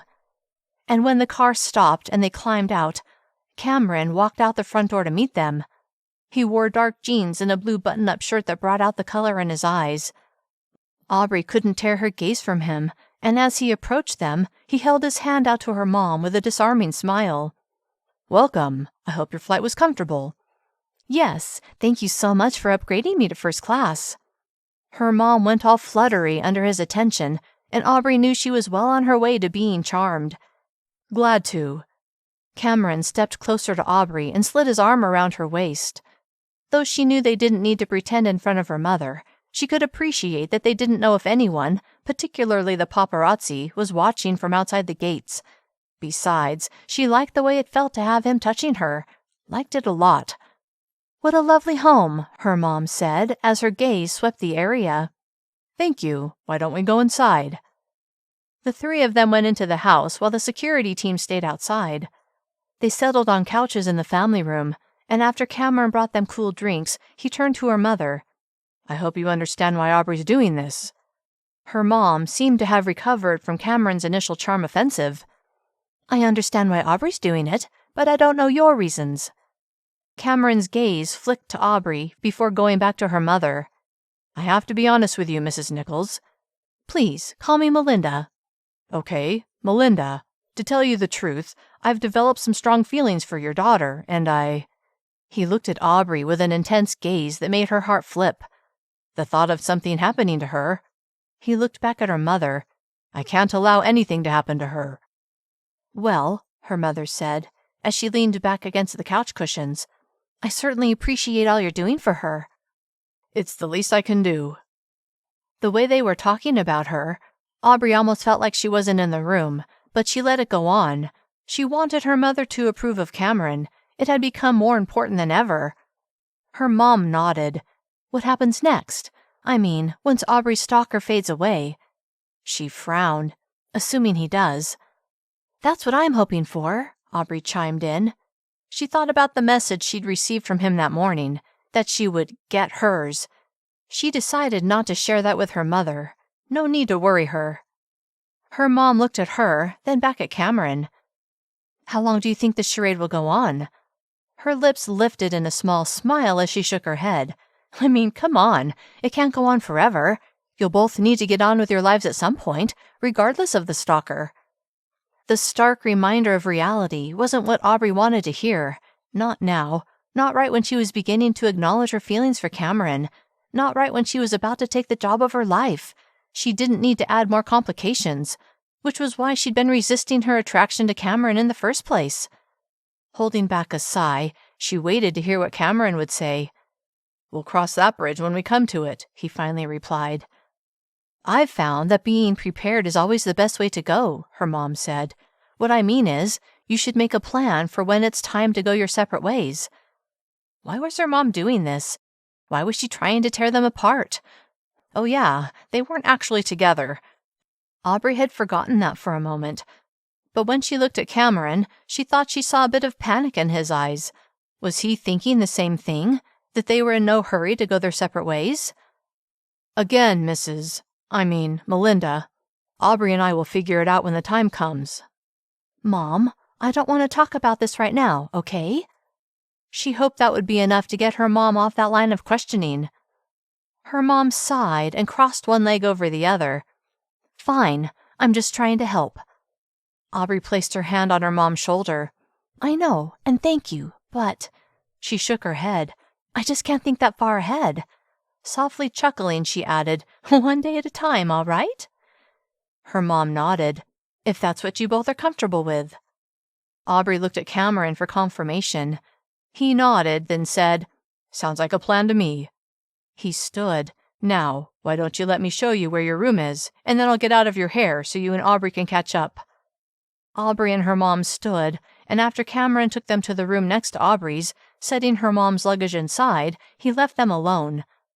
What do you think? Aubree asked the moment she heard Cameron start down the stairs.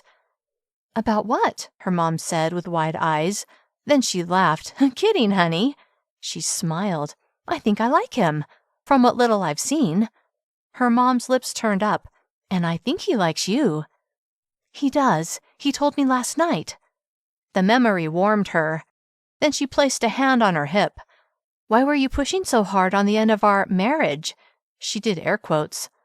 I just wanted to see what he would say. And?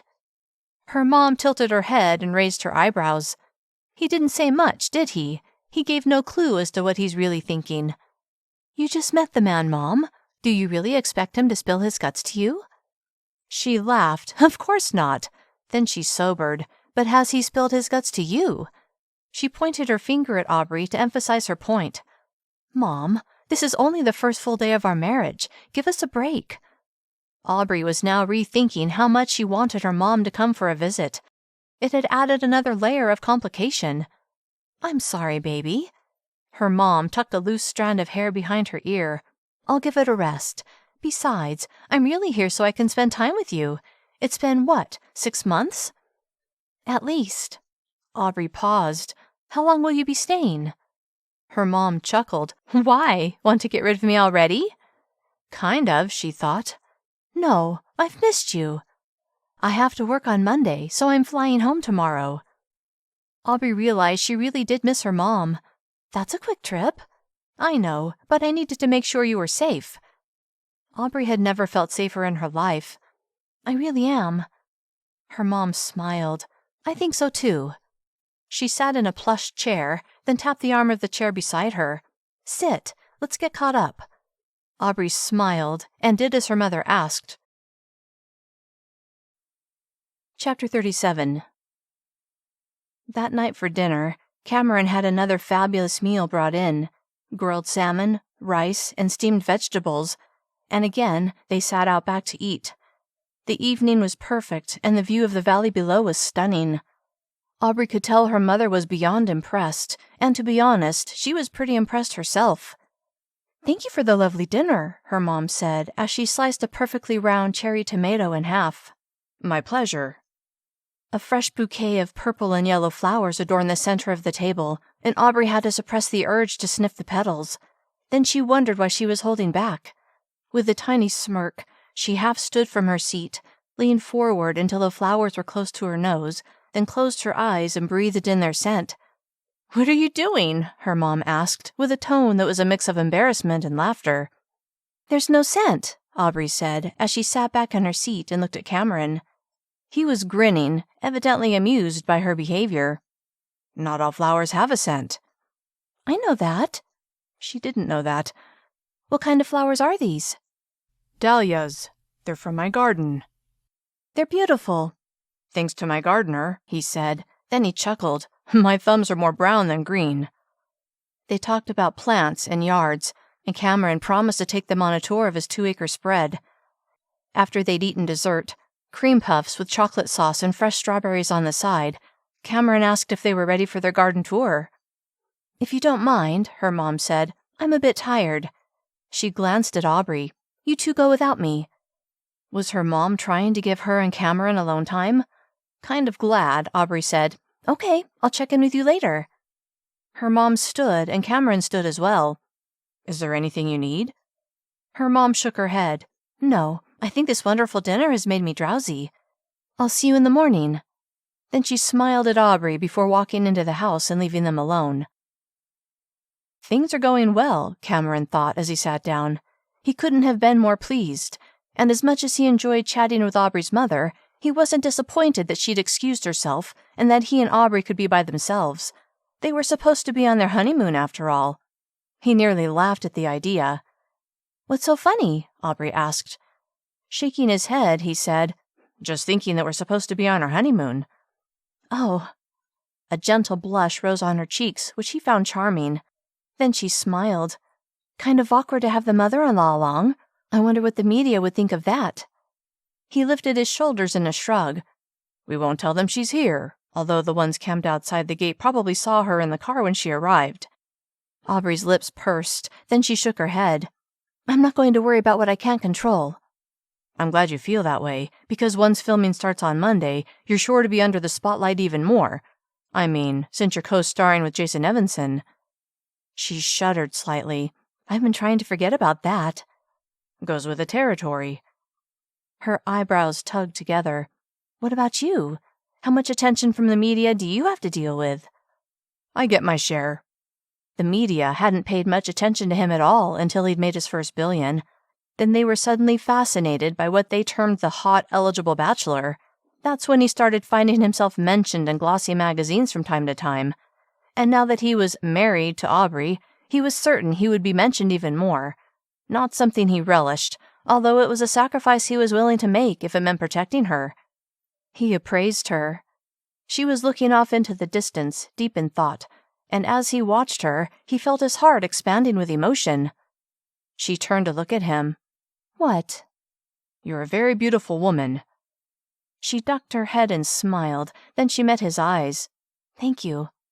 "Ready for that tour?" "Yes." He stood, then went to her and pulled her chair out as she stood. Then he held his bent elbow to her and she hooked her arm through his. With her arm curled through his, they set off down stone steps and toward a beautiful flower garden. A riot of color spread out before them, and as they drew closer, the sweet scent of roses filled the air. "Now," Cameron said with a smile in his voice, "these flowers have a scent." "Yes, I smell them." Her gaze swept across the red, pink, yellow, and white flowers. "I love roses. I think they're my favorite." He stopped and looked at her as he released her arm. "You're not sure?" She laughed. "I love all flowers, but I really love the scent of roses." "Noted." What did that mean? Aubree really didn't care, though. Instead, she laughed. "What about you? What's your favorite flower?" "The ones that are still alive." That brought on another chuckle. "Okay, I get it. You're not really into flowers." "I enjoy looking at them. I just don't know what to do with them." "You could always paint them. I love capturing their vivid colors and unique shapes." He laughed. "I'm no artist." "In a way you are, though. You create gaming apps, right?" "Yeah." "From thin air?" He grinned. "Yeah." She tilted her head. There you go, then. He nodded, like he'd never thought of himself that way before. Pleased that she had enlightened him, she smiled in satisfaction. They continued on, and after they began walking through the flower garden, Cameron said, "Is it okay if I take your hand? In case the paparazzi are watching us through their telephoto lenses." The idea that they were being observed in the privacy of his yard startled her, and she slipped her hand into his. And then she forgot about the paparazzi, as the electricity that zinged through her body didn't allow thoughts of anyone or anything but Cameron. The touch of her hand in his sent a bolt of emotion to Cameron's heart, and it took all of his self-control not to drag her into his arms and kiss her. Then he thought maybe he should, in case photographers were watching. He stopped and faced her, their fingers still entwined. Then he took her other hand and said, "I'm going to kiss you now." Her eyes widened, but she didn't object. "Is that all right?" He didn't want to do anything she didn't want to. It was as if someone had placed a cork in Aubree's throat. No words would come out, and it was even hard to breathe. She admitted that she'd thought about their kiss the day before more than she'd meant to. How could she not when it kept popping into her mind? And now, with Cameron flat out telling her that he was going to kiss her, that woke a swarm of butterflies in her belly. "Yes," she finally managed to whisper. She wanted him to kiss her, this pretend husband of hers. His lips curved into a sexy smile, and his blue eyes were focused solely on her. And then he closed the distance between them, before releasing her hands and sliding one arm around her waist, while at the same time he lifted her chin with a finger, forcing her eyes to meet his. "Is this okay?" he asked, as his eyes burned into hers. "Yes," she whispered, suddenly dying to have his lips on hers. He smiled, and she noticed a fan of fine lines in the corners of his eyes that drew her in and wouldn't let her go. Then his mouth slowly moved toward hers, and her lips parted in anticipation. Then finally, his lips pressed against hers, and his hand moved from her chin to the back of her neck, and her arms curled around his neck. Savoring this connection she felt with him, she realized that this was their first real kiss. The other, as amazing as it had been for show. This was personal, private, intimate. This was theirs. After several moments, they drew apart. "One day I'm going to make you my wife for real," he murmured, as his eyes bored into hers. At his pronouncement, Aubree found she couldn't breathe, didn't want to breathe unless he was standing beside her, and she finally admitted that she was falling for him. Had he really just said that out loud? Cameron wanted to take it back. What if he scared her away? But at the look in her eyes, going from shock to uncertainty to something that lit a spark within him, he was glad he'd said it. Going bold. That's what had gotten him where he was in life. No reason to change things up now. He waited for her reaction. I don't know what to say." At least she hadn't bolted. "That's okay. That wasn't a formal marriage proposal." She smiled her dazzling smile, and his heart was swept away. "Let me know when it is." His eyebrows shot up. What was she saying? "What are you saying?" She slowly shook her head. "I don't know. I mean, I'm falling for you, Cameron." Joy exploded within him, and a smile burst upon his mouth. "But I'm not ready to get married yet." That made him throw his head back as he laughed. She grinned. "I know, we are married. At least as far as the world believes, but I'm nowhere near ready for the real thing." She grimaced. "Not as long as Tyler's out there. I can't go there with you, with anyone." This conversation was running ahead of itself. If he wasn't careful, she would tell him she wanted an annulment on their fake marriage, and his chances with her would be over. "I was just..." He waved one hand, then added, "looking into the future." She nodded her understanding, then he took her hand and they continued their tour. When they were done and had reached the house, she said, "Thank you for showing me your beautiful grounds. I think I'd better call it a night." The sun had set, and he was sure she would want to talk to her mother. "All right," he said, as he walked her to the base of the staircase. "I'll see you in the morning." "Good night, Cameron." "Good night." She went up the stairs, and he stared after her. wondering if once the Tyler issue was resolved, if she really would be ready to move forward with their relationship, or if she would come up with another obstacle. Amazed by how quickly things were progressing between her and Cameron, Aubree fairly floated up the stairs. When she reached the top, she walked right past her room and went directly to her mother's, knocking on the door before opening it and walking in.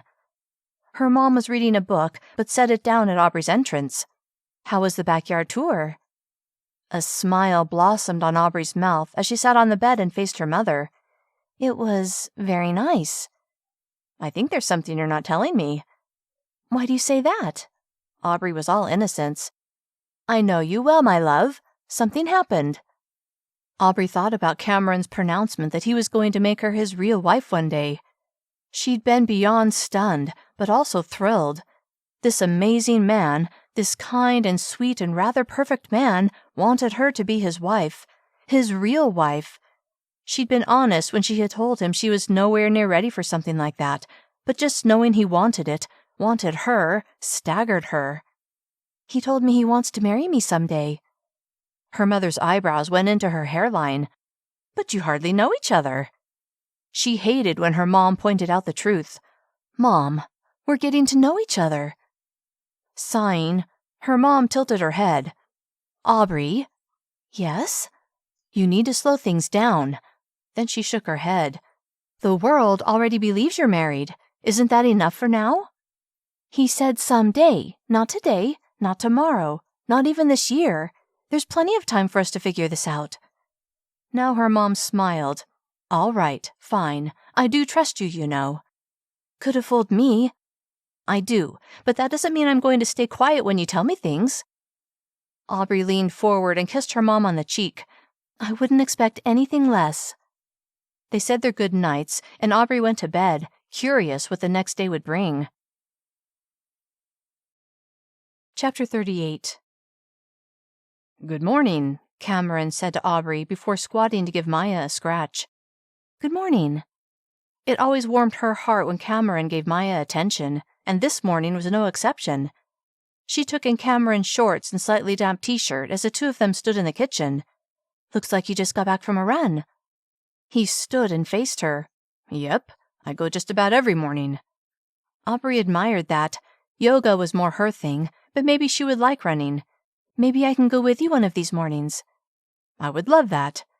He glanced behind her. Is your mom up yet? Yes, but she's still getting ready. She'll be down soon. Great. I want to make breakfast for you both. How does French toast sound?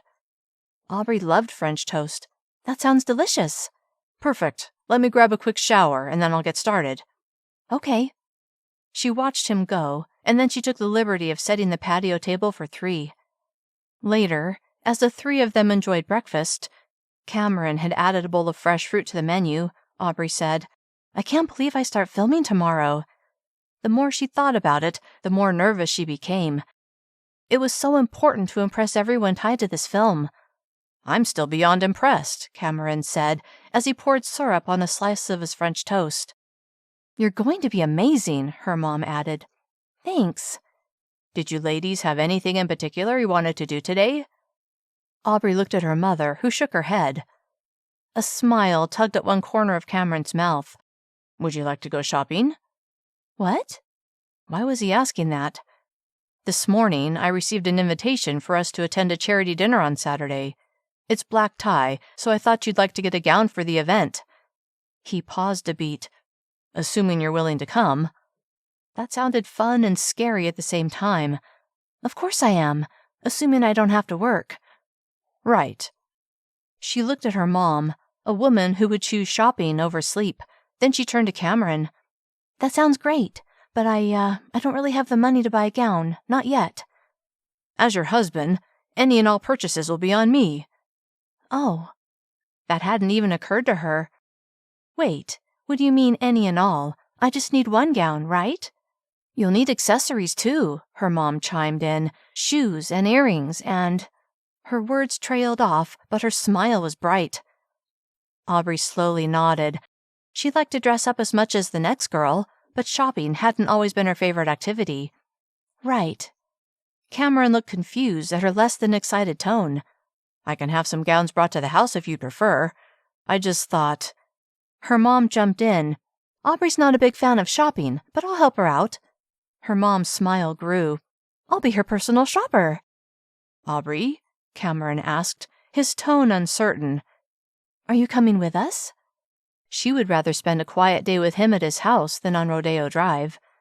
"Actually," he said, as his mouth stretched into an expression of chagrin, "I have some work I need to do today." "I see how it is," Aubree said, her tone teasing. "Send us off to shop so you can work." Cameron chuckled. "You figured me out." If he had to work, she didn't want to be a distraction. "Okay then, my mom and I will go shopping. What's the budget, though?" She wasn't about to spend too much of someone else's money. Cameron's gaze shot to Aubree's mom before going to Aubree. "I have no idea. I've never bought a gown before." Aubree laughed. "Then how am I supposed to know how much to spend?" Cameron reached into his back pocket and pulled out his wallet before holding out a credit card. "Use this, and use your best judgment." His gaze locked on hers. "I trust you, Aubree." Touched that he was willing to put his complete faith in her judgment, she took the credit card and tucked it into the pocket of her jeans. "And don't worry about security," he added. "I'll have the team take you wherever you want to go." Being cared for so completely was kind of overwhelming. "Thank you, Cameron." He reached out and placed his hand on hers. "You're welcome." He smiled. "Let me know when you're both ready to go, and I'll make sure the car's ready." An hour later, Aubree and her mom were on their way. "I'm liking him more and more," her mom said with a grin. "That's because he gave us his gold card and no budget." Her mom laughed. "That didn't hurt." Then she sobered. "Really though, Aubree, he's a very nice man." "I know." "May I see that credit card?" her mom asked. Aubree took it out of her purse and handed it to her mother, who examined it closely. "You realize this card is actually made of gold, don't you?" "What? That's crazy." Aubree took it back and studied it. Her mother was right. The card looked like it was made of actual gold, with Cameron's name and account number etched into its surface. Tucking it back in her purse, she clutched her purse tightly against her. Certain there was no credit limit, she was suddenly terrified someone would steal it from her and she would be responsible. "I'm not going to spend very much." "That's fine. In fact, I'm glad. I raised you to be frugal after all." Soon enough, they entered a fancy boutique, one that Cameron had heard was recommended. In her jeans and blouse, Aubree wasn't sure the salespeople would take her seriously, but to her surprise, one of the women hustled right over. "Welcome, Mrs. Shah. What can I help you with?" They recognized her? Then she realized she shouldn't be surprised. Cameron was a billionaire. News of him getting married would be something these people would be on top of, and she didn't even care that they hadn't called her Ms. Nichols. Aubree looked at her mother, whose face was lit up with pride. Then Aubree scanned the display of fancy clothes. I need a ball gown for a dinner." Why did she feel like such a fraud? Oh yeah, because she wasn't actually Mrs. Shah. At least not yet, she reminded herself, thinking of Cameron's pronouncement the night before. Allowing a small smile to blossom on her lips, she glanced toward the entrance where her security team sat in the SUV parked at the curb. Glad they hadn't come inside, nevertheless, she felt safe with them close by. "If you'll both follow me," the saleswoman said, "I'll bring you some gowns to try on." Aubree nodded, then followed the saleswoman to a back area where she and her mom sat in comfortable chairs in a well-lit room. Then she tried on dress after dress. Most looked fantastic on her, but when Aubree saw the price tags, she just couldn't get them. "Aubree," her mother said when they were alone waiting for the next batch of gowns, "you're going to have to choose one of these gowns." "Maybe we can go somewhere else and find one that's less expensive." Even as she said it, she grimaced. She was already exhausted and ready to go back to Cameron's house. "If that's what you want to do, then we can go," her mom said. "No, you know I'm pretty much done already." Her mom smiled. "That's what I thought." "But Mom, they're all so expensive." Her mom leaned close to her and whispered, "The man's a billionaire, and he did suggest this shop." Then she straightened. "And remember, this will be your first appearance as husband and wife. You want to make him proud, don't you?" There was no doubt that she did. Yes, of course. Okay then, from now on, focus on how the gowns look on you and do not look at the price. She wasn't sure she could do that. Aubree, promise. Her mom gave her a meaningful stare. Do you want to be here all day? That was a definite no. Okay, I promise. Her mother smiled. Good. By the time they'd finished shopping and had lunch, it was mid-afternoon. Your flight's in only a few hours, Aubree said as they pulled into Cameron's driveway. I hope you're not too exhausted from shopping. Her mom laughed. Unlike you, shopping energizes me. Glad someone had enjoyed it. When their driver opened her door, Aubree climbed out. And when Cameron walked out of the front door, Aubree was surprised at how thrilled she was to see him. I missed him, she realized. It had only been a few hours, so what did that say? How'd it go? He asked as he walked toward them. Find anything you liked? Before she had a chance to answer, her mom said, Taking this girl shopping isn't easy, but we found a beautiful gown. That's great. What color is it? Green, Aubree said. Emerald green, her mom added. Aubree looked at Cameron's unsuspecting face and pictured what his expression would be when he got his credit card bill. When they'd rung up her purchase, the gown, a pair of heels, and a matching bag, she'd nearly choked. I'll pay you back, she said, as soon as I get paid. He laughed. What are you talking about? I told you I was buying your gown. But it was too much. Embarrassment at spending so much of his money, especially with all he was doing for her, poured over her.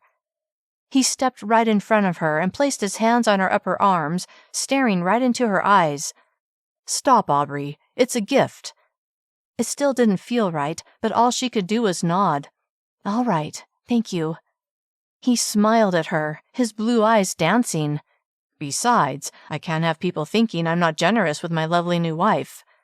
She remembered the way the sales clerk had known who she was the moment she'd walked in. Everyone would be looking at her at the dinner on Saturday, and she knew she would be a reflection on Cameron. He was better known than she was. That might change once the film she was doing was released, but for now, he was the famous one. She wanted to make him proud. He was such a wonderful man, a man she was falling for and falling hard. I need to get ready for my flight, her mom said. I'll meet you inside. Aubree nodded, and once her mom had gone into the house, she smiled at Cameron. Thank you for bringing my mom here and giving us such a lovely day together. It was my pleasure. As she looked at his handsome face, she knew he meant every word. Chapter 39. Late that afternoon, the front door opened, and eager to see Aubree, Cameron met her in the entryway. Your mom got off okay? Aubree's lips curved into that smile that dazzled him every time.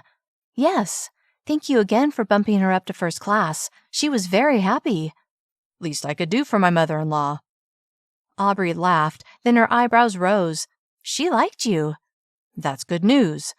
Actually, he was thrilled, because he wanted to be with Aubree all the time, and having her mother on his side was a huge plus.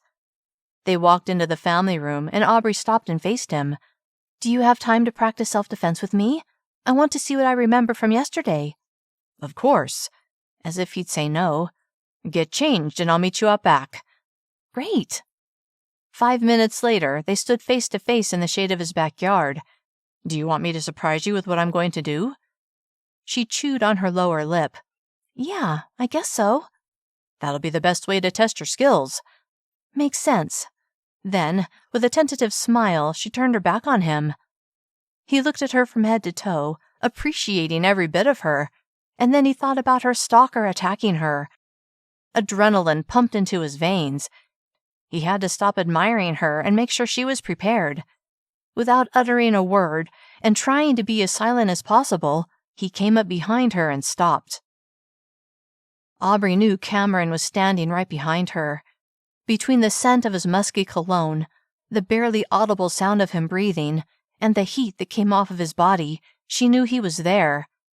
Though she knew this was just practice, she was still on edge as she braced for his attack. With her heart pounding, the longer he stood there without doing anything, the more tense she became. You have to relax, he murmured behind her. In a real attack, you won't be expecting anything. Right now you're waiting for something. She knew he was right, but it was still hard to convince herself to relax. I'm an actress, she thought. I can do this. She rolled her shoulders and thought about filming the next day, imagining how it would go. She was so caught up in her thoughts that when a pair of arms wrapped around her, she gasped, then froze. But only for 2 seconds. Blinking, she remembered all that she and Cameron had practiced the day before. Without any further hesitation, she leaned forward slightly before moving her head back in a gesture of headbutting him. He released her and she turned to face him. Very good, although you hesitated at first. You caught me off guard. Good. In that case, your hesitation was pretty short. His praise warmed her. Let's do another angle, like coming at me from the front. Okay, stay there. He backed up about 15 feet. Then he strode toward her, his eyes lasered in on her. With his focus so intensely on her, she nearly forgot what they were doing, so when he reached her and grabbed her wrist, it took her a moment to react, but she twisted her arm against his grip and broke free. Good, he said with a grin. They went through several more moves, and by the end, Aubree felt even more confident than she had the day before. Did I earn a gold star again? She asked with a smirk. Actually, he began as he reached into his pocket. Aubree watched his hand, wondering if he was going to pull out a sheet of gold foil star stickers. Instead, when he pulled his hand out of his pocket, it was in a fist and she couldn't see what he held. What's that? This? He asked as he held up his fist. Anticipation thrummed through her, and she lifted her eyes to his face. He was grinning. Only my best self-defense students get one of these. His hand was still in a fist. Oh? How many students have you had? He laughed. You're the first. She laughed too. Fair enough. You're my first teacher. His cupped hand came down where she could see it, and he slowly unfurled his fingers. Your gold star. Well, sort of. Lying in his hand was a fine gold chain with a rose pendant. Aubree reached into his hand and lifted the rose from his palm. White petal edged in gold, and in the very center of the rose was a perfect diamond. It's beautiful, she breathed out. Turn around and I'll put it on you. She did as instructed, and as his hands brushed against her collarbone, a zing of electricity shot through her. This man was all kinds of wonderful. There. She covered the rose with her hand and turned to face him. I love it. Thank you. You earned it. What about you? You work just as hard. He smiled. My reward is knowing you can defend yourself. She laughed. Okay. But inside, she was thinking of what she could give him. Are you getting hungry? Yes. All right. While you get cleaned up, I'll arrange dinner. She put a hand on her hip. Are you saying I smell? He laughed. I would never say that, at least not to your face. Chuckling, she nodded. I can take a hint. And by the way, you do smell. He sniffed his armpit before recoiling. I sure do. He grinned. Guess I'll get cleaned up too. They walked into the house together, stopping at the base of the staircase. Do you want me to make dinner? He shook his head. I already have something planned. That sounds intriguing. Any hints? He shook his head. You'll find out soon enough. Then, with a final smile, he turned and sauntered away. Chapter 40. Cameron hadn't actually thought of what to do for dinner, but now that he'd piqued Aubree's curiosity, he would have to come up with something good, and after a few moments, he had an idea. He made the arrangements, then he showered and changed into slacks and a button-up shirt.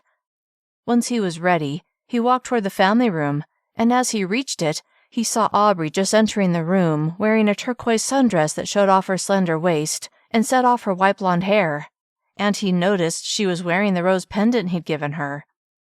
You look lovely, he said as he approached her, stopping in front of her. You look nice too. Are you hungry yet? She tilted her head. Why, what do you have planned? His lips lifted in a smile. Do you feel like going out? Honestly, not really. I'm tired from shopping, and with filming starting tomorrow, a night in sounds good to me. So, he'd read her right. That's what I thought you would say. The doorbell rang. Is that dinner? Yes, it is. He hoped she wouldn't be disappointed. He left her in the family room and went to answer the door. Curious what Cameron was doing for dinner, Aubree forced herself to wait in the family room, and when Cameron came back from the front door holding 2 large pizza boxes, she laughed. "Hope this is okay," he said with a grin. "It smells delicious." "I thought we could eat on the couch and watch a movie." After the fancy meals the last 2 nights and the crazy shopping spree she'd been on, staying in while eating pizza and watching a movie sounded perfect, especially if that meant the possibility of cuddling up with Cameron on the couch. "That sounds great," she said. Then she followed Cameron into the kitchen, where he took out 2 plates and set them on the counter beside the pizza boxes. Before long, they were sitting on the couch, with their feet on the coffee table and their plates on their laps, and Maya stretched out nearby. Aubree hadn't felt this relaxed in days. It was just what she needed before filming began. "How's your pizza?" About a foot separated them, and when Aubree turned to look at him and caught his eye, the idea of having his arms around her sent a pulse of heat to her insides. Breathing out slowly to settle herself, she took a moment before saying, "It's yummy. How's yours?" He studied her, ignoring her question. "How are you feeling about our pretend marriage?"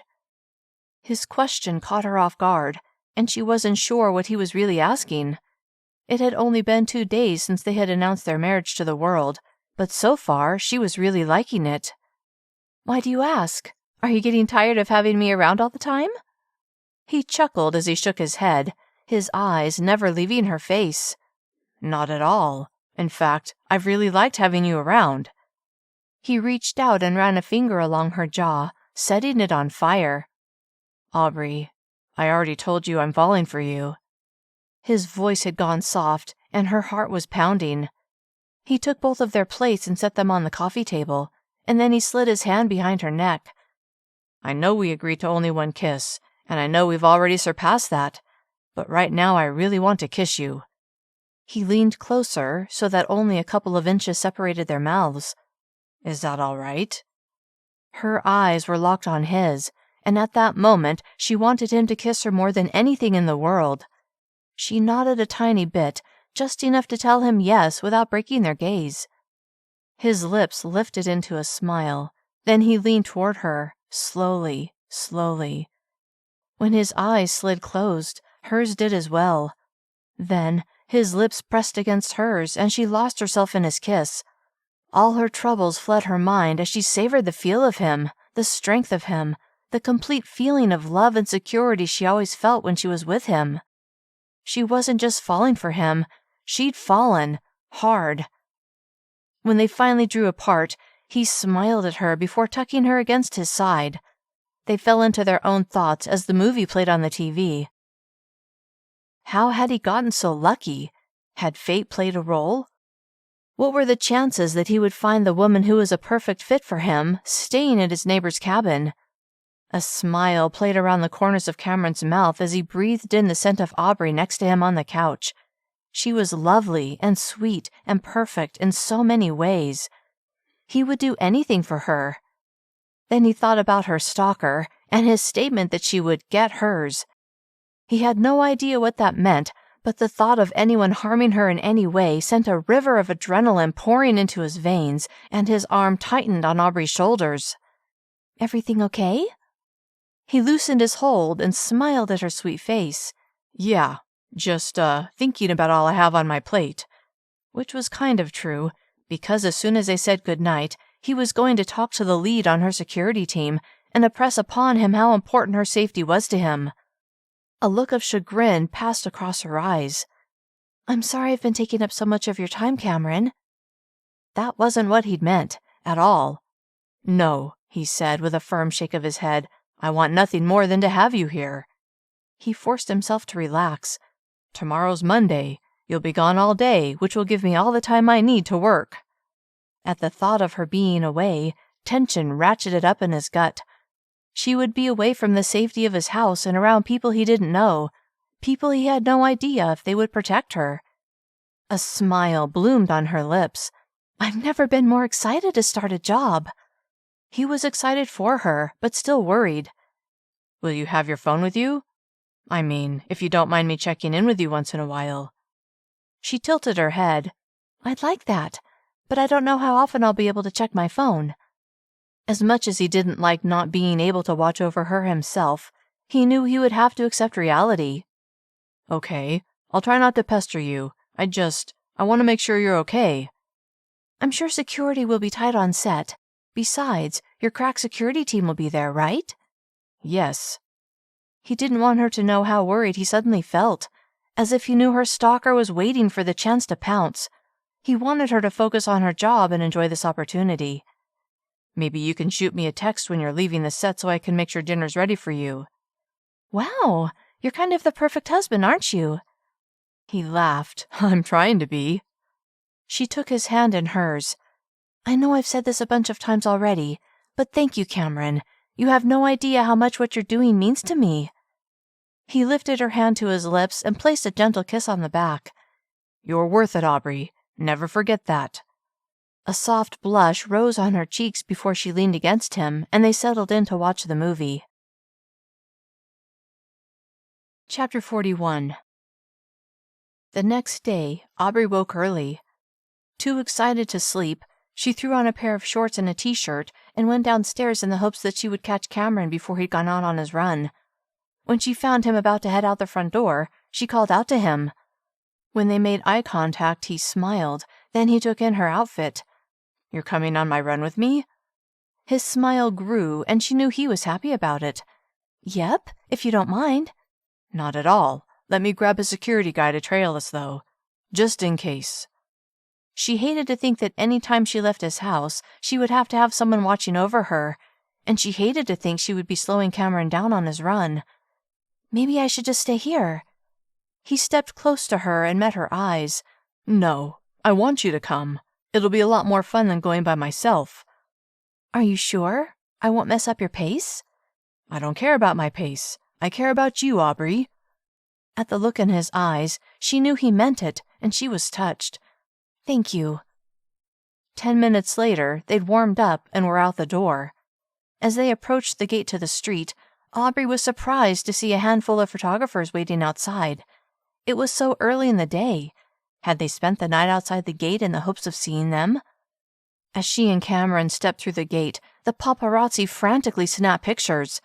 She realized this was the first time she and Cameron had gone anywhere together since their announcement 3 days earlier. Being out in the open like this made her nervous. Back up, one of their security people told the photographers, blocking their cameras from getting shots of them. Let's go, Cameron said, and they set off at a good clip. When they'd gone a quarter of a mile, they were out of the view of the photographers, and Aubree felt herself relax and get into a good pace. She glanced behind her to make sure a security guy was behind them, and when she saw him easily keeping up, she felt reassured. Is this how it's going to be? She panted out. Paparazzi hanging around outside the gate all of the time? Cameron shook his head. I don't know. Maybe they'll find someone else to follow around. Knowing that the film she was to begin shooting that day could catapult her into stardom, she doubted the paparazzi would lose interest any time soon. Still, she wouldn't trade any of it, not if that meant giving up Cameron. When they'd finished their run and were approaching the house, Aubree was disconcerted to see that the number of photographers had doubled. Word must have gotten out that she and Cameron were on a run. Doing her best to ignore them, she stayed by Cameron's side as they went through the gate and closed it firmly behind them. What a way to start the day, she said as they walked into the house. Then she considered the fact that if she wasn't pretend married to Cameron, the paparazzi wouldn't be interested in her at all. At least not at this point in her career. Maybe being with him wasn't such a great idea. But the thought of not being with him made her heart ache. They went into the kitchen to get some water. Do you want me to make you breakfast before you go? As she thought about arriving on set, her appetite diminished. No, I'm not really hungry right now. Nerves, huh? He already knew her so well. Yeah. He stroked her arm, sending chills cascading along her skin. You'll do great, Aubree, and when you get home tonight, I want to hear all about it. His confidence boosted her morale. Thanks. They went their separate ways, and after showering and getting ready for the day, she found Cameron in his office already hard at work. Hey, she said as she walked into the room. He smiled at her. Hey. I wanted to tell you I was leaving. Was that what married couples usually did? She thought so. Anyway, she wasn't telling him goodbye because it was what she should be doing.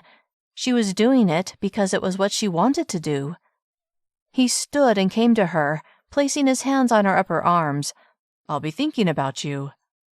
Knowing she would be in his thoughts warmed her. I'll check in with you when I can. He shook his head. You just focus on your job. He was so wonderful. Wanting to kiss him, and to be the one who initiated the kiss for a change, she reached up and placed her hand on the back of his neck, then she stood on her tiptoes. His eyes widened, then he smiled and leaned down until their lips met. His arms wrapped around her waist, and her arms curled around his neck. Then she sank into him, suddenly not wanting to leave. Being with him was so safe, so comfortable, so right. Then she thought about the day ahead of her, and her excitement kicked in. She gently pulled away. I'll see you tonight. I'll be here. With that, she headed to the waiting car and set off. Chapter 42. Once Aubree arrived on set, it felt like coming home. She'd missed working these last few weeks. Being around the hustle and bustle of an active set filled her with energy. She watched as her security team checked things out, and without even thinking about it, she scanned the area, on the lookout for Tyler. He had to know she would be there, and he knew his way around movie sets. She couldn't take any chances. There was no sign of him, and she felt herself relax. There she is, a familiar male voice said beside her, and she turned to find Jason Evanson standing there. Momentarily starstruck, she lost her ability to speak. Congratulations on your marriage, he said. Aubree immediately felt like a fraud. With the bubble she and Cameron had been in for the last few days, she'd almost forgotten that the world thought they were married, and now she had to play her role. Thank you. Then again, when she pictured Cameron, it didn't feel so pretend. Not with the feelings that had developed between them. Too bad she was having so much trouble letting her heart have free rein. But until the dark cloud of Tyler disappeared from her life, she wouldn't be able to give her heart fully to anyone. How nice of you to work when you should be on your honeymoon, he added with a smirk. She laughed, not only at his comment, but when she thought about the few chaste kisses she and Cameron had shared, a honeymoon was so far from reality that it made her chuckle. I'm excited to start working today. That's good news, because we're going to work you hard. With that, he turned and strolled away. Shortly after that, her day began in earnest, and when it was time for a lunch break, Aubree was both exhilarated and tired. We have a surprise for you, Jason said, as everyone gathered around. Stumped by what the surprise could be, she waited to see what it was. Then someone wheeled in a huge wedding cake. What? She exclaimed, kind of flabbergasted. What's this for? At first she thought it was related to the movie. It was a rom-com after all. In honor of your recent wedding, Jason said with a grin. We all wanted to say congrats. He swept his arm in the direction of the assembled cast and crew. Now Aubree felt terrible. Everyone was so nice, and now they'd gone to the trouble of getting a cake to celebrate a wedding that hadn't actually occurred. But she couldn't tell them that. Not only would they hate her, but she had to keep her secret. Instead, she softly said, Thank you. We need a picture, Jason said, motioning to someone who held a camera. Aubree obediently stood beside the cake with Jason and a few others while someone took pictures. Okay, Jason said, let's eat. Someone began slicing the cake, and everyone lined up to get a piece. Jason brought her a plate and led her to a table where it was just the two of them. How have things been? He asked, as he forked up a large bite. I mean with the tabloids. Are they driving you crazy yet? He was a big star, so he obviously had a lot of experience with the paparazzi, but it was all new to her. Photographers were perched outside our gate when we went running this morning. Jason shook his head. Vultures. How do you deal with it? She asked, as she lifted a bite of cake to her mouth, ready to savor the exquisite flavor of chocolate with raspberry mousse. But with all the lies baked into it, she found she couldn't enjoy something she would normally love. Frowning, Jason said, I ignore them as much as possible and just try to live my life. Not much else you can do." She appreciated his insight. "Yeah, I guess you're right." He glanced toward a pair of men on the edges of the set, men from her security team. "And have someone to keep the paparazzi back when necessary." She was so grateful to Cameron. She tried to imagine coming to and from the set on her own, from her apartment, with Tyler on the loose. The thought made her anxious. With Cameron's protection, she didn't have to worry about Tyler, she hoped. When Aubree had finished working that evening, she texted Cameron and let him know she was on her way, but on the drive home, she made a quick stop. By the time she arrived back at his house, she was wiped out. But when she walked into the house and found him putting the finishing touches on dinner, she felt her energy returning. "How was it?" She set her purse on the counter with a smile. "Exhilarating, exhausting, amazing. I can't wait to go back tomorrow." His eyes went to the bag she held in her hands. "What's that?" She laughed and handed it to him. "A gift from my teacher." He peeked inside, then pulled out a bright red apple before grinning. "Nice." "There's enough in there for you to have one a day for at least a week." "Thank you." He set the bag on the counter. As they ate dinner, he asked for details on her day, and when she thought about the wedding cake, she tried to hold back a frown, but she knew she failed. "What?" He narrowed his eyes. "Did something happen?" "Kind of." Then she told him about how nice everyone had been, and about the wedding cake. "Oh." "Yeah, I feel terrible lying to everyone when they were all so supportive of our marriage." She did air quotes on that. "I know what you mean. I've been getting emails all day congratulating me." She sighed. "How long should we keep this going?" He laughed. "More than 3 days, that's for sure." Guilt at lying to the world was digging into her. Although it was for a good reason, a very good reason, it still bothered her. It was one thing to keep a relationship private from the media, another thing entirely to flat out deceive everyone. At least her family knew the truth.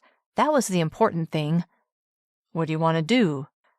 She thought about Tyler's ominous email and tried to suppress a shudder.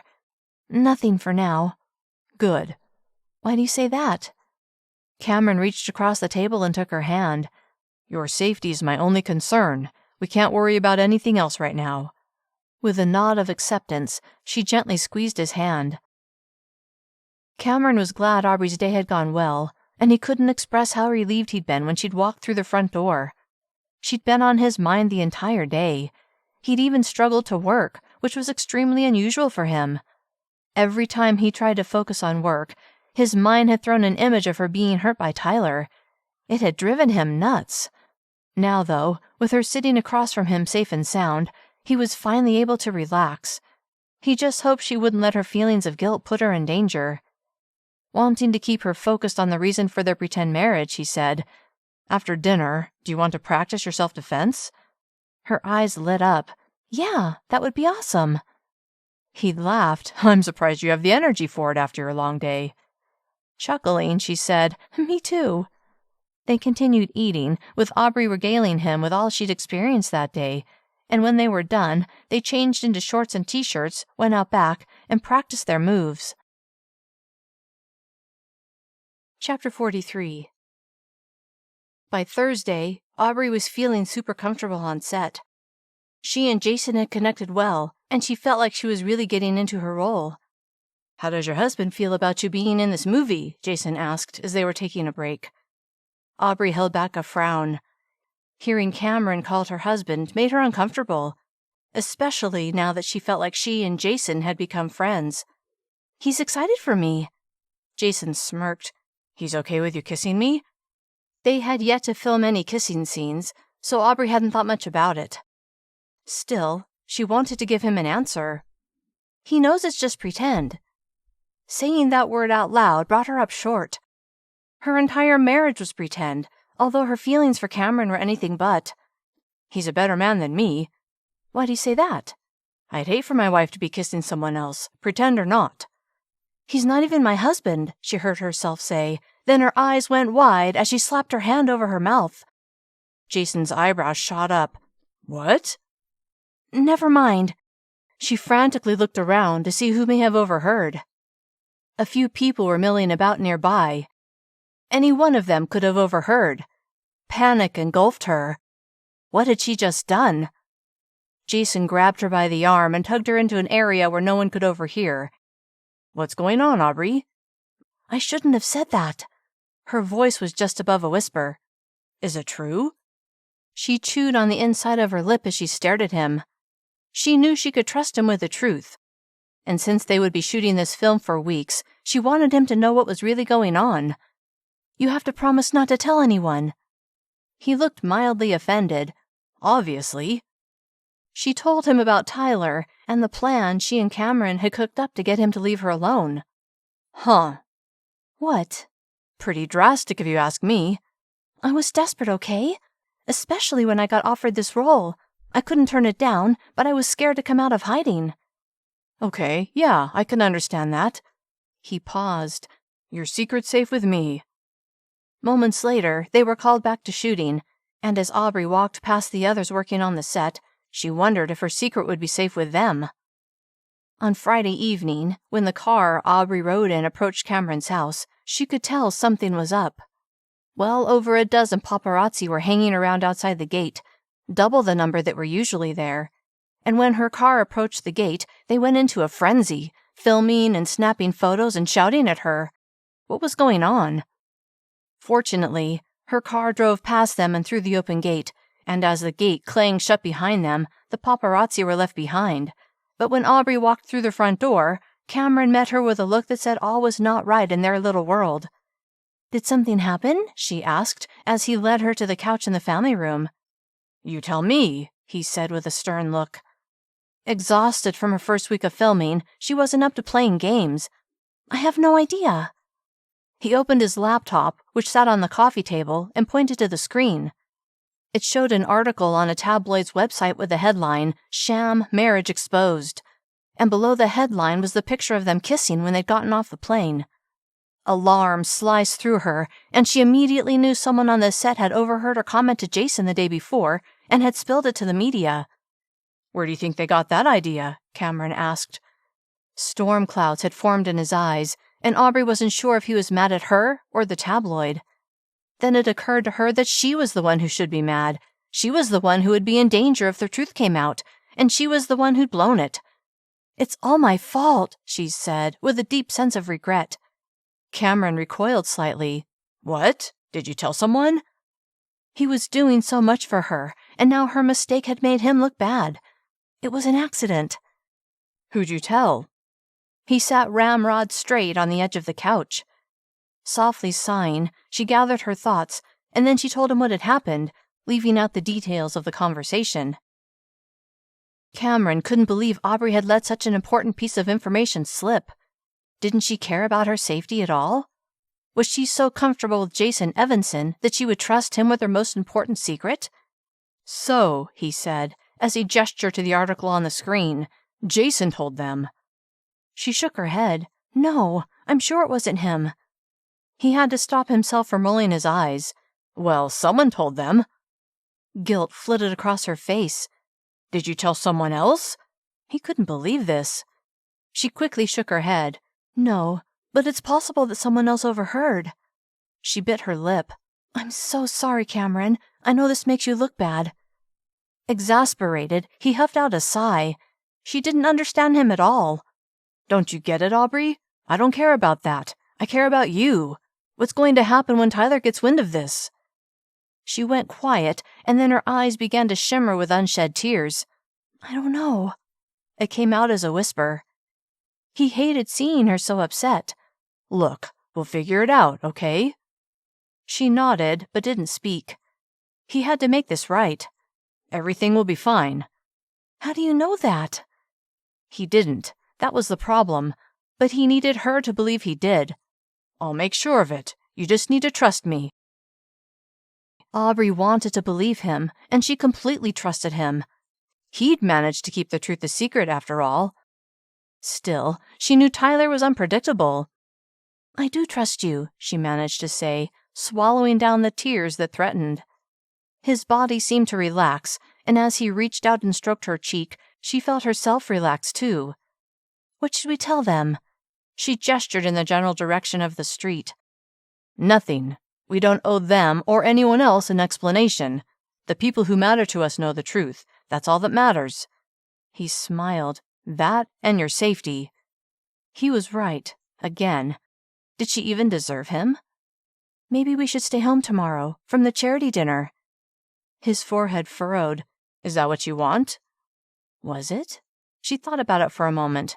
No, she wanted to show the world that she didn't care what the media said. She and Cameron would present a united front. They would continue their charade. They had to. "No, I want to go." He smiled. "Good. We need to go. This charity is important, and I want to support it."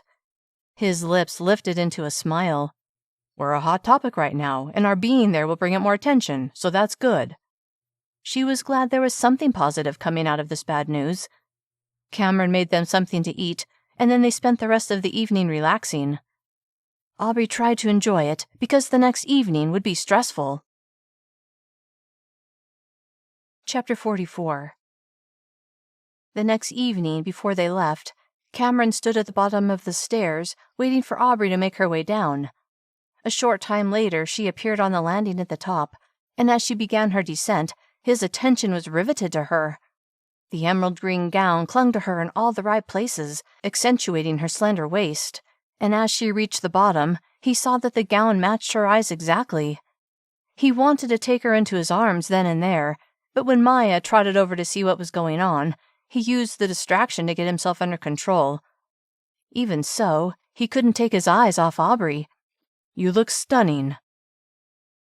"Thank you." Aubree felt beautiful in the silky gown, and she tried not to think about how much it had cost. Even though Cameron was a billionaire, she didn't like the idea of spending so much money on a single dress, especially his money. But she knew looking good reflected on him, even if the world was questioning their marriage. "I have something for you," he said, as they stood at the base of the stairs. Then he lifted a rectangular velvet box from a small table and held it out to her. With a mix of trepidation and excitement, Aubree opened the lid to find a gorgeous emerald necklace with matching drop earrings. She turned to Cameron with a smile. "They match perfectly. Thank you so much." He lifted the necklace from the box, then twirled a finger to tell her to turn around. She did as instructed, and he clasped it around her neck. Placing a hand on the gems, Aubree felt deeply cared for. "Put on the earrings," Cameron said. Aubree did, then she looked at her reflection in a nearby mirror. The effect of the emeralds with her gown and her eyes was striking, and she knew she would do Cameron proud. "Are you ready to go?" She turned to him and slid her hand into his. "Yes." He gently squeezed her hand as he smiled in a way that let her know just how much he liked the way she looked. A few minutes later, they were in the car and heading toward the gate. The sun was still high in the sky, and Aubree was kind of flabbergasted to see that the number of paparazzi had multiplied yet again. "Don't they have a life?" "This is their life," Cameron murmured. Tearing her gaze away from the crowd, she glanced at the men in the front seat of the SUV. At least they would keep everyone back. When they arrived at the hotel where the dinner was being held, Cameron got out of the car first, and then Aubree slid across the seat to follow him. He held out his hand to help her out, and as her heels touched the ground, she heard people shouting at them. "Aubree, look this way! Are you really married? Why are you pretending? Is it for publicity?" Ignoring all of them, Aubree kept her grip tight on Cameron's hand as they made their way inside to the relative peace and quiet. All the women were dressed in beautiful gowns and sparkling jewels, and for a moment Aubree felt conspicuous, and then she remembered that thanks to Cameron, she looked just as good. Then she noticed people looking their way. Was it because she looked fabulous, or because they'd heard the rumors? With no way to know, she held her head high and stayed right beside Cameron. With her hand in his, she stayed by Cameron's side as he circulated around the room, introducing her to those he knew. When it was time to start the dinner, he led her to their table. Throughout the meal, Aubree enjoyed herself, chatting with the others at their table. They were all very impressed that she knew Jason Evanson and asked all kinds of questions about him and about making the movie. Their interest boosted her confidence, and she was beyond relieved that no one asked about her and Cameron's marriage, even though she was certain they must have heard the rumors. Near the end of the meal, Aubree leaned toward Cameron and whispered, "I'm going to the ladies' room." "All right." He looked toward the back of the spacious room where one of his security guards was standing. Then he turned to Aubree. "Have Brian go with you." She wasn't sure that was necessary, but with all the uproar in the tabloids, it seemed like a good idea. She made her way to the back of the room and felt many pairs of eyes on her. Keeping her chin up, she walked past Brian and out into the hallway. Pretending she was just a normal girl going to the ladies' room, instead of the subject of speculation who was afraid of her stalker, she walked down the hall and to the door to the ladies' room with Brian trailing behind her. Chapter 45. Standing at the sink, Aubree was glad no one else was in the bathroom. It gave her a minute to catch her breath. She stared at her reflection and tried to see herself through Cameron's eyes. What did he, a wonderful, wealthy, handsome man who could have any woman, see in her? She wasn't sure, but his unwavering kindness and thoughtfulness, plus his profession of his feelings for her, convinced her that he was sincere, that he really cared about her as much as she cared about him. She pictured his face and felt her heart blossom with love. How could she be so lucky? The sound of a stall opening nearby startled her. She thought she was alone. Her gaze slid up the mirror to see the reflection of the person exiting the stall. Expecting to see one of the other ladies from the charity dinner, when she saw the face of a man, she was startled. But when she recognized the face as Tyler's, she gasped and felt her heart plunge to her toes. He was smiling, but it wasn't a friendly smile. It was the smile of a man who was furious and triumphant all at the same time. He wore a white jacket, black pants, black vest, and a black bow tie, the same uniform the servers were wearing. Dumbfounded to see him there, Aubree couldn't move. Instead, her focus was riveted to him as he sauntered toward her with that evil grin. Then her paralysis broke and she bolted toward the door. The only problem was, her high heels and long gown didn't allow her to move very fast, and before she'd reached the door, Tyler had gotten there first. He turned the lock, then faced her. "Hello, Aubree." Taking a step back, she screamed, "Help! Help me!" Immediately, there was a commotion at the bathroom door, but with it locked, the person on the other side, presumably Brian from security, couldn't get in. "Unlock the door," a voice shouted from the hallway. Aubree's gaze shot to Tyler, who stood right in front of the door. If she could just get past him. She thought about the self-defense moves she'd worked on with Cameron, but none of them dealt with this situation. They were all about disabling an attacker, not moving someone out of the way. "You look lovely this evening," Tyler said, as his gaze raked her body. Holding back a shudder, Aubree forced herself to remain calm. "What are you doing in here?" "I've been keeping an eye on you this evening, and when you got up, I hustled in here to wait for you." He laughed. "Guess it paid off." There was more commotion at the door. Tyler kept his eyes on Aubree as he shouted, "Don't open that door or I'll shoot her." And then, to Aubree's horror, Tyler lifted his vest to reveal a gun tucked in his waistband.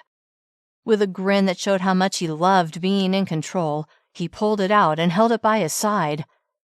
"He has a gun!" Aubree screamed, to make sure whoever was trying to get in would know what they were up against. What was taking Aubree so long? Cameron glanced at her place at the table, then he looked toward the back of the room. Brian wasn't there, so he knew he had to be with her. But still, something didn't feel right. Then, as he was looking toward the back, someone opened the door to the ballroom to enter, and Cameron caught a flash of a uniformed police officer running down the hall.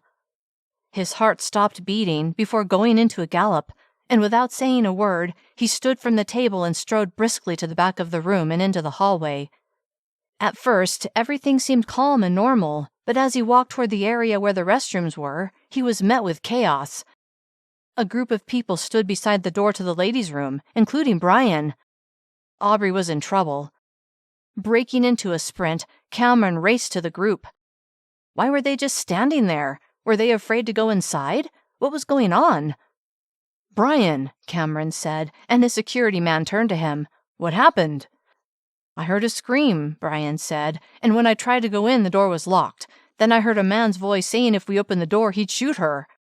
Brian's jaw clenched. Then I heard Ms. Nichols yelling that he has a gun. Cameron felt like he'd been hit in the gut with a 2x4 while a vice squeezed his chest. Mr. Shah, are you okay? Cameron's throat felt like it was closing up, but he had to get a grip, had to take control. His eyes went to the police officer who was talking into his radio. My wife's in there, Cameron said as he shoved through the people to reach the bathroom door. And in his mind, she was his wife. Not his pretend wife, but his actual wife. It had been nearly a month since he'd met Aubree, and just over a week since they'd started their marriage charade. But in that time, he'd fallen head over heels for her. He loved her as much as any husband loved his wife, even if she was uncertain about moving forward with him. He would do whatever it took to save her. Chapter 46. What do you want? Aubree asked as she stared at Tyler's face and tried not to let her gaze drift to the door behind him. She didn't want him to know how much she wanted to escape or that she was scrambling to come up with a plan. I just want to talk to you. The gun swung in her direction as he gestured toward her with it in his hand. She recoiled. He looked at the gun like he'd forgotten he was holding it. Then he grinned as he tucked it in his waistband. I don't want to shoot you, Aubree. That was small comfort, because she didn't trust him not to change his mind. Wanting to get his train of thought pointing in another direction, she asked, What do you want to talk about? He pointed to her, then back at himself. Us. I want to talk about us. There is no us, she wanted to scream, but she forced herself to remain calm, calling up all the acting skills she could muster. What about us? Tyler's forehead furrowed and his eyebrows bunched. Things were good between us, Aubree. Our wedding was on track, and then you... His lips compressed, and he shook his head. You took up with some other man? He grabbed a fistful of his vest, pressing his hand against his chest. I'm hurt, Aubree. We've got to get in there, Cameron said, his voice filled with agitation. We need to proceed with caution, sir, the police officer closest to him said. The man is armed, and we know nothing about him. It's her stalker, Cameron said. It has to be. There were a number of police officers standing outside the bathroom door, and a SWAT team on its way. They'd pushed Cameron back, and they'd begun evacuating the hotel. They'd wanted him to leave too, but he'd flat out refused. There was no way he would leave Aubree. Cameron had told the officer in charge about Tyler, and they were checking hotel video to see if they could verify it was him. Sir, the officer said, we need you to move back so we can do our job. With a deep frown, Cameron moved back a few steps, but stayed as close as he could. How was she supposed to get out of this, Aubree wondered, and what was happening on the other side of the door? She was certain they were trying to rescue her. Did Cameron know what was happening? Was he just outside the door? Was that thick piece of wood all that separated them? I'm sorry if I hurt you, Tyler. I truly am. She wasn't at all, but she had to convince him otherwise. But it's time for you to move on. No! Aubree jumped at the shouted word. Tyler gritted his teeth and leaned forward. I don't want to move on. Then he exhaled and straightened. Don't you get it? We're meant to be together. She had to put a stop to this, had to make the truth clear. I'm with Cameron now. He's my husband, and I love him. Even as she said the words, she knew they were true. She'd fallen in love with him. The dark cloud that had been hanging over her wasn't a cloud at all. It was a wisp of her own making, one that she now realized she'd placed there herself out of fear, one that she could banish. Liar! He's not your husband. You said so yourself. I read it in the news. You made it all up. Tyler's face scrunched up in a look of confusion as he took a step toward her. Why would you do that, Aubree? He was getting closer. Less than 10 feet separated them. Maybe that was a good thing. Maybe if he got close enough. Tyler, you and I, Aubree motioned between them, will never happen. You need to know that. He took another step toward her, and Aubree's heart banged against her ribs. What if he lost it?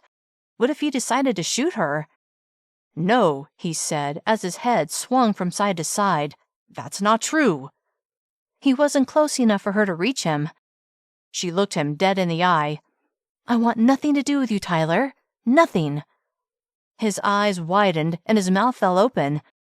Then it was as if a curtain slid over his face as his expression went blank. "If I can't have you, then no one else can." He reached toward the gun in his waistband, and that's when Aubree made her move, calling up all the lessons she'd had with Cameron. Barreling toward him as best she could in high heels and a floor-length gown, she held her arms out in front of her and slammed into him.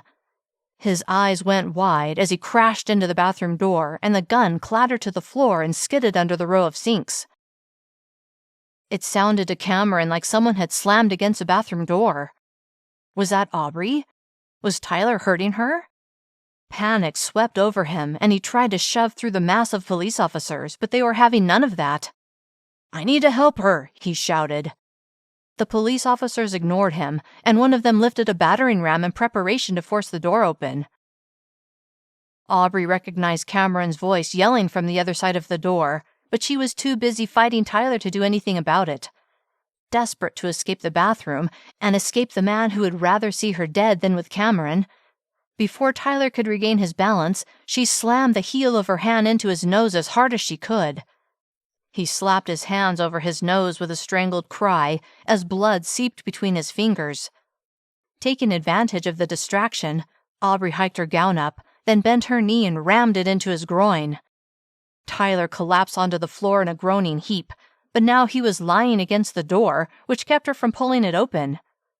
With her heart throbbing painfully in her chest, Aubree reached past him and toward the lock, but before she could reach it, Tyler grabbed her by the ankles and yanked her so hard that she fell on her butt.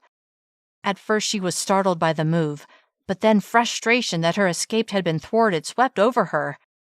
She would not allow this delusional man to destroy her life. Scrambling backwards on her rear end, she moved toward the gun that was lodged under the row of sinks, but Tyler had the same idea, and he lunged forward, landing on top of her. His arms were longer than hers. He was going to reach the gun first. Pinned beneath him, she frantically tried to figure out how to get him off of her, but he was too heavy and she had no leverage. And then he reached the gun. "No!" The scream came from inside the bathroom. The sound of Aubree's desperate cry for help penetrated Cameron to his very soul, and without hesitation, he tried to shove his way into the midst of the police officers, but before he could get very far, the one holding the battering ram slammed it against the door once, twice, and then the door swung open.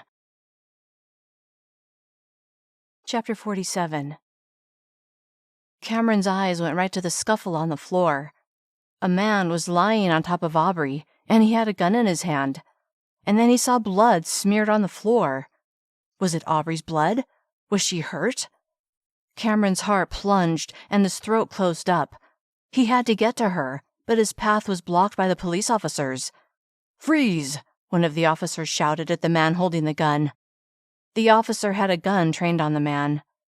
Instead of complying, the man shoved the gun against Aubree's temple. Then he turned his head to look at the men in the doorway. "Back off, or I'll kill her." His voice was flat and cold. Cameron recognized him. It was Tyler. Was Cameron about to see the woman he loved killed right in front of him? The thought was incomprehensible. He had to do something, now. "Take me instead," he shouted as he pushed forward. All eyes swiveled to him.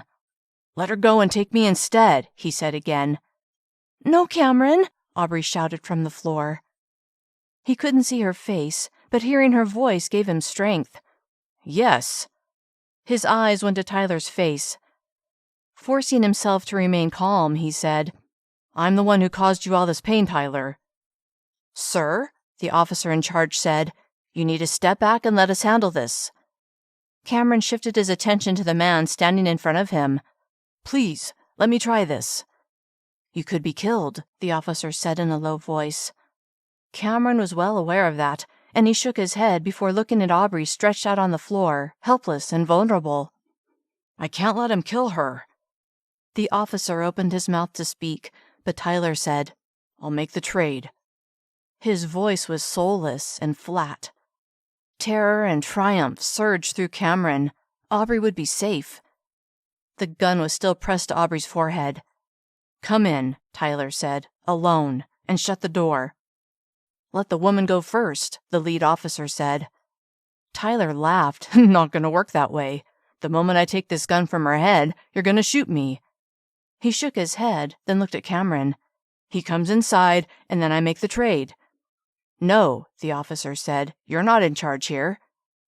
Tyler pressed the gun harder against Aubree's temple. She cried out. Tyler grinned. "Wrong."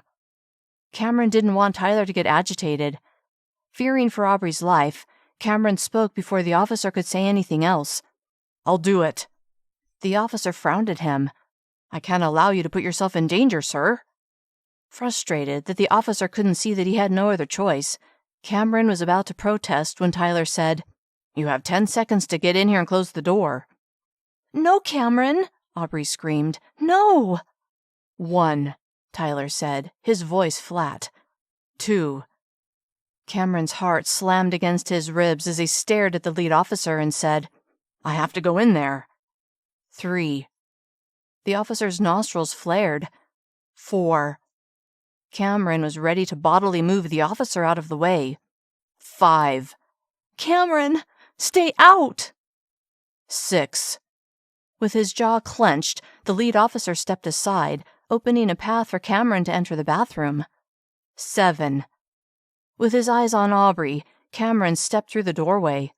"Close the door," Tyler demanded. The battering ram had broken the lock, but it hadn't knocked the door off its hinges, so Cameron shut it behind him and held it closed with one foot. Aubree couldn't believe Cameron was putting his life on the line for her.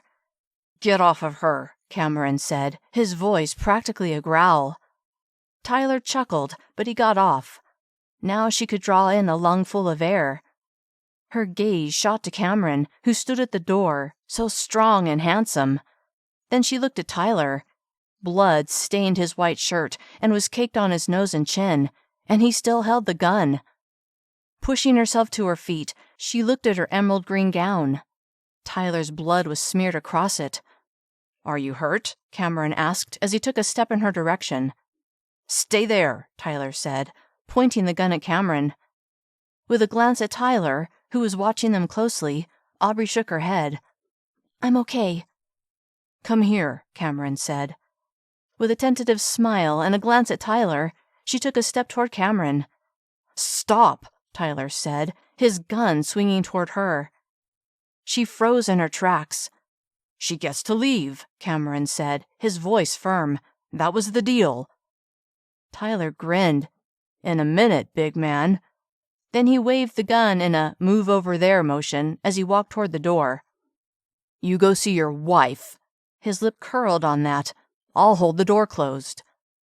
Cameron strode toward Aubree as Tyler took his place at the door, his back pressed against it, and the gun held in his hand. Cameron reached her and drew her into his arms. She sank against him, beyond relieved to have him with her, but she was terrified to leave him with Tyler. "You shouldn't have done that. Offer to trade places with me." He gazed at her, his blue eyes bright. "I love you, Aubree." Her heart swelled with emotion, and tears clogged her throat as she banished that dark cloud for good. "I love you too." "Enough," Tyler said. They both looked his way. The gun was pointed in their direction. "Time for her to go," Cameron said. Tyler laughed. "You think you're so smart, but looky here. Now I have you both in my sights." Aubree's heart dropped. Not only was he going to shoot her, but Cameron as well. Someone pounded on the door, which pushed Tyler forward a few inches. "Back off," Tyler shouted, "or I'll shoot them both." "Let her go," Cameron said, his voice firm, his face implacable. "You don't get to tell me what to do," Tyler sneered. "Please," Aubree said, exhausted and frightened and completely willing to beg. "Let us go." Tyler's gaze shifted to her, and his eyes narrowed. "Why should I? What have you ever done for me?" This man held their lives in his hands, and it was only because of her. She was the one he was obsessed with. She was the one who could bargain with him. She looked straight at Tyler. "I'll do whatever you ask. Just let Cameron go." "No," Cameron said, his tone disbelieving. "You're the one who needs to leave, Aubree. You're the one I want to keep safe." She could see she was going to have to take matters into her own hands. Not wanting to leave Cameron's embrace, but knowing there was no other way, she gently peeled his arms from around her and took a step toward Tyler. "What are you doing?" Cameron and Tyler both asked, Cameron's tone disbelieving, Tyler's wary. "I just want to talk to you," she said to Tyler, her voice calm and soothing as she slowly approached him, her eyes locked on his. His eyebrows pulled together in confusion. Aubree noticed that he'd lowered the gun a few inches so that it was pointing at the floor. "Let's all walk out of here together," she said. Then she smiled. "I couldn't live with myself if anything happened to you, Tyler." He seemed mesmerized by her, and when she was 3 feet away, she slowly lifted her right hand with her palm tilted upward, like she was going to caress his face. "It's going to be okay, Tyler," she murmured. His eyes were riveted to her face, and although she wanted to recoil from his very being, Aubree brushed her hands across his jaw. Then she cupped his face with both hands as if she was going to kiss him. What was Aubree doing? Cameron watched her performance with awe, while at the same time trying to figure out her plan. And when her hands cradled Tyler's face in a lover's embrace, he had to fight the stab of jealousy that pierced him. At Aubree's touch, Tyler's eyes fluttered closed, and Cameron watched in amazement as Aubree used her hold on Tyler to move his head back before swiftly bringing it forward, while at the same time she thrust her forehead into his nose. A satisfying crunch filled the room as she headbutted him, and Tyler cried out. Beyond proud of Aubree, and not wasting a moment, Cameron flew across the room, and when he reached them, Aubree stepped aside as he grabbed Tyler's hand that held the gun and slammed it against the door until it fell from Tyler's grasp. Cameron kicked it away, and then he dragged Tyler face down onto the floor and pinned his hands behind his back, immobilizing him. Moments later, the police swarmed into the room and took Tyler into custody. Ignoring the commotion around them, Cameron's focus was completely on Aubree. He wrapped her in his arms as relief, sweet and pure, washed over him. She was safe, and he never wanted to let her go. Aubree sank against Cameron, suddenly drained of all energy. She couldn't believe that she'd walked right up to Tyler when he'd held a gun in his hand and used her self-defense skills to immobilize him enough to allow Cameron to take him down. Had she lost her mind? But as she relaxed into Cameron's embrace, she knew what had motivated her. Her love for Cameron and her determination to keep him safe. "Are you okay?" Cameron murmured into her ear as the room began emptying out. She nodded.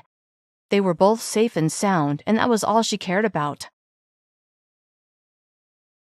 Chapter 48. "Are you sure you're all right?" Cameron asked Aubree on the drive home. After things had calmed down, Cameron's security people had hustled Aubree and Cameron out a back entrance into their car. She was grateful they'd been able to avoid the paparazzi that were stationed outside the hotel. "Yes," she said as she leaned against him. She relished the feeling of having him next to her, of knowing that as long as he was in her life, everything would be okay. And now that the dark cloud had been replaced by bright yellow sunshine, she had every confidence that he would always be in her life. He tugged her against him, and she snuggled closer. "If I ever wondered what kind of actress you are," he murmured in her ear, "now I have no doubt that you're amazing." Smiling, Aubree tilted her head to look at him. "We made a great team, didn't we?" He smiled back at her. "Yes, we did." She closed her eyes and let her exhaustion overtake her. When she felt Cameron gently shaking her and whispering that they were home, she opened her eyes and let him help her from the car. Once they'd gone inside and closed the front doors, making the world outside disappear, Cameron drew her into his arms, and she lay her head against his chest and listened to the steady beat of his heart. "I can't believe I almost lost you," he said, his voice hitching. She pulled away and looked up at him. "I can't believe you were willing to sacrifice yourself for me." He ran a finger along her jaw. "You did the same for me." A smile blossomed on his mouth. "I'm so proud of you for standing up to him." Aubree's heart was so full, she thought it might burst. Cameron gazed at her, the feelings of his heart clear in his eyes. I love you, Aubree, with all my heart." She smiled at this man who had done all within his power to protect her and who she'd fallen head over heels for. "I love you too." He took her hand and ran a finger over the wedding ring she wore on her left ring finger. Then he slowly slid it off. What was he doing? Confused, she watched him, and when he went down on one knee, she knew what was about to happen. Exquisite joy surged through her. "Aubree," he said as he looked up at her, "I love you more than I ever thought possible, and I want to be with you for the rest of my life." His blue eyes shimmered. "Will you marry me?" There was no doubt what she wanted, and with a huge smile she said, "Yes, I would be honored to marry you." He stood and pulled her into his arms, and she closed her eyes and sank against him. After several moments, they drew apart, and Cameron lifted her left hand. "May I?" Eager to have that symbol of their love on her finger, she nodded. "Yes." Cameron slid the ring back on her finger, then he kissed her tenderly on the mouth. He'd never been so happy. He thought about seeing Aubree at the grocery store that first time. She'd been so on edge that his mere approach had scared her enough that she toppled to the floor. But today she'd faced down her greatest fear and had stood up to the man she'd been hiding from. She amazed him in so many ways, and he knew she was the woman for him. "What do you think the media will say about a second wedding?" she asked with a smirk. He laughed. "We can say we decided to renew our vows." Chuckling softly, she nodded. "Works for me." With that, he swept her into his arms and held her against him, and knew they would always be together. Chapter 49. 3 months later. Aubree appraised herself in the full-length mirror. Her wedding gown was stunning, and as much as she loved it, it wasn't where her thoughts were focused on this special day. That honor belonged to Cameron, her husband-to-be. The world believed they were simply renewing their vows since their first wedding had been held in secret, but those close to her knew the truth. Enveloped in happiness, Aubree took one final look in the mirror before leaving the room. She and Cameron had decided to keep their wedding simple and had chosen to hold it at his house at sunset in his beautiful backyard. It had become home to Aubree as well, and holding the ceremony there felt right. As she walked down the aisle on her father's arm, her gaze went to her loved ones as they stood at her entrance, but then her eyes found Cameron standing at the front, looking handsome and wonderful in his tux. Love for him brought tears to her eyes. She knew how much he loved her, knew he would do anything for her, even trade his life for hers. He'd proven that in the incident with Tyler, who was going to be imprisoned for the foreseeable future. Aubree's eyes were locked on Cameron's, and when he smiled at her, she had to force herself to keep her pace slow, even though she wanted to race into his arms. He was the man of her dreams, and they were about to become husband and wife. She so appreciated him. He'd given her the time and space she'd needed to overcome her fears, even though he'd had no guarantee he would get anything out of it. He was truly the perfect man for her, and she couldn't be any happier. Eager to begin her life with him, when she and her father reached the front, and her father placed her hand in Cameron's, it took all of her self-control to keep the tears at bay. Watching Aubree walk down the aisle toward him, ready to become his wife, Cameron thought his heart might explode with happiness. She was the love of his life, and he couldn't believe how blessed he was to have found her. As they exchanged their vows while gazing at each other, the world fell away, and it was just the two of them. He had no doubt that she loved him for himself and not for his wealth, just as he loved her for herself and not for the fact that she was on the cusp of becoming a world-famous movie star. They'd already proven their commitment to one another, and now they had the rest of their lives to share their successes and failures, their ups and downs, to be together. Cameron was blissfully happy, and as the officiator pronounced them husband and wife, he drew her into his arms and kissed her with all the love he felt. He held her against him, ecstatic that this was the first day of their journey as a married couple, a journey he wanted to take with no one but her. She was thoughtful and kind and strong. She was the perfect woman for him.